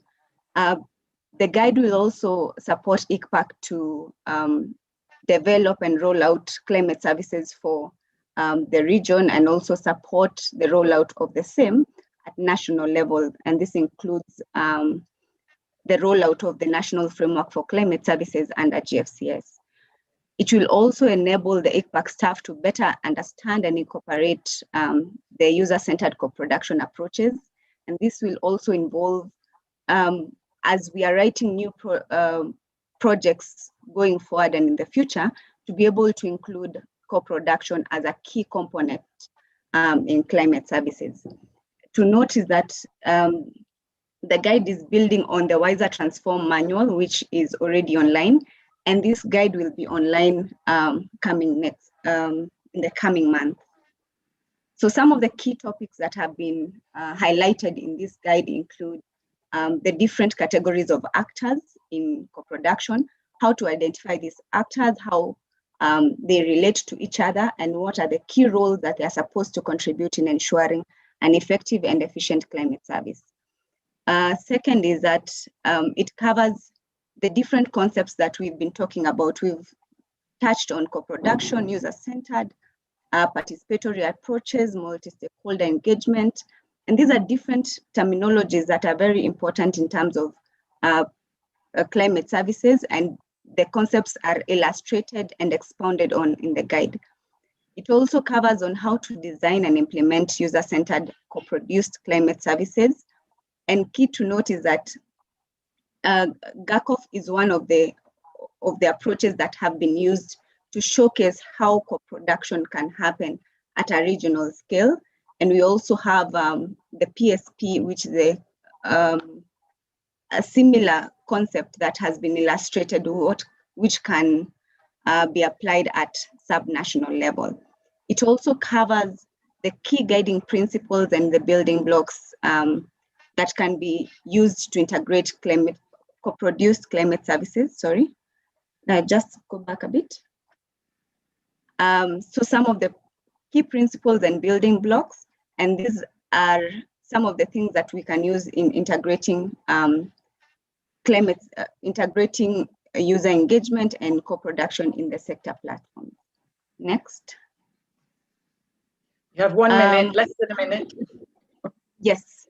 So some of the other topics highlighted are the benefits and challenges and opportunities in co-production, and also gender, which is a key issue within our region, how to analyze and integrate gender responsiveness in the design of climate services.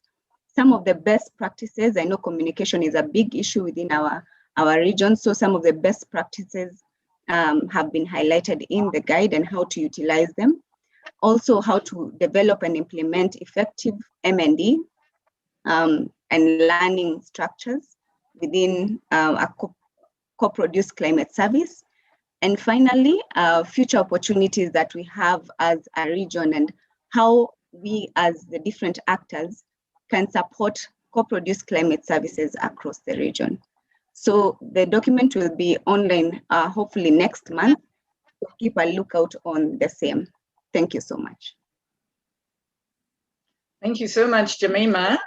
And anyone who'd like to know more about the guide and more about what WISER has been doing, having listened to Tom and Jemima, do attend the WISER side event this afternoon, and I'm sure Jemima will be ready to answer more questions there also. Meanwhile, use the chat box, and presenters, please remember to look in the chat box and see if there's questions there for you that you need to answer. Great, thank you. So now we are moving from projects that have been showcasing past success to new projects that are coming up.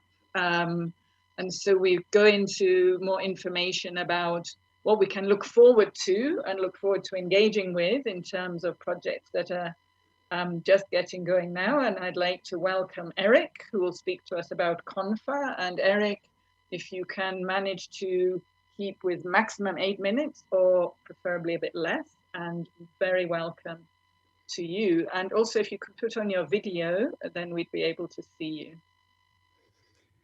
Okay, I think I have my video on. You have, yeah, you're good to go. Thank you.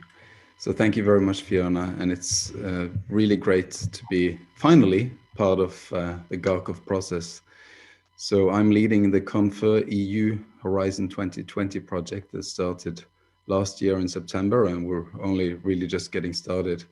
And I've counted the number of CONFA participants here today, and I think we're about 20 to 30 people. So we're really excited about this. So I'm not going to dwell on this slide very much. I'm just going to mention here that we're working closely with GHACOF. And we're also working closely with 2 other projects. So Down to Earth, which will be presented by Michael just after our presentation, and Focus Africa, which is based in Southern Africa.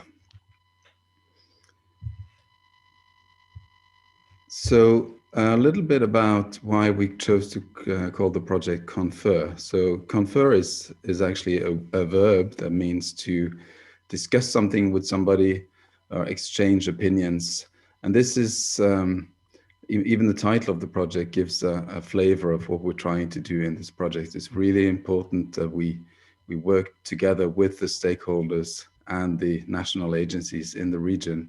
And co-production is something that is featuring very heavily in our project. And Marta Bruno Suarez from the University of Leeds will be talking about that a little bit later. So the objective here is to create some new climate services. And we're focusing mainly on the water and energy and food security sectors. And one key aspect here, and it's related to the co-production, is that we don't know what these climate services will be. So we're extremely keen to engage with you people in the region to learn more about what kind of climate services are needed. And so that will clearly steer the research that we're doing in the project. So the project has many work packages. So Marta will be talking about co-production quite soon. I'm going to give one example from the climate modeling. So myself, I'm a climate modeler or a climate scientist by training. But we also have a quite large work package on training and capacity development. And we hope to reach a lot of you there to engage in training and capacity building activities. So just one very short example from the climate research that we're doing in the project. So this figure here shows, if you go back in the past and see what is the relationship between sea surface temperatures and the short rain, so the October, November, and even December rainfall in East Africa. What you can see here, if you look at the left, is that there are almost, the box here, which represent El Nino and La Nina, is almost white. I mean, there's a few red points in there, but it means that there's a very weak, actually, relationship over the last 20 years between El Nino and La Nina and October, November rainfall, sorry. There is a clearer relationship with the Indian Ocean dipole. So typically when you have the pattern seen here, you will get enhanced rainfall, so more rain than normal. But one thing that we've seen is that, so these are based on real observations of sea surface temperatures. But when we go to the models, we see that this correlation in the models is too strong. So there's a very strong link actually between El Nino and La Nina and the rainfall, and an even stronger link with the Indian Ocean dipole pattern. So obviously the forecast model here thinks or exaggerates this link between these SSTs and the actual rainfall. And I think that this is just a hypothesis. We haven't really researched this. But just to give you an example of the kind of research we're doing, is that it might be that this too strong relationship in the models could be one of the reasons why there were problems with the OND forecast last year, which has been talked about quite a lot earlier today. So I'm giving the word now to Marta. I hope you're there, and Marta will do the rest of the presentation focusing on the co-production. Thanks, Eric. Leonard will have to give her the right. I mean, you can try Marta if you can speak. There you go. Yeah. Yes, Marta can go ahead and speak. There you go, Marta. Thanks. Welcome. Hi, thanks. You actually only have about 3 minutes, though. I only have 2 slides as well. I'm just going to ask Eric to move forward 1 slide. And I don't know if you can see me or not, but I'll just start. So as Eric already introduced, I will be leading work package 1 on the co-production of climate services. And obviously this is a joint effort between the University of Leeds, who's leading the work package, but very closely with ICPAC, who's also co-leading this work with us, and also other key partners within this kind of projects and in the region, such as Kenya, Red Cross, the Met Office, and the University of Cape Town, and Norse, of course. So work package 1 is a big work package, has loads of efforts from different partners, and a lot of work is going to be done. There's 4 key areas of intervention within this work package, which kind of, goes from understanding what's going on in the region, because we are aware that there's a lot of efforts being done there in terms of different projects. But also try and understand what kind of products could be improved and how. The facilitation of this co-production of new climate services, as Eric already mentioned as well, and we're aiming to develop at least 3 new climate services within the sectors of interest in Confer, which is energy, water, agriculture, and food security. And then also understand how those new services can be of use to other organizations within the region. So we're going to try and understand how those services could be utilized outside those end users that will be working with us in the co-development of the new services. Eric, can you please pass on? Thanks. So this is my last slide. So basically this is just to highlight some of the kind of the aspects that we take into consideration when thinking about how to co-produce the work we're going to do within Confer. Obviously, as I just said, I mean, we are aware that there's a lot of efforts already put into this region in Africa. WISER is one of them, as we've just heard from Tom and Jemima, but also there's other big efforts such as future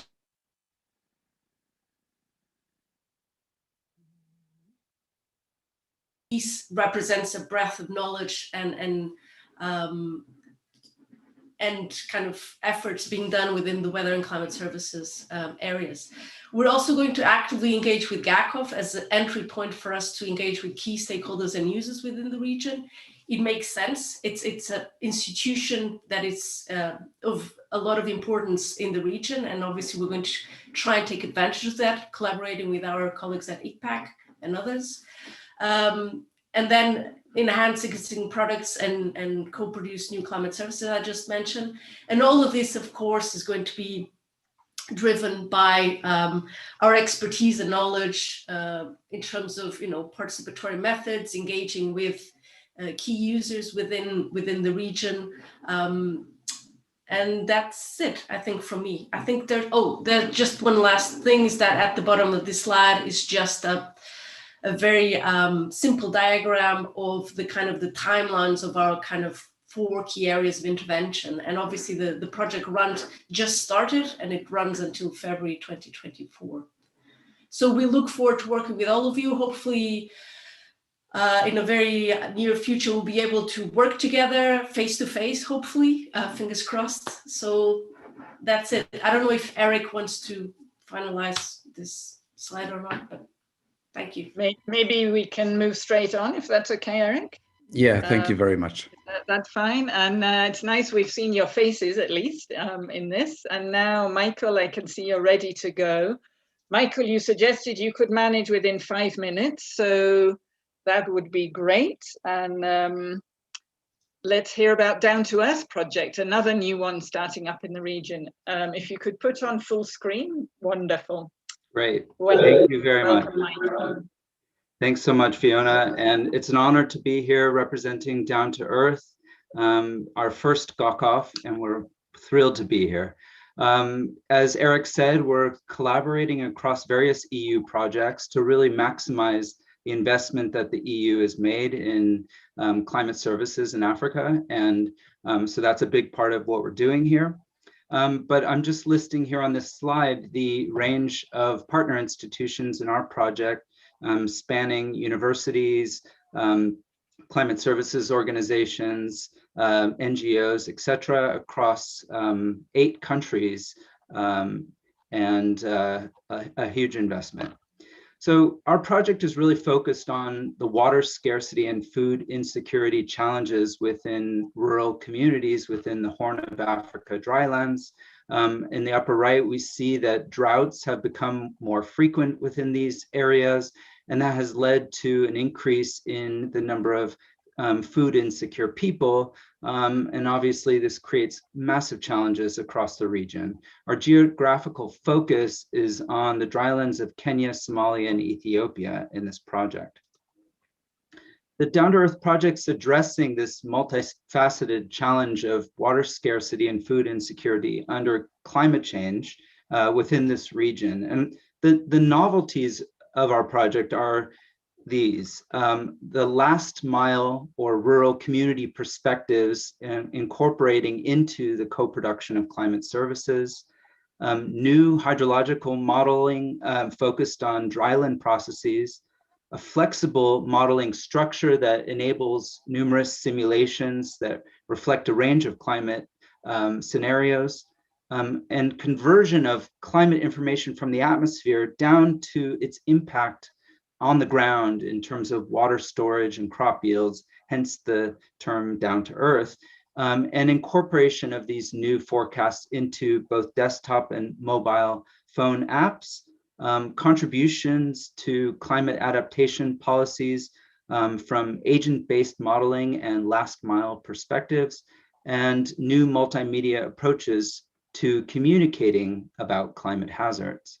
From the modeling perspective, we note that dryland regions have distinct hydrology that makes it challenging to understand what happens to water once it lands at the Earth's surface. There are spatially restricted and short-lived rainstorms, major losses of precipitation through evapotranspiration, very brief and spatially variable runoff events within ephemeral streams, and groundwater recharge that is mostly occurring through leaky ephemeral streams as what we call focused recharge. So we're developing a kind of modeling framework that captures all of these components and uses both seasonal forecasts and future climate change projections to simulate what might happen to water storage within groundwater and soil moisture over the long term. And our aspiration for this sort of modeling, which currently we're calling Climate into Useful Water and Land Information in Drylands, or CUALID, is thought to, our aspiration is to include this within the currently developing East Africa Hazards Watch, which you'll learn about in subsequent presentation, and within a new mobile phone app that we're developing targeting rural communities and extension workers. And all of this would be centered within ICPAC. So another key aspect is including the voice of the last mile rural agro-pastoralist communities. These perspectives You have 1 minute left, Michael. No problem. Will support the development of the mobile phone app, agent-based modeling, and new climate adaptation policy frameworks. We'll also generate new radio programming and this mobile phone app I mentioned, and invest in new climate and water data infrastructure. So that's about it for me. Here's our logo, just to indicate that the logo tries to represent to some extent the goals and aspirations of our project. Please feel free to visit us on the web or follow us on Twitter, and we look forward to engaging with everyone within GHACOF at some point soon. Thank you so much. Thank you, Michael. Very exciting. I'd like to invite Dr. Solomon Dawit from CCAFS to now present to us yet another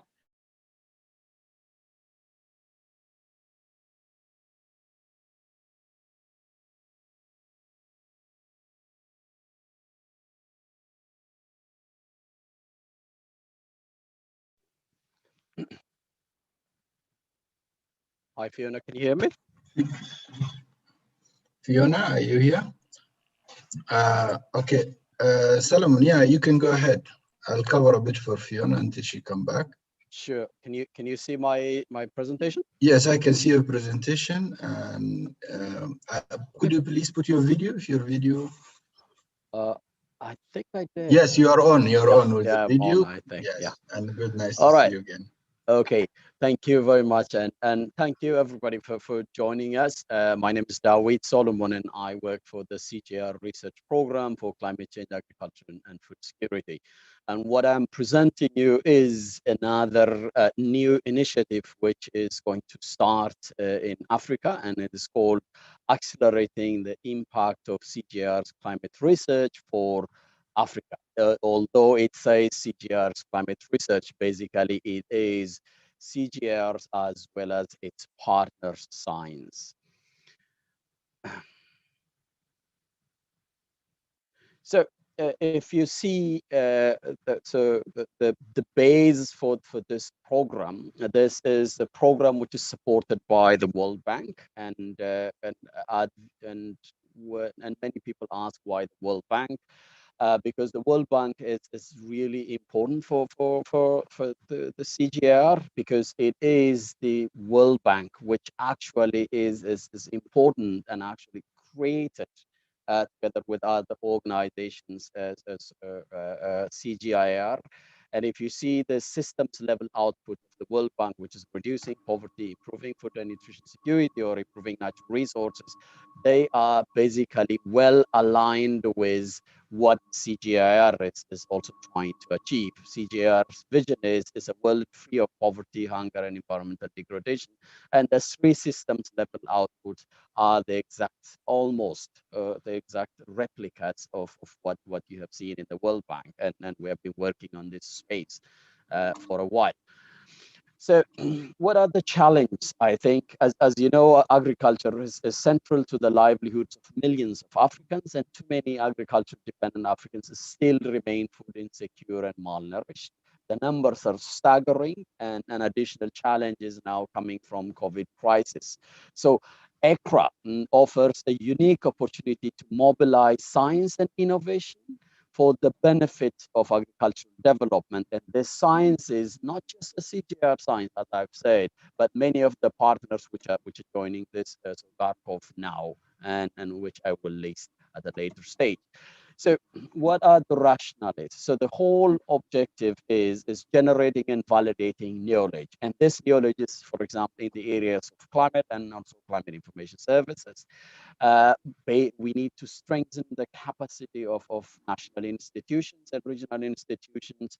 We need to have a scaling of ambition, and also we need to have disseminating improved technology. So these are basically what we intended to do in a nutshell. And like I said, this is a briefing, not a deeper scientific presentation. So I'm not going to go into the other objectives.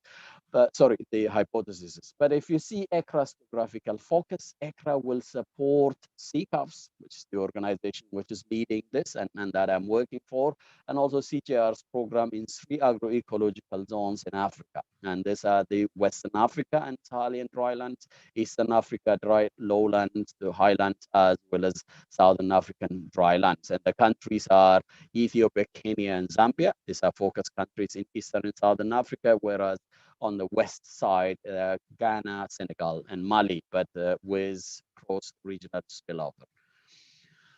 If you see, so ECRA partners and institutional arrangements, so the total funding for this project is about $60 million. It is centered at SIAT, and it has 2 regional hubs, which is one is the Eastern and Southern Africa regional hub, which I'm leading, as well as the Western and also Saharan hub, which is it's also in the western part of Africa. The project works at the regional level with regional organizations such as ICPAC, SADC, ASARECA, CARDESA, and RUFORUM, but also it goes to the national level and work with various CG centers as well as national institutions and natural agriculture research organizations. Just to give you the theory of change relevant to this program or to GHACOF, for example, we do work on knowledge generation, and these are climate relevant decision making, which have been articulated by many of you. We work in partnership and delivery with national and regional climate advisory and multi-stakeholder platforms, as well as we work also on the technology promotion side. This includes both climate information services as well as climate smart agriculture. So the end goal here is strengthening climate resilience and agriculture. David, could you close in 1 minute? Yeah. Actually, I've finished. This is my last slide. So basically, if you see some of the things that colleagues have been talking about, we wanted to work with all of you who have been working on improving forecasts. We wanted to work with all of you who have been enhancing partnership and capacity in the areas of climate information services, innovation. So we wanted to work with you more on evidence-based policy and investment decision-making in the areas of climate information services. So with this, thank you very much. And I hope that we'll continue to interact and work with many of you. And I do appreciate for GHACOF for giving me the forum. Thank you. Thank you, Dawit. Thanks, Abubakar, for yes, welcome back. I seem to have a power problem today.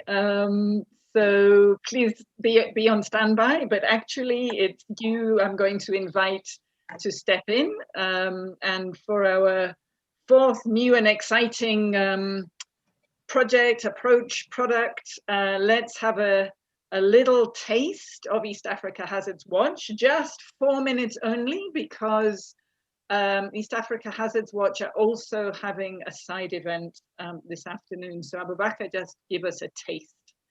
Great. Are you able to see me? We can see. Yeah, we can see. Yeah, great. Thank you very much, Fiona. And I would like just to walk you quickly through a new system that we are really excited about and we are happy about at ICPAC.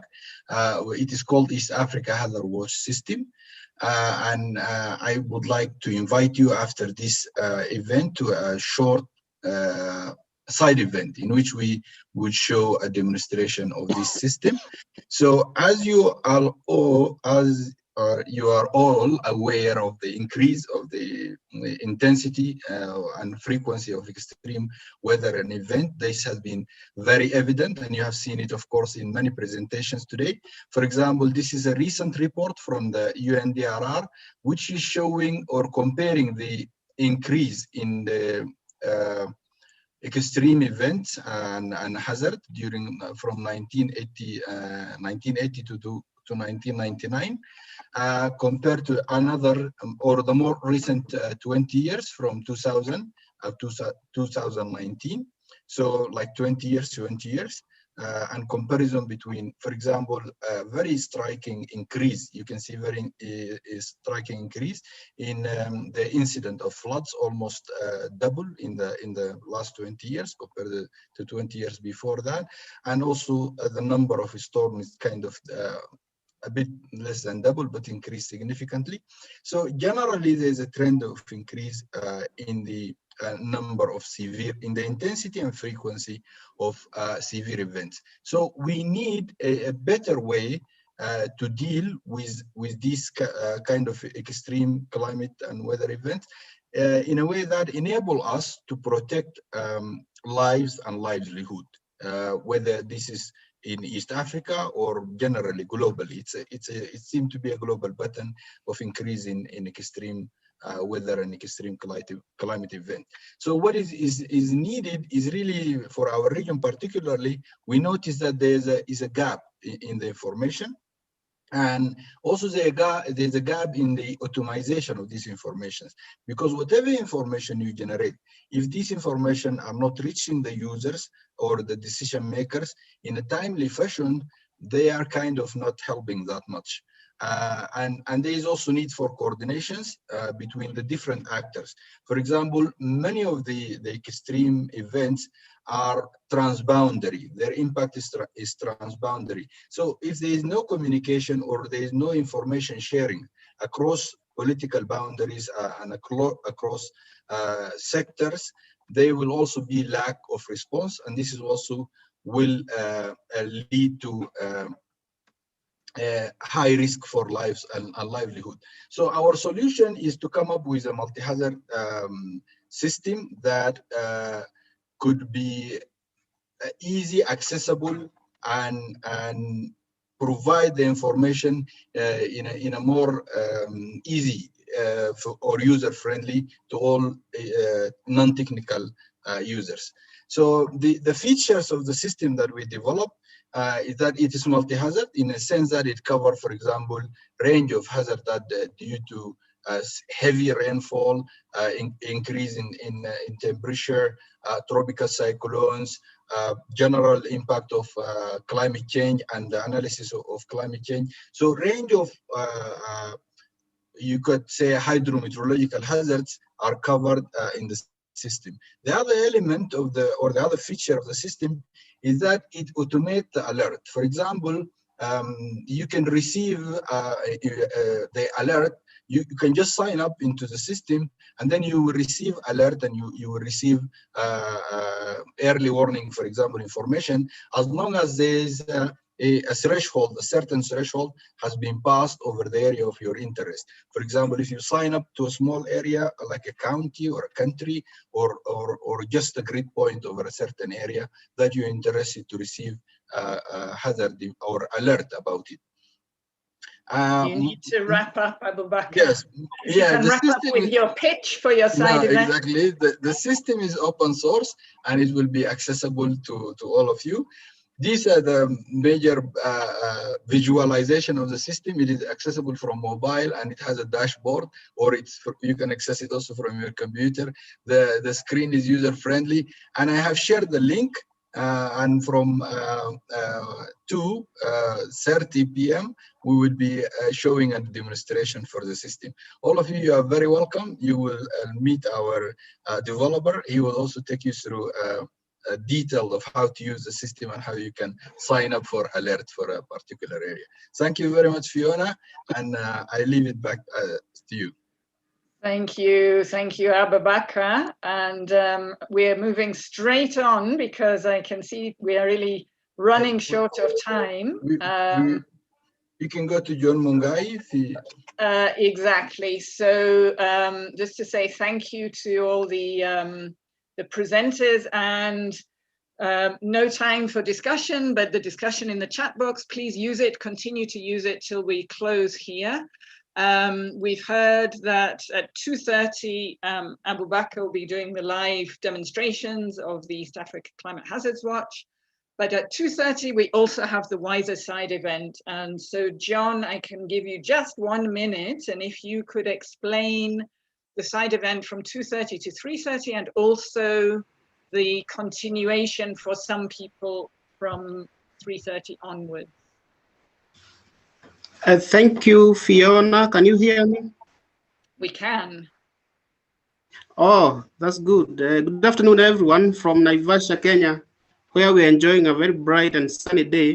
My name is Mungai, and I coordinate WISER projects in East Africa. So on behalf of WISER program, I really want to invite all of you to the side event, which starts at 14:30. And as you have been informed by Tom, we've been having about 16 WISER projects which have been implemented in the region in the last 4 to 5 years in East Africa. All of these have been supported by DFID, which is nowadays called FCDO, that is the UK Foreign Commonwealth and Development Office, to the tune of 20 million pounds. So this afternoon we shall have 3 presentations, 10 minutes each, and the first one will be by WISER Support to ICPAC project, where they're going to highlight project achievements in climate forecasting, climate services, and support to national meteorological and hydrological services. Secondly, we shall go to a project called Daraja, which is a very interesting project, which decided to go into the informal settlements of Nairobi and Dar es Salaam. We're talking of Kibera, Kigogo, and they went there to provide them climate information services. So they are going to share the impacts and lessons from this work in those 2 cities in East Africa.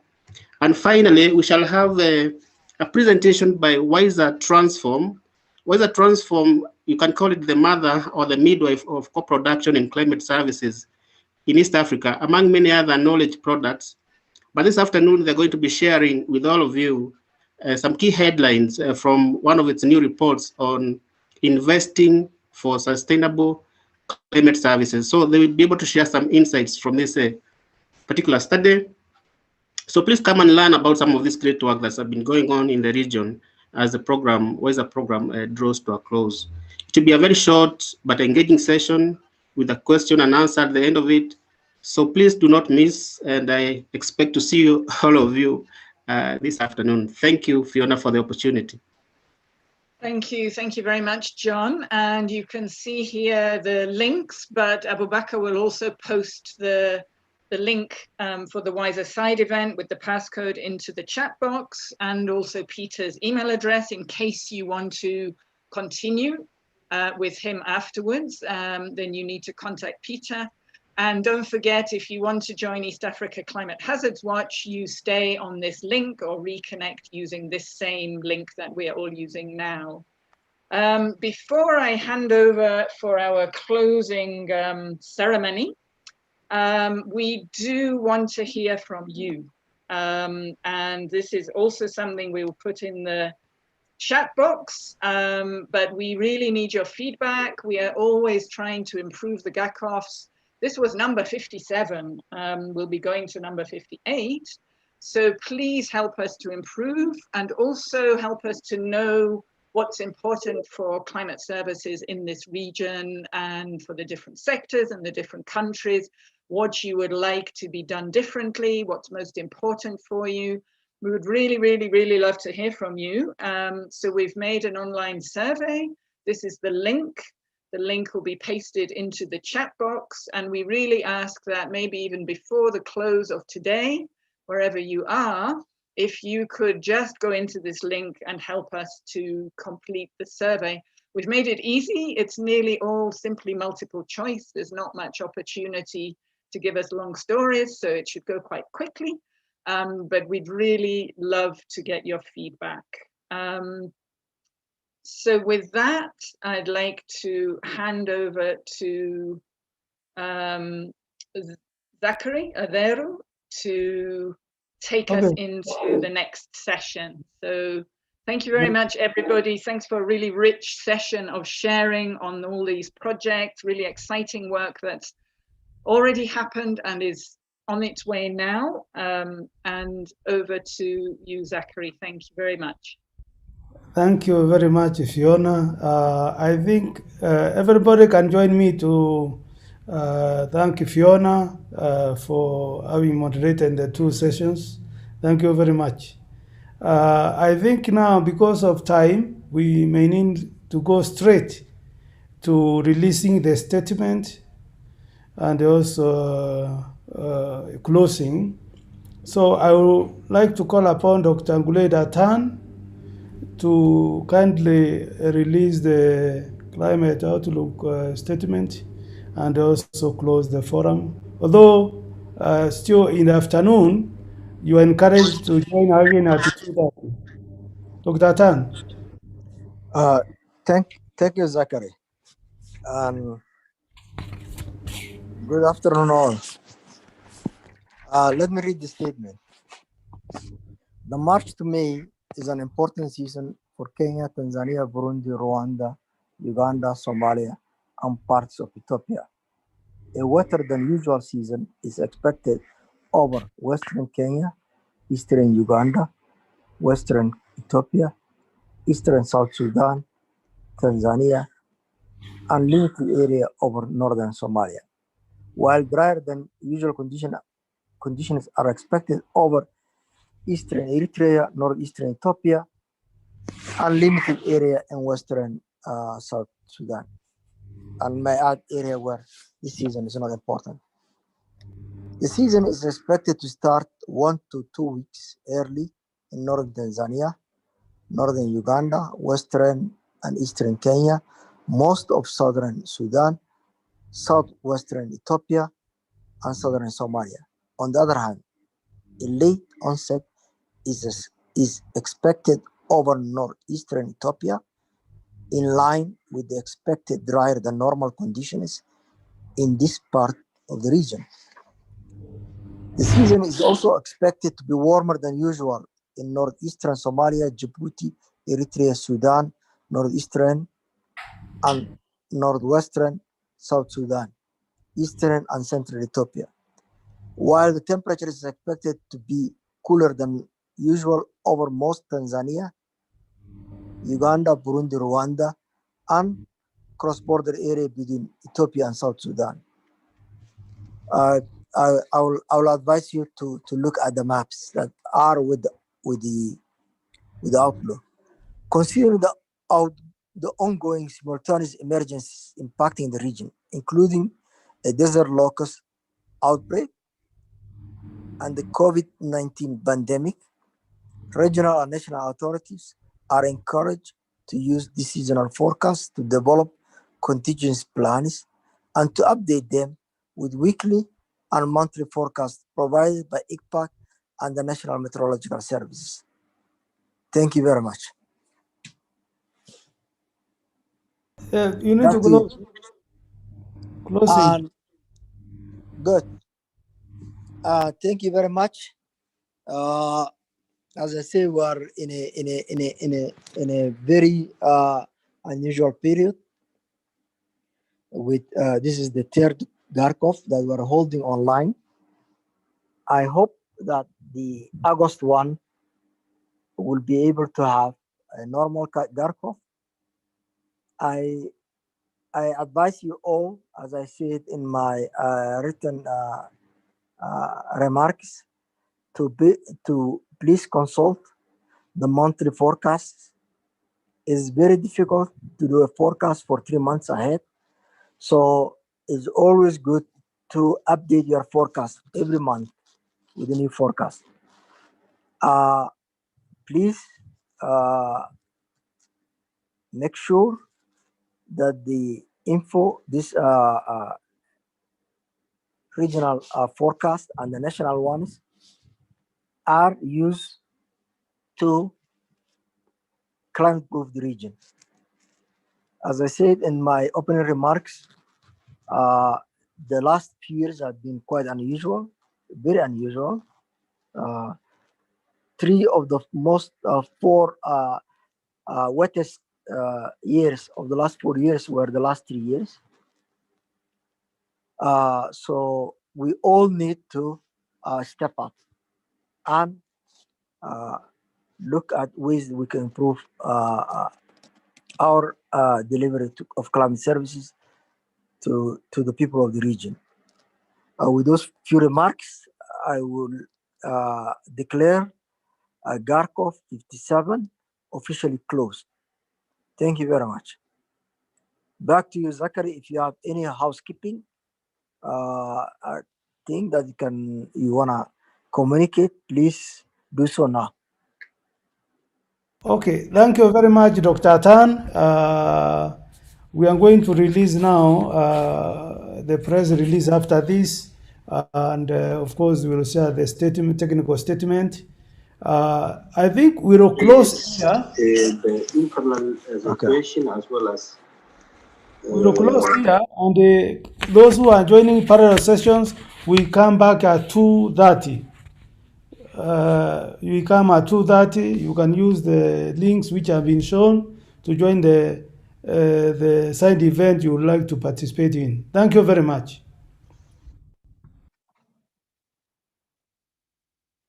Yes, thank you very much, and I hope to see all of you in the next round of the side event session.